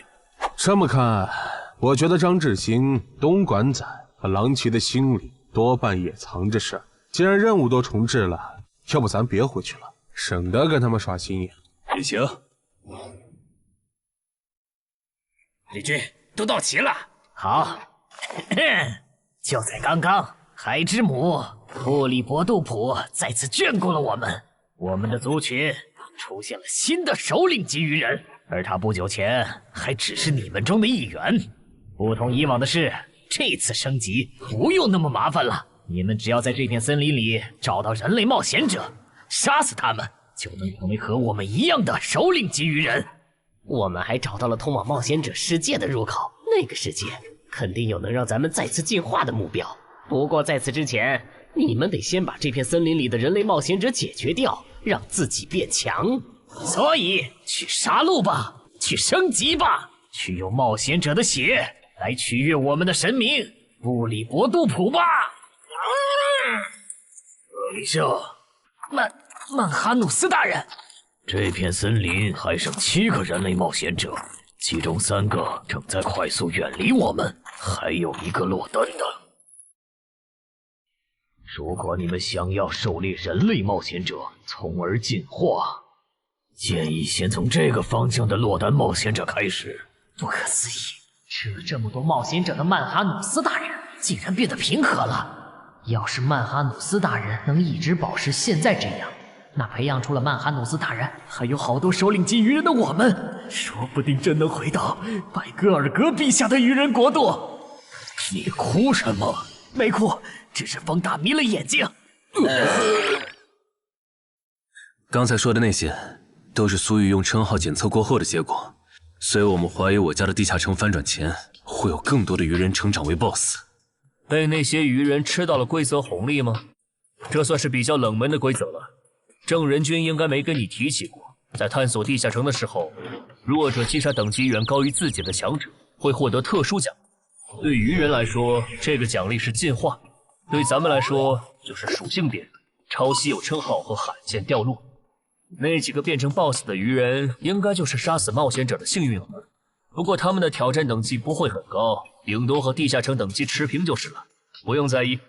但被困在地下城里的冒险者不是有15人吗？如果让鱼人大量进化，我们岂不是要同时面对15只鱼人 BOSS 的入侵？不至于，他们敢来找澄海的麻烦，说明他们比同级的冒险者要强很多。这些人聚在一起，不是一个小小的7级地下城能将其团灭的。当然，如果你实在不放心，用称号测一下我，看那几个新出现的 BOSS 鱼人和我比，谁更具威胁。激活技能，精力提升。好夸张的体魄！基础属性加职业带来的加成，不是最高只有20点吗？为什么我激活称号和职业技能的时候，没有这么大的体魄变化？现在的我和你感知到的3个鱼人 BOSS， 谁更强？你更强，而且要强很多。那没问题了。这次来的冒险者里，还有比我更强的。就算最坏的情况是跑出来15只鱼人 BOSS， 我们也能全部击破。啊，好吧。这次东山之行，没想到会这么一波三折。是啊，本来目标不在，咱们又完不成脱离任务，我都以为要白来一趟了。谁曾想，竟被咱们拿到了5个精英冒险者的掉落和灵魂，再加上咱们在上个地下城的斩获，这次应该可以和眼魔做一笔大交易了。怎么了，哈尼？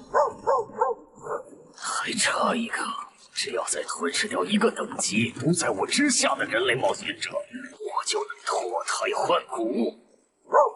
什么？你说这片森林里最强大的鱼人，正带着几个实力仅比你差一点的手下向我们靠拢？八成是冲咱们来的。我问了朱球之言，他们说这片森林里有一只靠吃人就能升级的怪物，应该就是通关任务里提到的吞噬者曼哈努斯。那怎么办？这个 BOSS 咱们肯定打不过，更别说他还带着一大批手下。只能先保命了。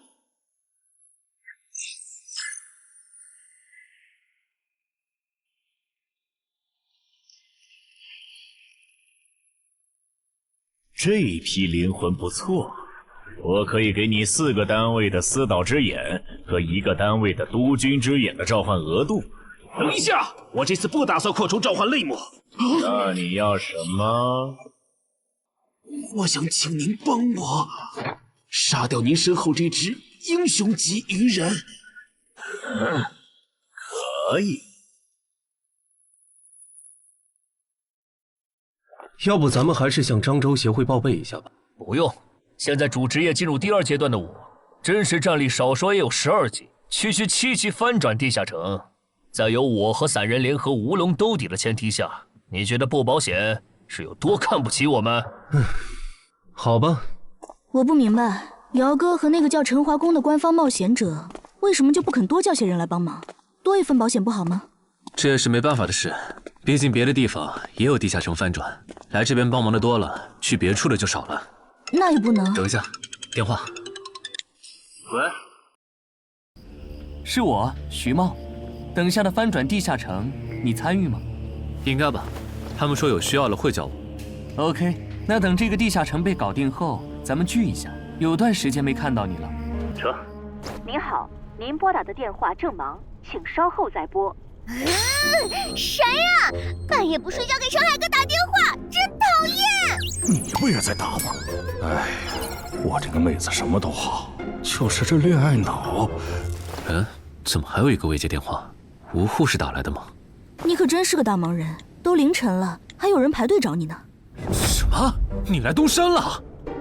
我听说这边有一个等级7的地下城马上翻转了，就把我哥拉过来帮忙了。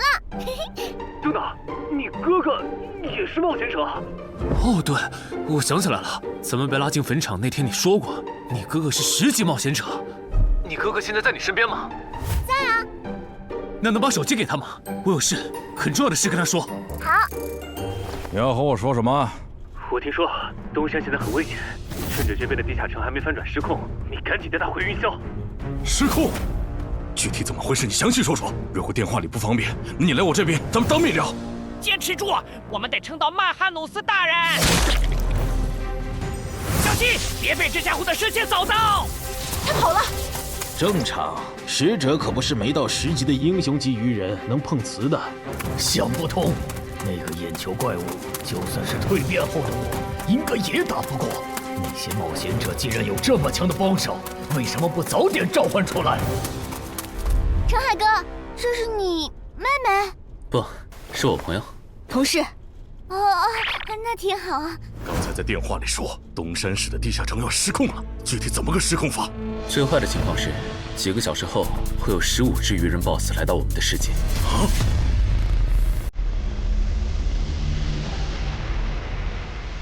原来我进化后，自然领悟的法术这么强吗？哎，领军，感觉他的进化路径好像比咱们的要厉害很多哎。其他鱼人呢？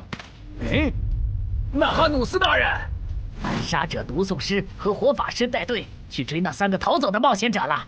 那不管他们了，你们带上还活着的鱼人跟我走。入口的冒险者召唤了实力远超我之上的眼球怪物，咱们得避一避。先退回湖里。什么？比曼哈努斯大人还强的？那我来断后吧。我可以驱使这些亡灵，拖住那个眼球怪物，给大家争取时间。行吧。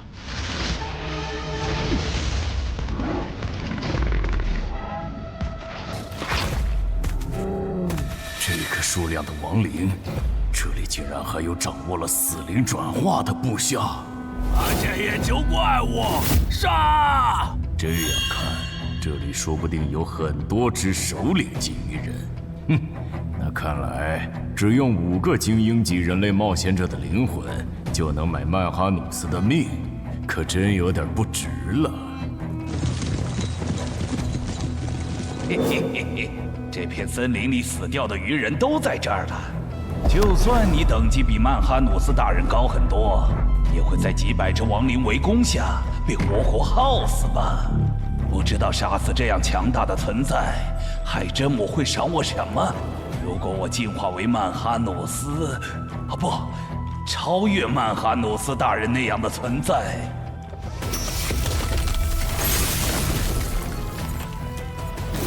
那是什么法术？我的亡灵大军竟然这么轻易就被全灭了！得让狼骑在原来的基础上追加报酬。要追加报酬？委托难度和报酬不匹配，我要追加报酬很合理。当然，你也可以更改委托内容。如果换成保护我们直到该地下城翻转，那5个精英冒险者的灵魂够吗？够。原来如此，你们是通过特殊称号发现东山市的地下城有失控的风险。这个地下城在不久前新增了3只 BOSS， 照这个速度，我担心几个小时后会有更多的 BOSS 出现。是有这个可能，但这没什么大不了的。这还没什么大不了的。你们换个角度想，现在这个地下城，它已经算实质上的生存类型。这些鱼人来到我们的世界，也将获得同样的待遇。到时，为了匹配这个难度，原本的称号限制必定会被解除。如果这样还不能配平，那这个翻转地下城说不定会变成坟场那样。一旦有鱼人完成脱离任务，就会出现更高等级的我方冒险者介入的类型。你怎么又提坟场？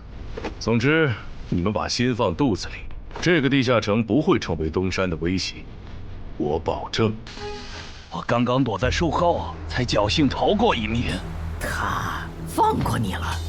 对，那个眼球怪物用射线全灭了我的亡灵后就离开了，感觉他好像只对曼哈努斯大人感兴趣。哎，曼哈努斯大人呢？他去找美食了。我说怎么有一个冒险者消失了？原来躲在这儿了呀！或许真的是我想太多了。不，是他们的问题。啊！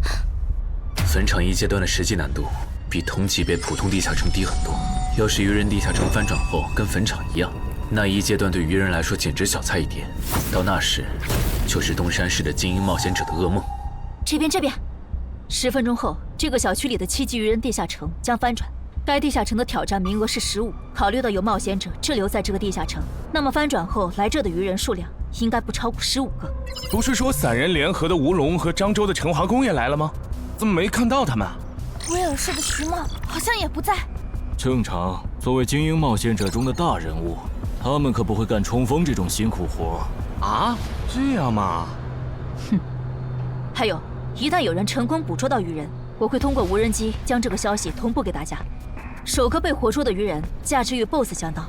等这个翻转地下城被彻底解决，我会根据大家狩猎到的愚人来核算绩点，然后协助各位兑换奇物、称号线索或者情报转制道具。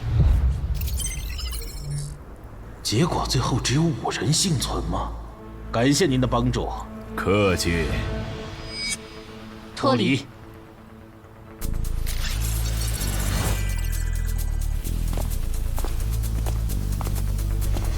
怎么是你们？我们3个活到最后，你很意外？不，只是没想到王二会死。王二死了，不应该呀！拥有潜行技能的他，就算被哪只英雄级愚人逮到，应该也可以利用森林地形逃掉才对啊！力量源源不断的涌上来了。倒是你们，明明都逃出来了，为什么还堵在这儿？难道你们打算帮忙消灭攻入咱们世界的愚人？那倒没有，主要是我们回来以后，发现称号竟然还能用，这和王二说的攻方有利原则对不上。我们怀疑王二耍了我们，所以才守在这里，等他出来给我们一个说法。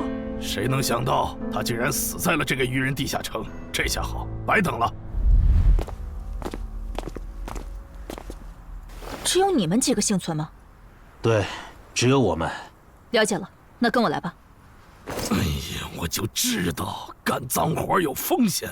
等一下，严格来说，我们就是普通游客。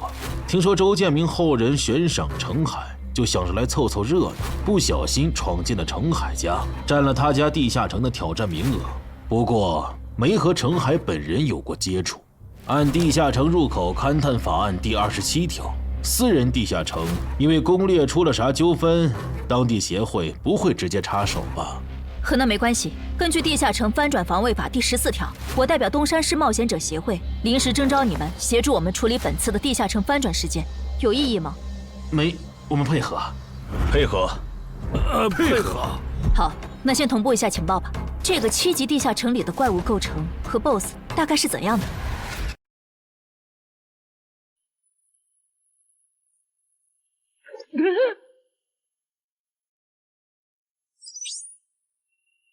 刚才是10，进去一只愚人以后就变成了9，所以这个数字指的是能前往那边的名额嘛。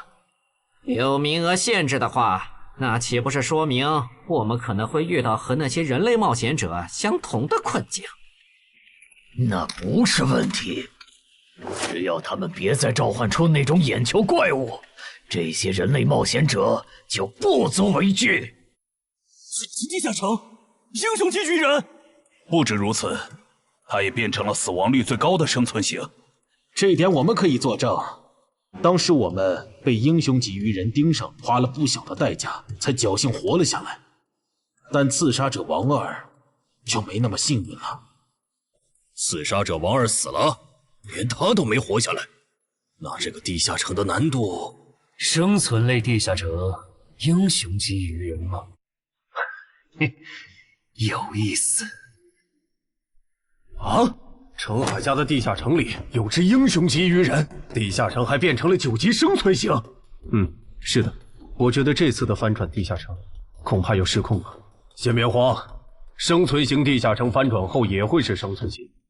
为了配平难度，你们的称号限制应该会解除。没了限制，主之夜升阶过的陈华宫和吴龙应该可以打赢那只英雄级鱼人。如果他们失败了的话，那我和安然会出手将其逼退，明白？怎么事情一旦和陈海扯上，就变得离谱起来？那小子是属扫把星的吗？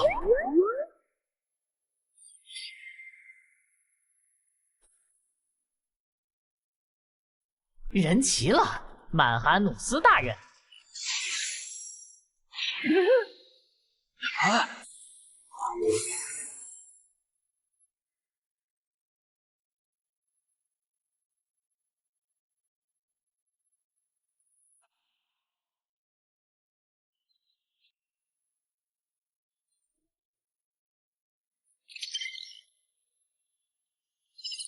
大人，您找我？不过你怎么变样了？进化了呗。他现在已经是百战哥布林了。哦，原来如此。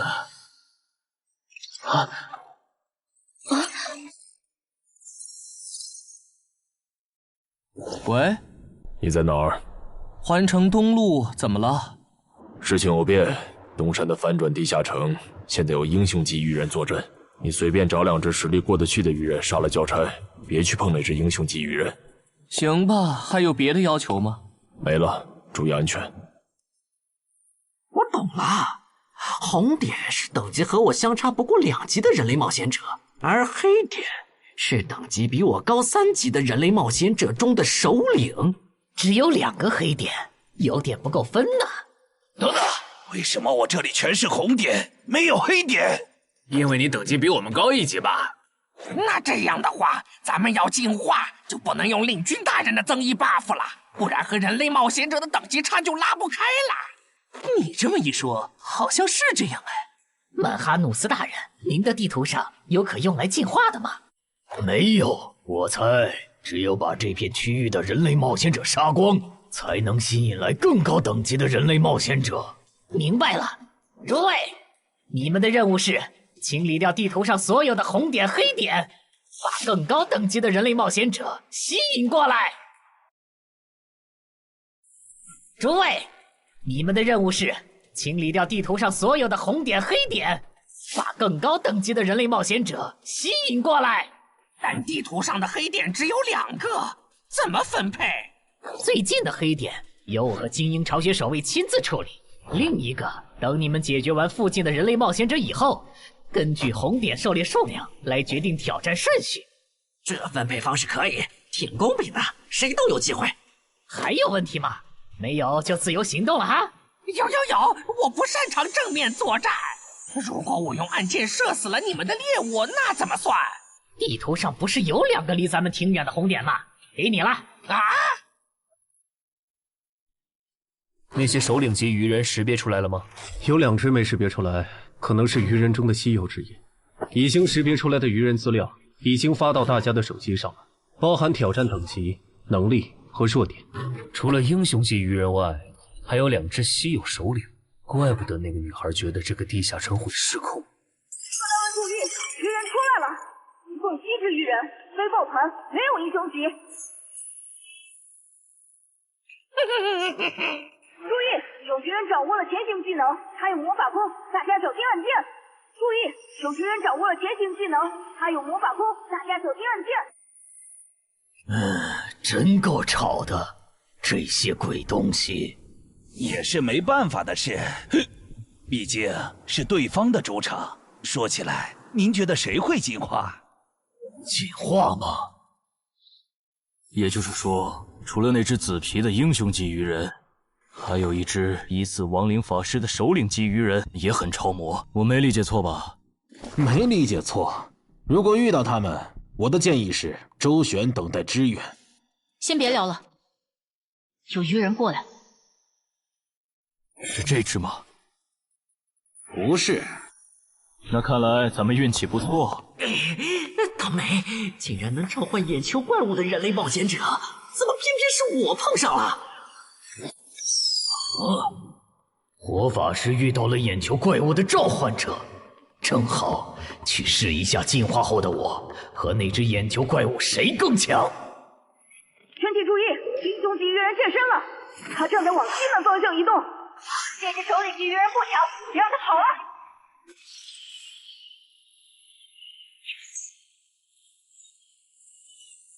远波射线啊！弯曲术，看边！幽暗地狱的王眼暴君啊！我请求借用您的力量，心灵遥控。就是现在！至高无上的影之国王后啊，请赋予我斩杀眼前之敌的力量。尽情使用吧，我的骑士。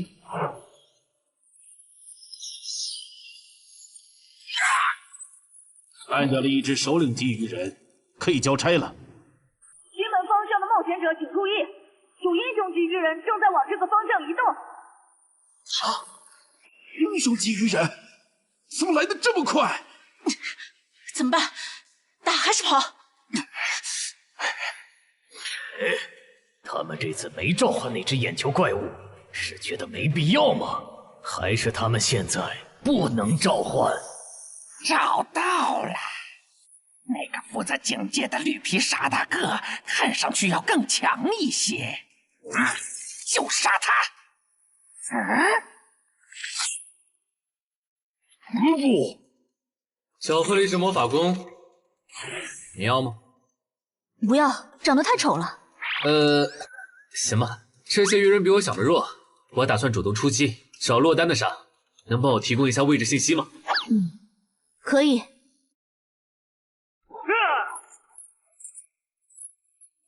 这些鱼人的实力好像还不如同等级的哥布林。这样看，那只英雄级鱼人应该也不会想到哪里，还担心你。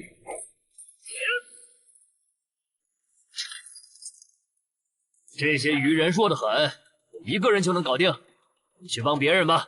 好。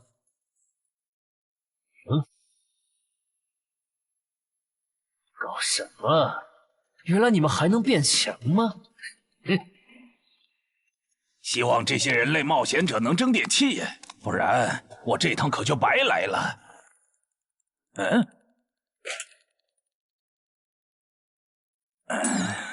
都冻成这样了，你就不能换个地方藏吗？看你的炮弹打去！小心，他放了强化药剂，我的元素护甲不一定能挡住他的细弓波了。小道，老二、老三，好的，大哥。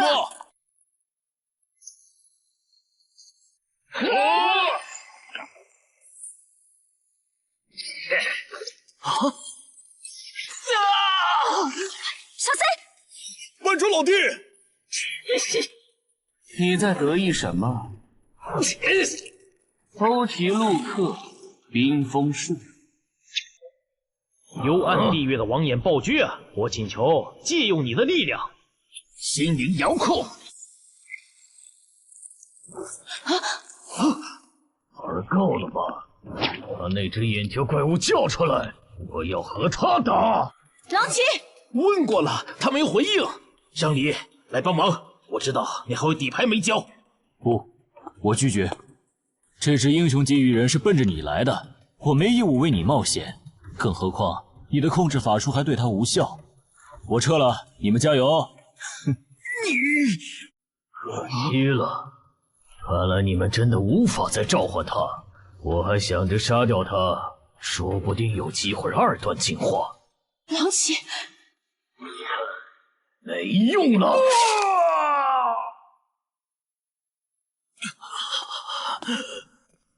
慢点，慢点。首次捕获的对应级点，等地下城结束后，会根据 BOSS 的强度核算给你。到时你可以来换取想要的东西。我很期待。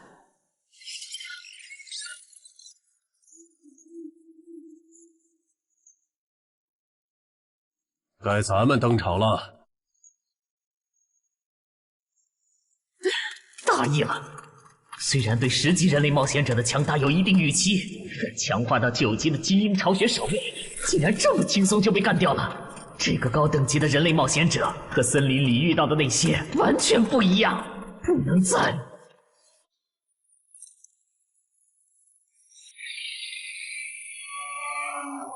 解决一个。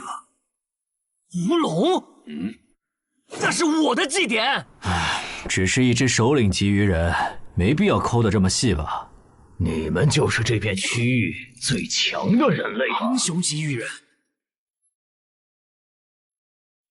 稳点，这只首领级鱼人的毒被安小姐的毒素防护克制，就这么拉扯着打，慢慢磨死他。不会吧？领军死了？那火法师、毒素师和气功师那边是不是也……过来，去把死掉的同胞带回来，我来为他们做亡灵转化。如果有快死的，就用这个救一下。他的目标是安小姐，想办法拦一下。罗素，知道。休想从我这里过！你们这些……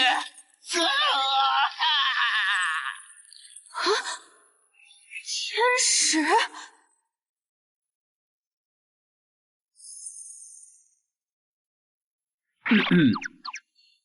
我没来晚吧？没，刚刚好。啊！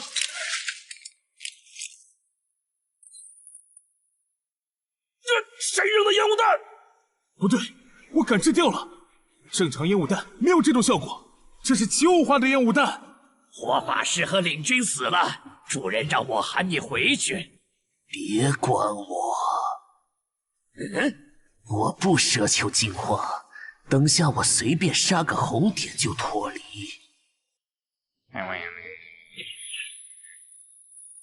亡灵转化。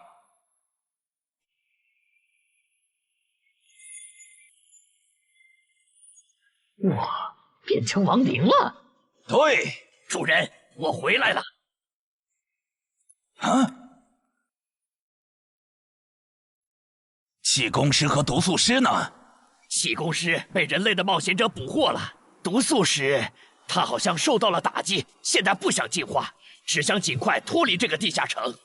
这样吗？被那只首领级鱼人逃了。能找到他吗？已经找到了，他刚刚翻墙离开了小区，现在正在向西逃窜。帮我规划追击路线，还有通知就近的冒险者过去拦截。好，很好，那些人类冒险者没有追过来。我现在明白上位、中位、下位种族的不同了。像我们下位种族，得当上首领才有职业，可中位种族里的精英，每个人都有职业。这些人类冒险者，单看一个没多厉害，可数量多了，配合起来就特别难对付。我要赶紧杀一个人完成任务，逃离这个危险的世界。喂，省里有一只首领级鱼人冲出了第1封锁圈，现在离你只有100米，我们需要你拦截他，直至增援赶到。可我已经解决了一只首领级鱼人，按照翻转地下城防卫条例第7条，你们不能。我知道，但他现在离你只有20米、10米，他到你背后了。被发现了！该死，怎么竟让我碰上这种事？不管了，反正是下位种对中位种，但身为首领级的我，没理由会输给精英级。让开！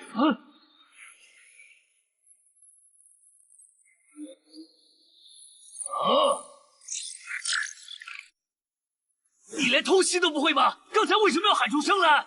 笨蛋，我那是在帮你解围。这2个黑点移动的速度好快，这样看，我这边应该是来不及了，有点可惜。本来我还想着吃掉他们，升到11级以后再进化的。啊，那是进化之光。等等，英雄级鱼人居然还能进化，这不是6到10级地下城吗？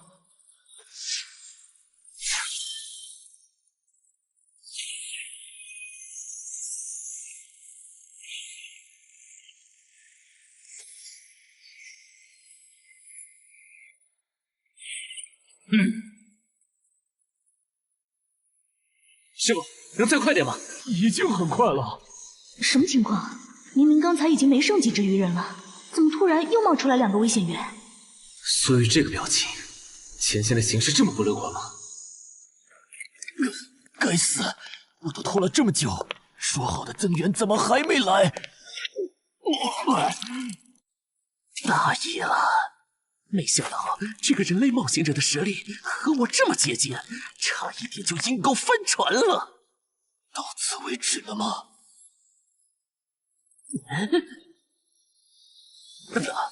这2个黑点，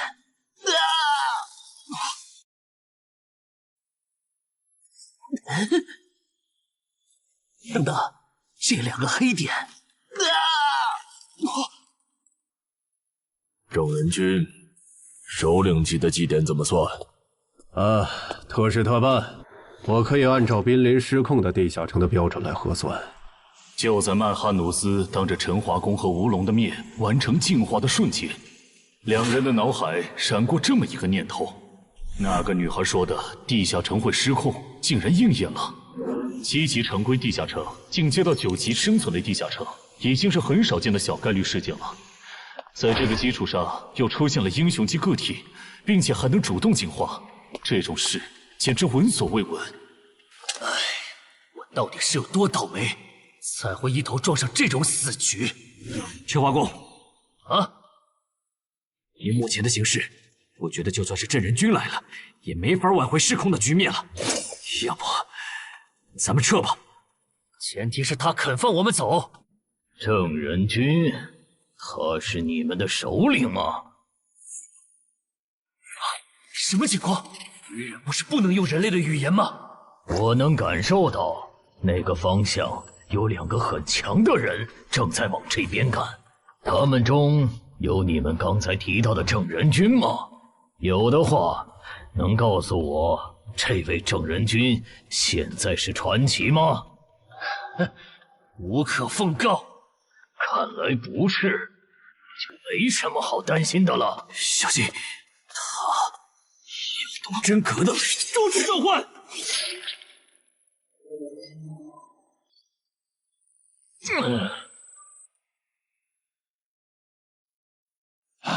终于出现了黑点，不过保险起见，还是先完成脱离任务，先去解决一个红点吧。你不是去追那只毒素鱼人了吗？怎么又回来了？哦，那只首领级 BOSS 被郑人君和他找来的帮手干掉了。倒是你们为什么都聚在这里？小区里的鱼人解决了？大部分解决了，除了吴龙和陈华宫负责的英雄级鱼人，现在只剩下陈海家里的鱼人没解决。但他们待在楼里不肯出来，在室内作战的话，我们的人数优势就没了。亡灵能快速穿过墙。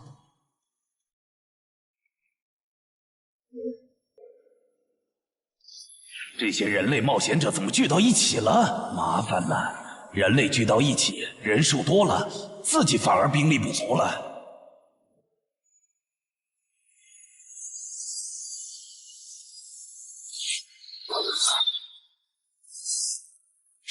谁干的？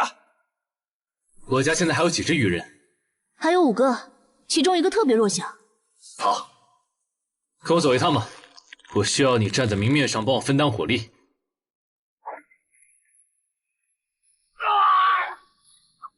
够了，玩腻了。你个乌龙，机会我可是给你创造了，你给我好好把握！一切贯穿我杀神枪。还有你，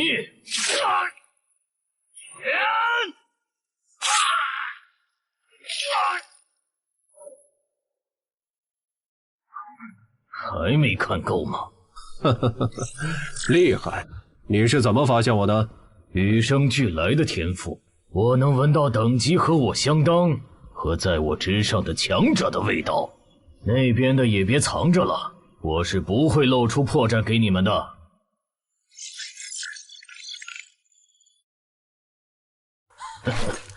说起来，你们还真是冷酷无情呢，就这么看着我对你们优秀的后辈下杀手。如果我不叫你们出来，你们是不是还会继续看下去？彼此彼此吧。你的部下不也被歼灭的七七八八了吗？郑仁君，这家伙的实力和你跟我说的差的也太多了吧？我也不知道他会进化。放心，该算的绩点都有，我不会让你吃亏的。那就好。什么？郑仁君让我们撤出小区？对，这次翻转的地下城彻底失控了。他说等下打起来顾不上你们。但是鱼人亡灵法师和他的仆从不是还没解决吗？就这么放着不管？没有放着不管，苏玉刚刚联系我了，他说楼里的鱼人由陈海哥处理。陈海来了，你现在给他打电话，让他别犯傻。那只鱼人亡灵法师和他解决的鱼人暗杀者不是一个级别的，他这样的传说苗子没必要在这上面冒险，哪怕这个翻转地下城和他有关也不行。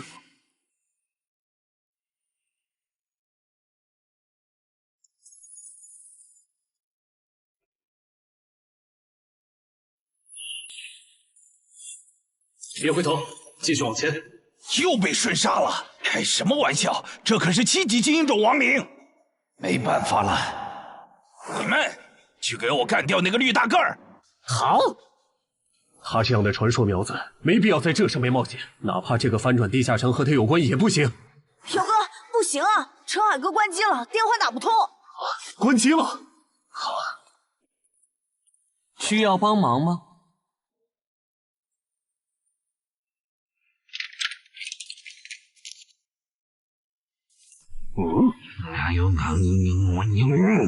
多重火球术，就是现在！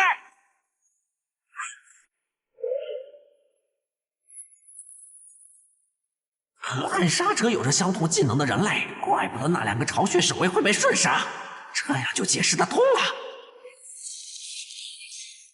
上一任，走廊的鱼人就交给你了。多重火球术，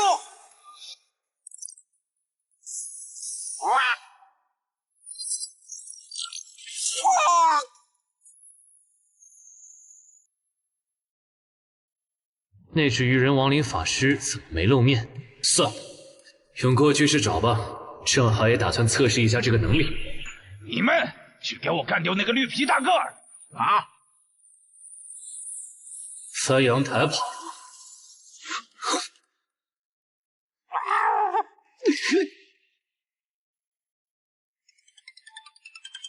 表哥，我这边抓到了不用来探路的普通鱼人。这个先放一放。你现在在哪儿？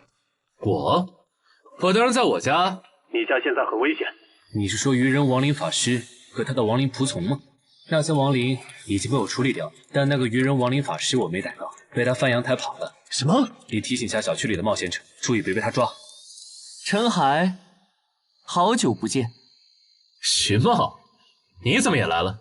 我来的晚，小区里的首领级鱼人就赶上1只，听说你这边还有1只，就过来碰碰运气。那你算白来了，大鱼已经跑了，他手下的亡灵也被我和我的哥布林随从清干净了。可不，那把武器，这些等等再聊，咱们得撤了。撤？不去帮吴龙和陈华攻吗？已经帮不上忙了。你和宗玄是对的，这个翻转地下城确实是苦。